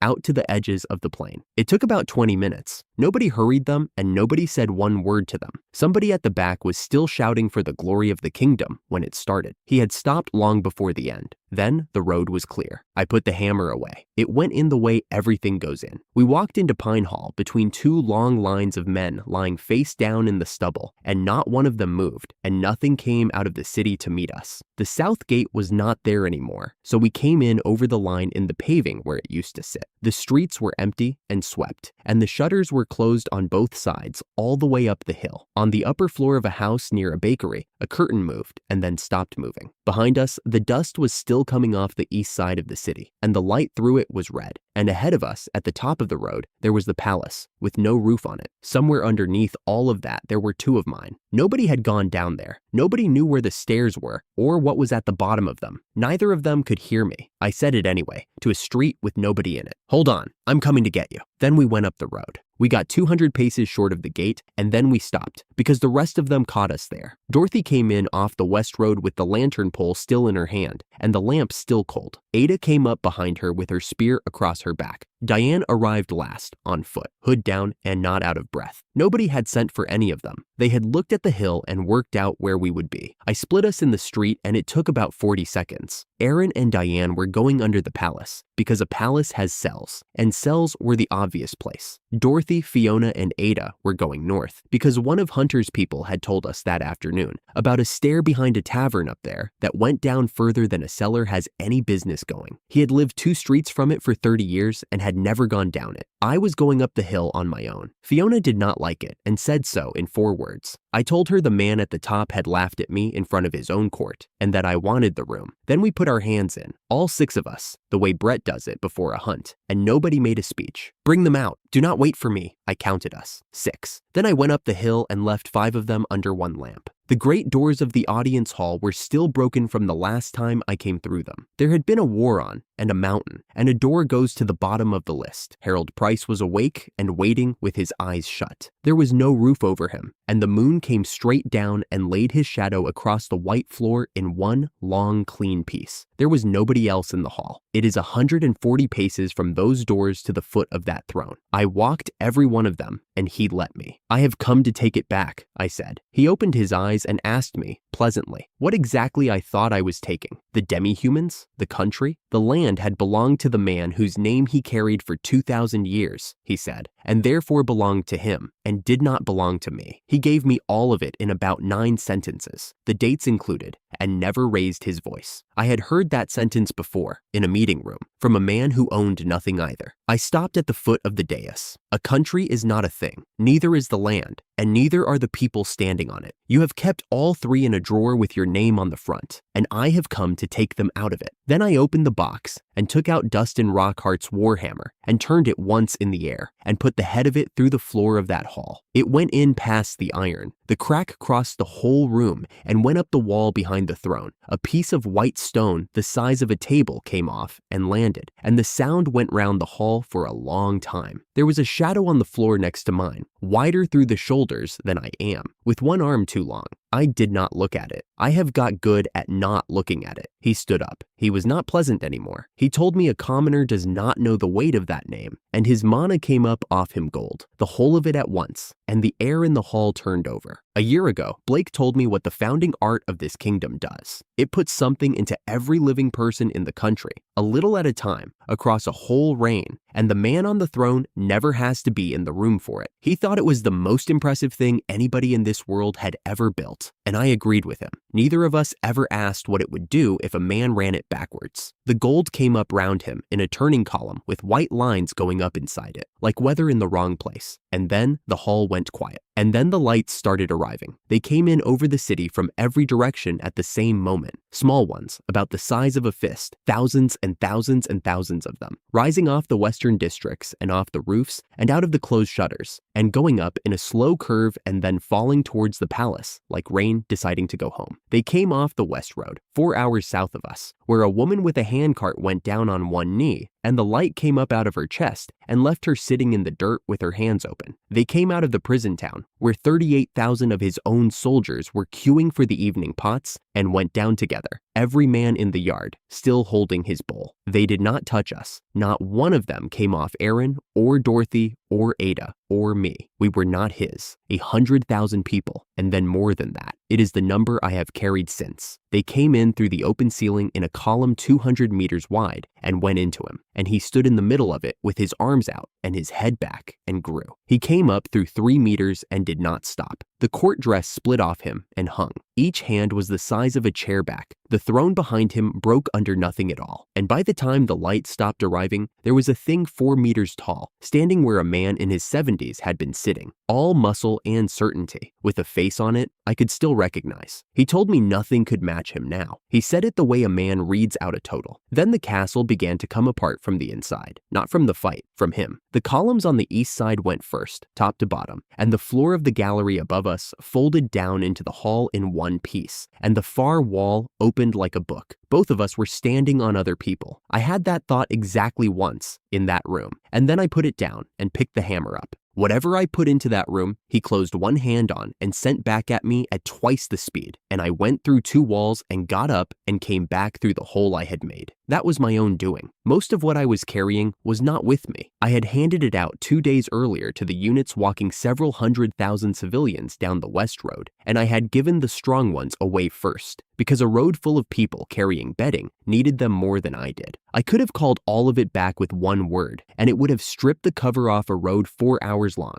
So I fought him short, and that is the only reason it took as long as it did. He got confused about halfway through, and it was genuine. He wanted to know how one man changes what he is 3 times inside a single fight. He asked twice. It bothered him more than the hammer did. None of it, I told him, is mine. People handed it to me. Then I got inside his reach for the first time and hit him under the ribs with a dead man's hammer, and 4 meters of him went off the dais and through the north wall of his own palace and out into the courtyard, and the roof of the west gallery came down on top of both of us. Everything that happened under the city that night I got afterwards, from the people it happened to. I have put it where it happened. The cells under the palace were empty, and every guard had gone. Aaron took the doors off as she came to them, one after another, without breaking step. Diane was going through the guard room shelves when Aaron came out of a cupboard holding up a ring with about 40 keys on it, delighted with herself, and Diane told her she had done very well. Then they broke the next 4 doors with magic anyway. Brett and Silas were not down there. Nobody was. The shock from the hall came down while they were arguing about which way was north, put them both into a wall, and knocked the light out. When they got it lit again, the corridor behind them was shut, and the only door left was one they had not opened. It was not a cell, it was a stair, and it was an escape run built for a royal family. They were in it an hour and a half, and came up through a hatch into a walled yard in the southeastern slum, which is as far east as anything still is. Over the middle of the city, something the shape of a dragon made out of light went up off the palace, turned over once above the rooftops, and came apart. Aaron watched it go and said he was winning. Then they got back down the hatch and pulled the lid over their heads, because the boys were not up here. The stair behind the tavern went down 91 steps into a corridor with stone faces set into both walls, and every torch in it was lit and fresh. At the end of it was a round floor of sand with empty tiered seating all the way up and round it, and a steel cage in the middle with about 60 monsters piled against the outside of it. Brett and Silas were inside the cage, and they were both still standing. Ada made a sound. Dorothy did not make any sound at all. They were covered from the shoulders down in blood that was mostly not theirs, and Brett was still throwing punches with his bare hands. Fiona put a wind blade through the bars and opened the cage like a tin. Ada came up on the rail with her spear back to throw, and both men shouted at once. Brett got a hand up. "Do not touch them. They are not the enemy." Silas got it out in fewer words, because he had fewer left. Victims. All of them. So Dorothy went in over the sand and kicked an orc off Brett's back, with no strengthening on the leg at all, just a woman's weight, and it went into a minotaur, and neither of them died. She told me afterwards that her leg had gone cold from the knee down when she did it, and she had not known why yet. Something had been put on those animals that would not let them stop, and every one of them was fighting past the point where a body gives out. If Brett hit them properly, they died. He worked that out in the first hour and spent the rest of a day and a night deliberately losing, holding 60 of them off with the flat of his hands so that none of them would die of what was being done to them. It nearly killed him, and it nearly killed Silas, who had stopped fighting for himself hours before and was simply standing in front of Brett. Then Brett turned round and asked them for something, and he had to stop twice to do it. I know how this looks. I know I am the one who got taken, and it is me asking. There are 2 of them up in the seats. If we go down, all of these die tonight, and they never did anything to anybody. Stop those 2, please. Ada said that was the plan anyway. Dorothy lifted the hem of a filthy dress out of the sand and said nothing. The first princess of the kingdom came down off the high seat with a red fan open in one hand, landed on the sand without bending her knees, and was delighted with all of them. She applauded, twice, slowly. Then she asked Dorothy which pit she had been born in, and asked it kindly, the way you ask after somebody's mother. Everything that woman said, she said kindly. The jailer was not down there. He had gone up when the ceiling started jumping, and Fiona went up the tunnel after him at a flat run and did not come back before the end of it. That left 3 of them and 1 of her. She hit Ada first because Ada was smallest. The fan threw a wall of heat across 4 meters of sand. Ada got Marcus's sea blue leg guards up into it, and the blast went nowhere at all, which surprised the princess for about a quarter of a second.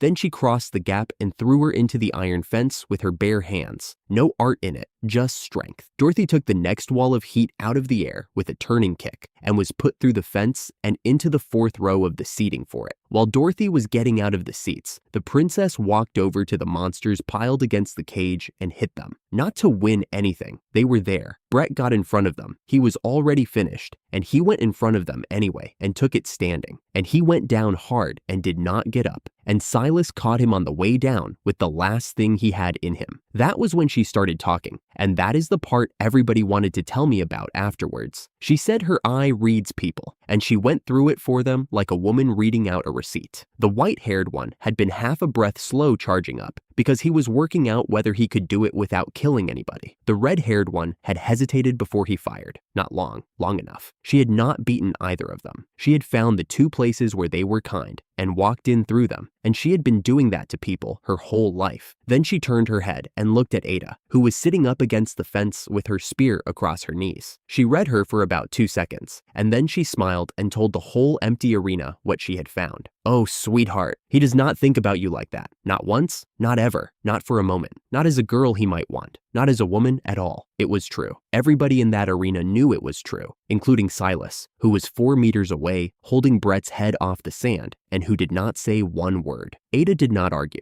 She did not cry out. She put the spear down on the sand very carefully, the way you put a thing down when you have decided you are finished with it, and then she folded up where she sat and put her face in her hands and stayed there. And the princess laughed and said, delighted, that this one was easily broken. Something snapped. Silas says he heard it. Dorothy's mana came up out of her all at once, and it was sunflower yellow, the exact color of a dress she wore into a village yard when she was 17 years old and furious, and it filled the arena from the sand to the top row of the seats. She did not go at the princess. She went to Ada and knelt down on the sand in front of her and took her hands off her face and held them. Look at me, not at her. There is nothing wrong with you at all. Then she stood up and told the princess exactly what she thought of her, and she did not hurry any of it. A girl gets one first one, she said. One. She had not even said it out loud yet. She was carrying it about with her, and she would have carried it for years. And whether he ever said yes has nothing to do with anything, because it was hers. It was the best thing she owned. And you opened her up in front of everybody and put your hand in and took it out to see if it would be funny. You are the first princess of this country. You had everything already, and you came down here for that. The cracks started on Ada's legs while Dorothy was talking. The sea demon stone came off her shin by shin in pieces, and none of the pieces fell. They went across the sand about a foot off the ground, all of them together, and they came up Dorothy's legs and closed round them and locked. And what was standing there when the light steadied was a pair of deep water blue heels to the knee, hard-edged, lit from inside, with the blue running up and down them every time she moved. Dorothy had worn a pair cut from a sea dragon scale once in a burning forest and had burned the right one off her own foot. She knew what she was standing in, Ada told them afterwards, quite calmly, that the Smith's work chooses, and that it had never once fitted her properly anyway. The blue went out flat across the arena floor in a ring, and it went through the monsters, and the thing driving them came off them like a coat. 60 of them dropped where they stood, and the whole bowl went quiet for the first time in a day and a night. Dorothy walked out to the middle of the sand. We do not recognize the blood of Price, not as rulers of this country, not as better, not as anything. There is a bell on that post for the end of a bout. We will be finished before it rings. Dance one with me, Rowena Price. The princess accepted because she was proud of exactly one thing in her life, and it was that. She shut the fan and said she would keep to her feet then, and win at the only thing the peasant had. Dorothy put a faint ring of light up behind her shoulders and asked her whether they might dance. Half a city away and a long way above them, I was up to my knees in what used to be a gallery, hitting a 4-meter king with a hammer and not getting enough of it back. He was not tiring and was not going to.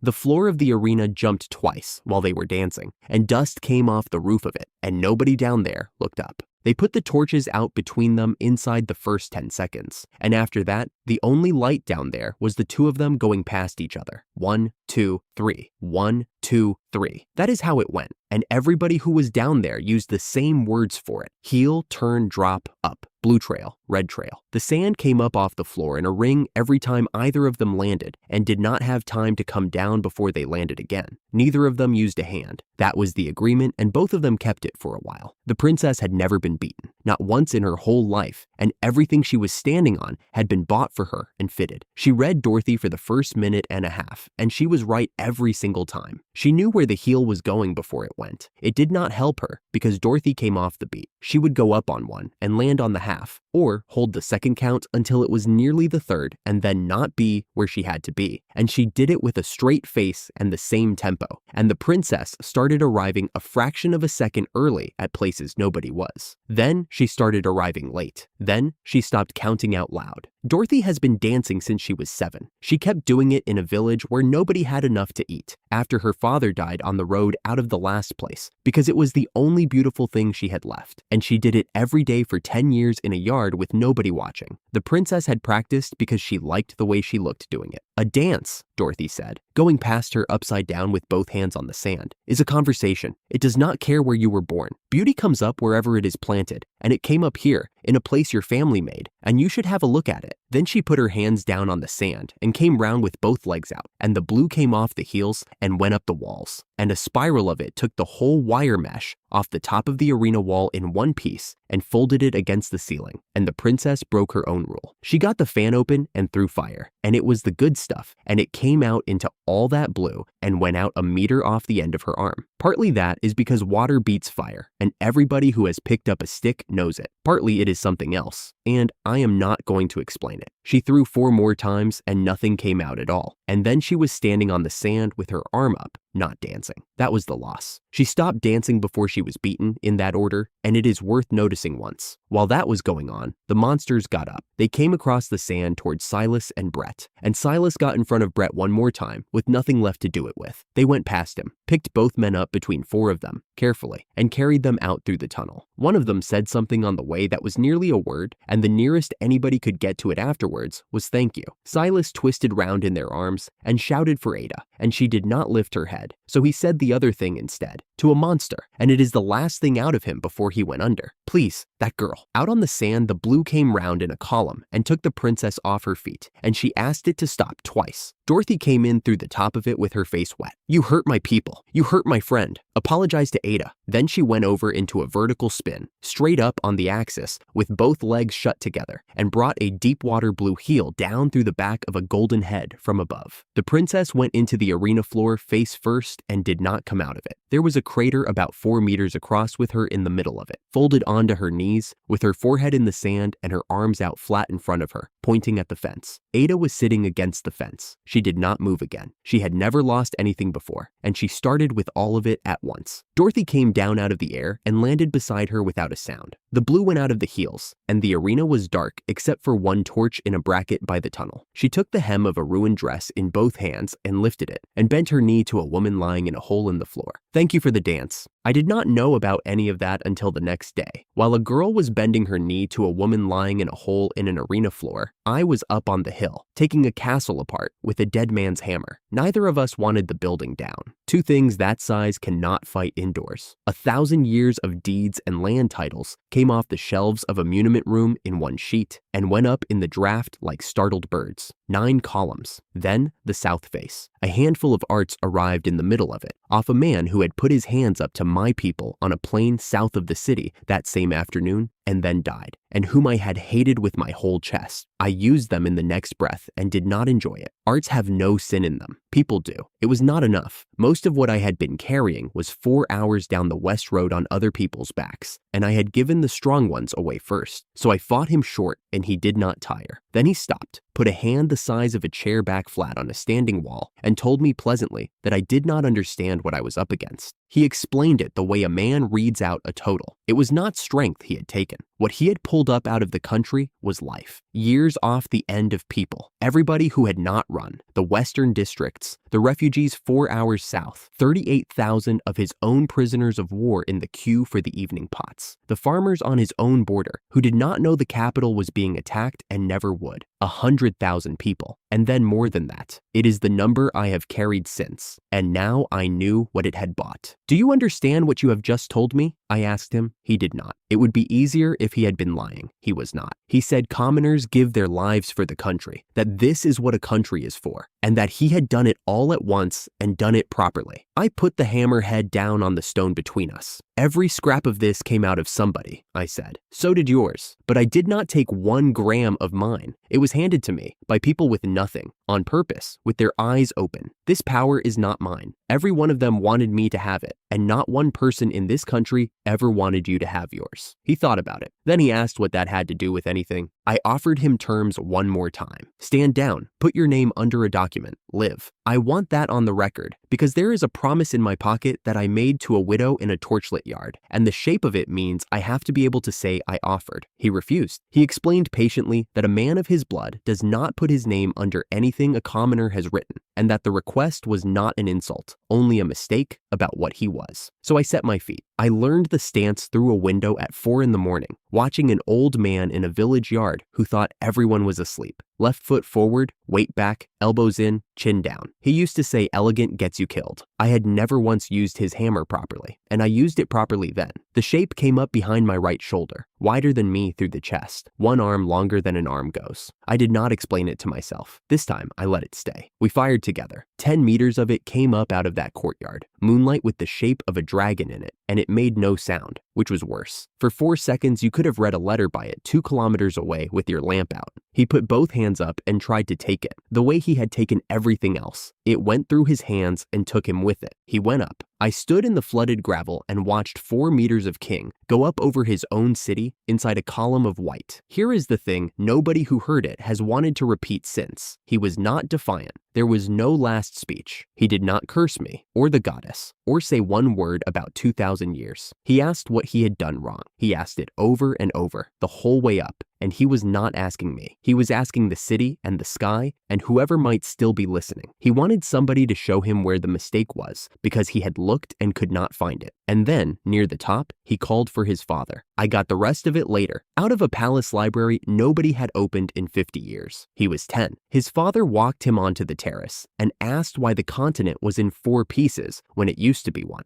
and said he wanted to see it whole again before he died. Everybody holding hands. Everybody counted the same. The boy said he would do it for him, and he meant it the way a 10-year-old means a thing. 2 months later, his father was killed inside the palace by men who worked inside the palace. Those men then raised him. They taught him what holding hands means when you are the one on top, and there was nobody left in that building to tell him he had heard his father wrong. That is what he was. It is not a defense. Nobody in that city forgave him, and neither did the shape behind my shoulder, which had been that country's sword for 25 years. Then he came apart over the city, high up, and it was finished. 2,000 years of it ended above its own capital at about 2 in the morning, and then the light came down. Not as an explosion. It broke into pieces on the way, thousands of them, fist-sized, and went out over the whole country the way rain goes sideways when the wind gets under it. Down the West Road, 4 hours south, where a woman who had been sitting in the dirt beside a handcart since the previous evening with her hands open, put one of them out and then stood up. Into a town on a plain, where 38,000 men in a food queue got to their feet together, most still holding their bowls. He gave it back, not on purpose, but it went back. The night commander came up the hill 20 minutes later and missed all of it. He had refused a written royal order in front of witnesses and ridden 2 days to stand in front of his king anyway. He did not look at me once. His hands were an old man's hands. What his king did to the country had been done to him too,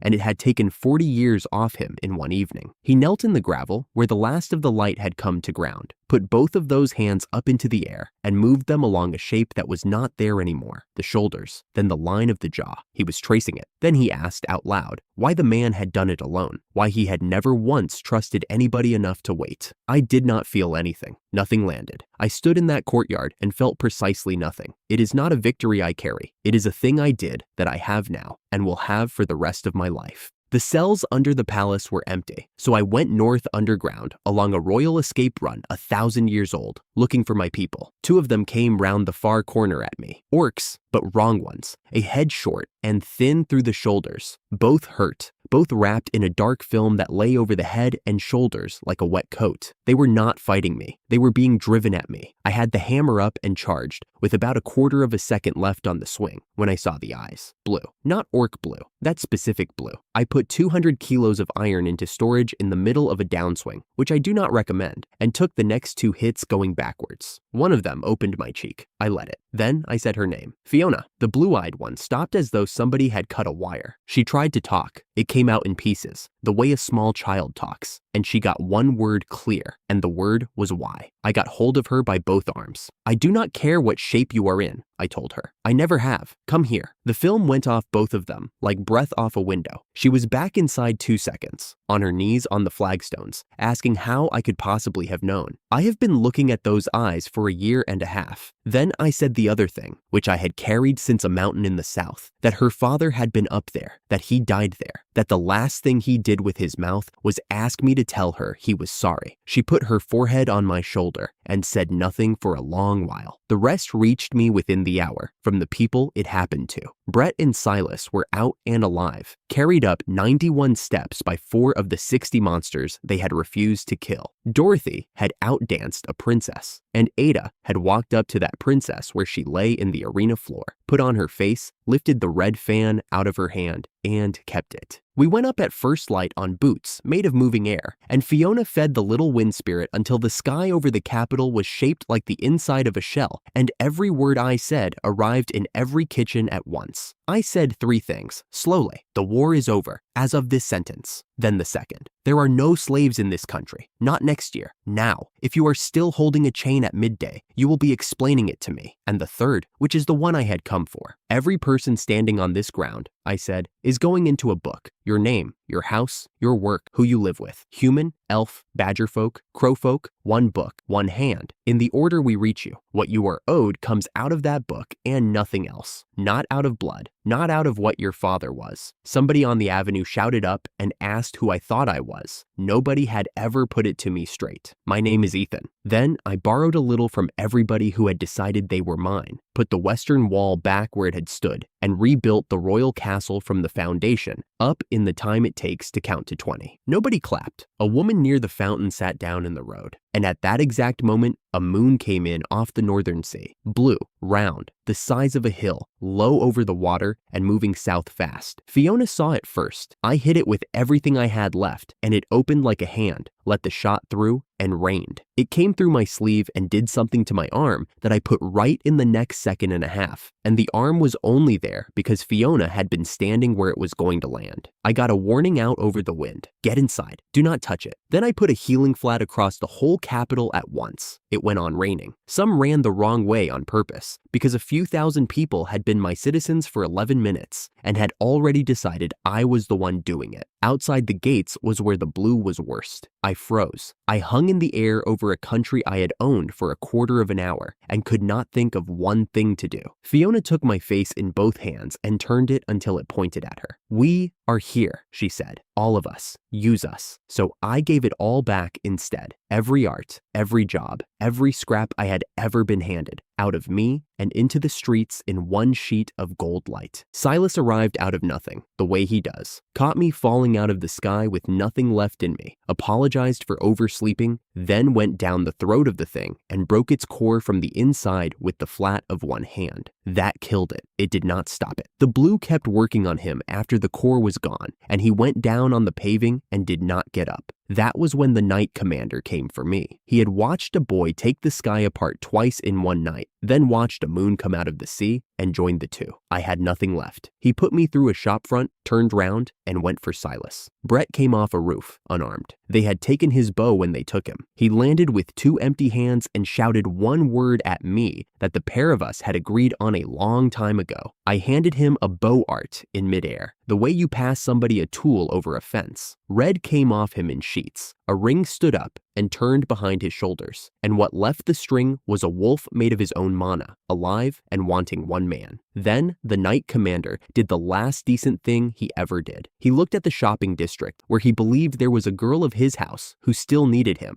and took the wolf away from it east over the center of the city, and went out over the royal castle exactly the way his king had gone out over it 11 hours before. He died protecting a princess who had been carried out of the city the night before, and a king who was already dead. Nobody ever told him. Ada got to him before anybody, over the rooftops as a 3-legged crow, hitting the paving, already changing back. She put on Diane's shape and tried to run a high priestess's healing out of a badger folk girl's body. It did not work. She ran dry, came apart back into herself in a puff of white, and sat down hard. And Silas, who could not feel anything anymore and knew what that meant, told her the truth, that he had always known, that he had kept his distance on purpose, because he walks into other people's countries for a living, and one day he is not going to walk out, that he had wanted a world where girls like her did not have to carry a weapon, and he thought they had built one, and he had no regrets. She could not say it. That is the part that has not left me. She had a whole year of it in her chest and could not get one word out in her own voice, so she leaned down and kissed him through the cloth over his mouth and cried very quietly against his shoulder. Casey arrived 4 seconds late, said sorry for ruining the mood, poured half a jar of red over him, and shouted at the sky for Diane, who heard her from 2 districts off. He sat up. Ada went scarlet to the ears, apologized twice, and left at a flat run. Silas lay back down and told nobody in particular that this was going to be difficult later. Nobody in that city stayed dead that day. Then the war was over, and the job turned out to be paper. All of it was paper. Pine Hall stopped being called Pine Hall in the 2nd week. Both slums came down and went back up as 4-story blocks with stairs at either end and a drain under everyone, which is not what anybody builds here and is exactly what I grew up beside. 8 households in 10 had their tax cut by half or more, and Blake had the numbers because he had kept a ledger nobody asked him for since the winter. State-paid farmland went in where there had been waste ground, and a guild for the old soldiers, so a man who knows one trade can sell it to somebody who is not a king. Amnesty for everything done under the old king, and none at all for anything done from the day the book opened. The book took 10 days. Hunter's people did the slum because the slum opens a door for them and nobody else, and one of them told me the hard part was persuading people the writing did not cost anything. Blake asked me, near the end, how many names were in there. I did not count them. I have counted everything in this account, paces and meters and hours and 38,000 men holding bowls. I did not count that one because the point of the book is that it is not a number. Gideon came and gave me his job back in the autumn. He stood in the doorway with his cap wrung up in both fists and said he was no good at being a minister and was going home. Home was a rectangle of black ground in the northwest slum where a building burned 20 years ago with 2 women inside it who had gone back in for the children. One of them did not come out, so we built it again. He would not let me do it out of the box. Hands, he said, and would not explain it. It took 5 weeks. I carried timber and was not good at it. Hunter stood at the back of that yard for 2 hours, with one hand laid flat over the burned side of his own face, and did not say a word. They put a board over the door with a name cut into it about as deep as a thumb. One name, the woman who did not come out. Gideon read it about 9 times. Then he went inside and started shouting at somebody about where the kitchen was going. Blake broke in November. He was reading me a grain contract, stopped in the middle of a line about shipping, put his right hand over his eyebrows and started crying, and could not stop. It went on a long time, and it was not tidy. He chose once in a village which people to save. He was wrong. He has lived 20 years knowing exactly how wrong, and he had never put one word of it down in front of another human being. He kept saying thank you.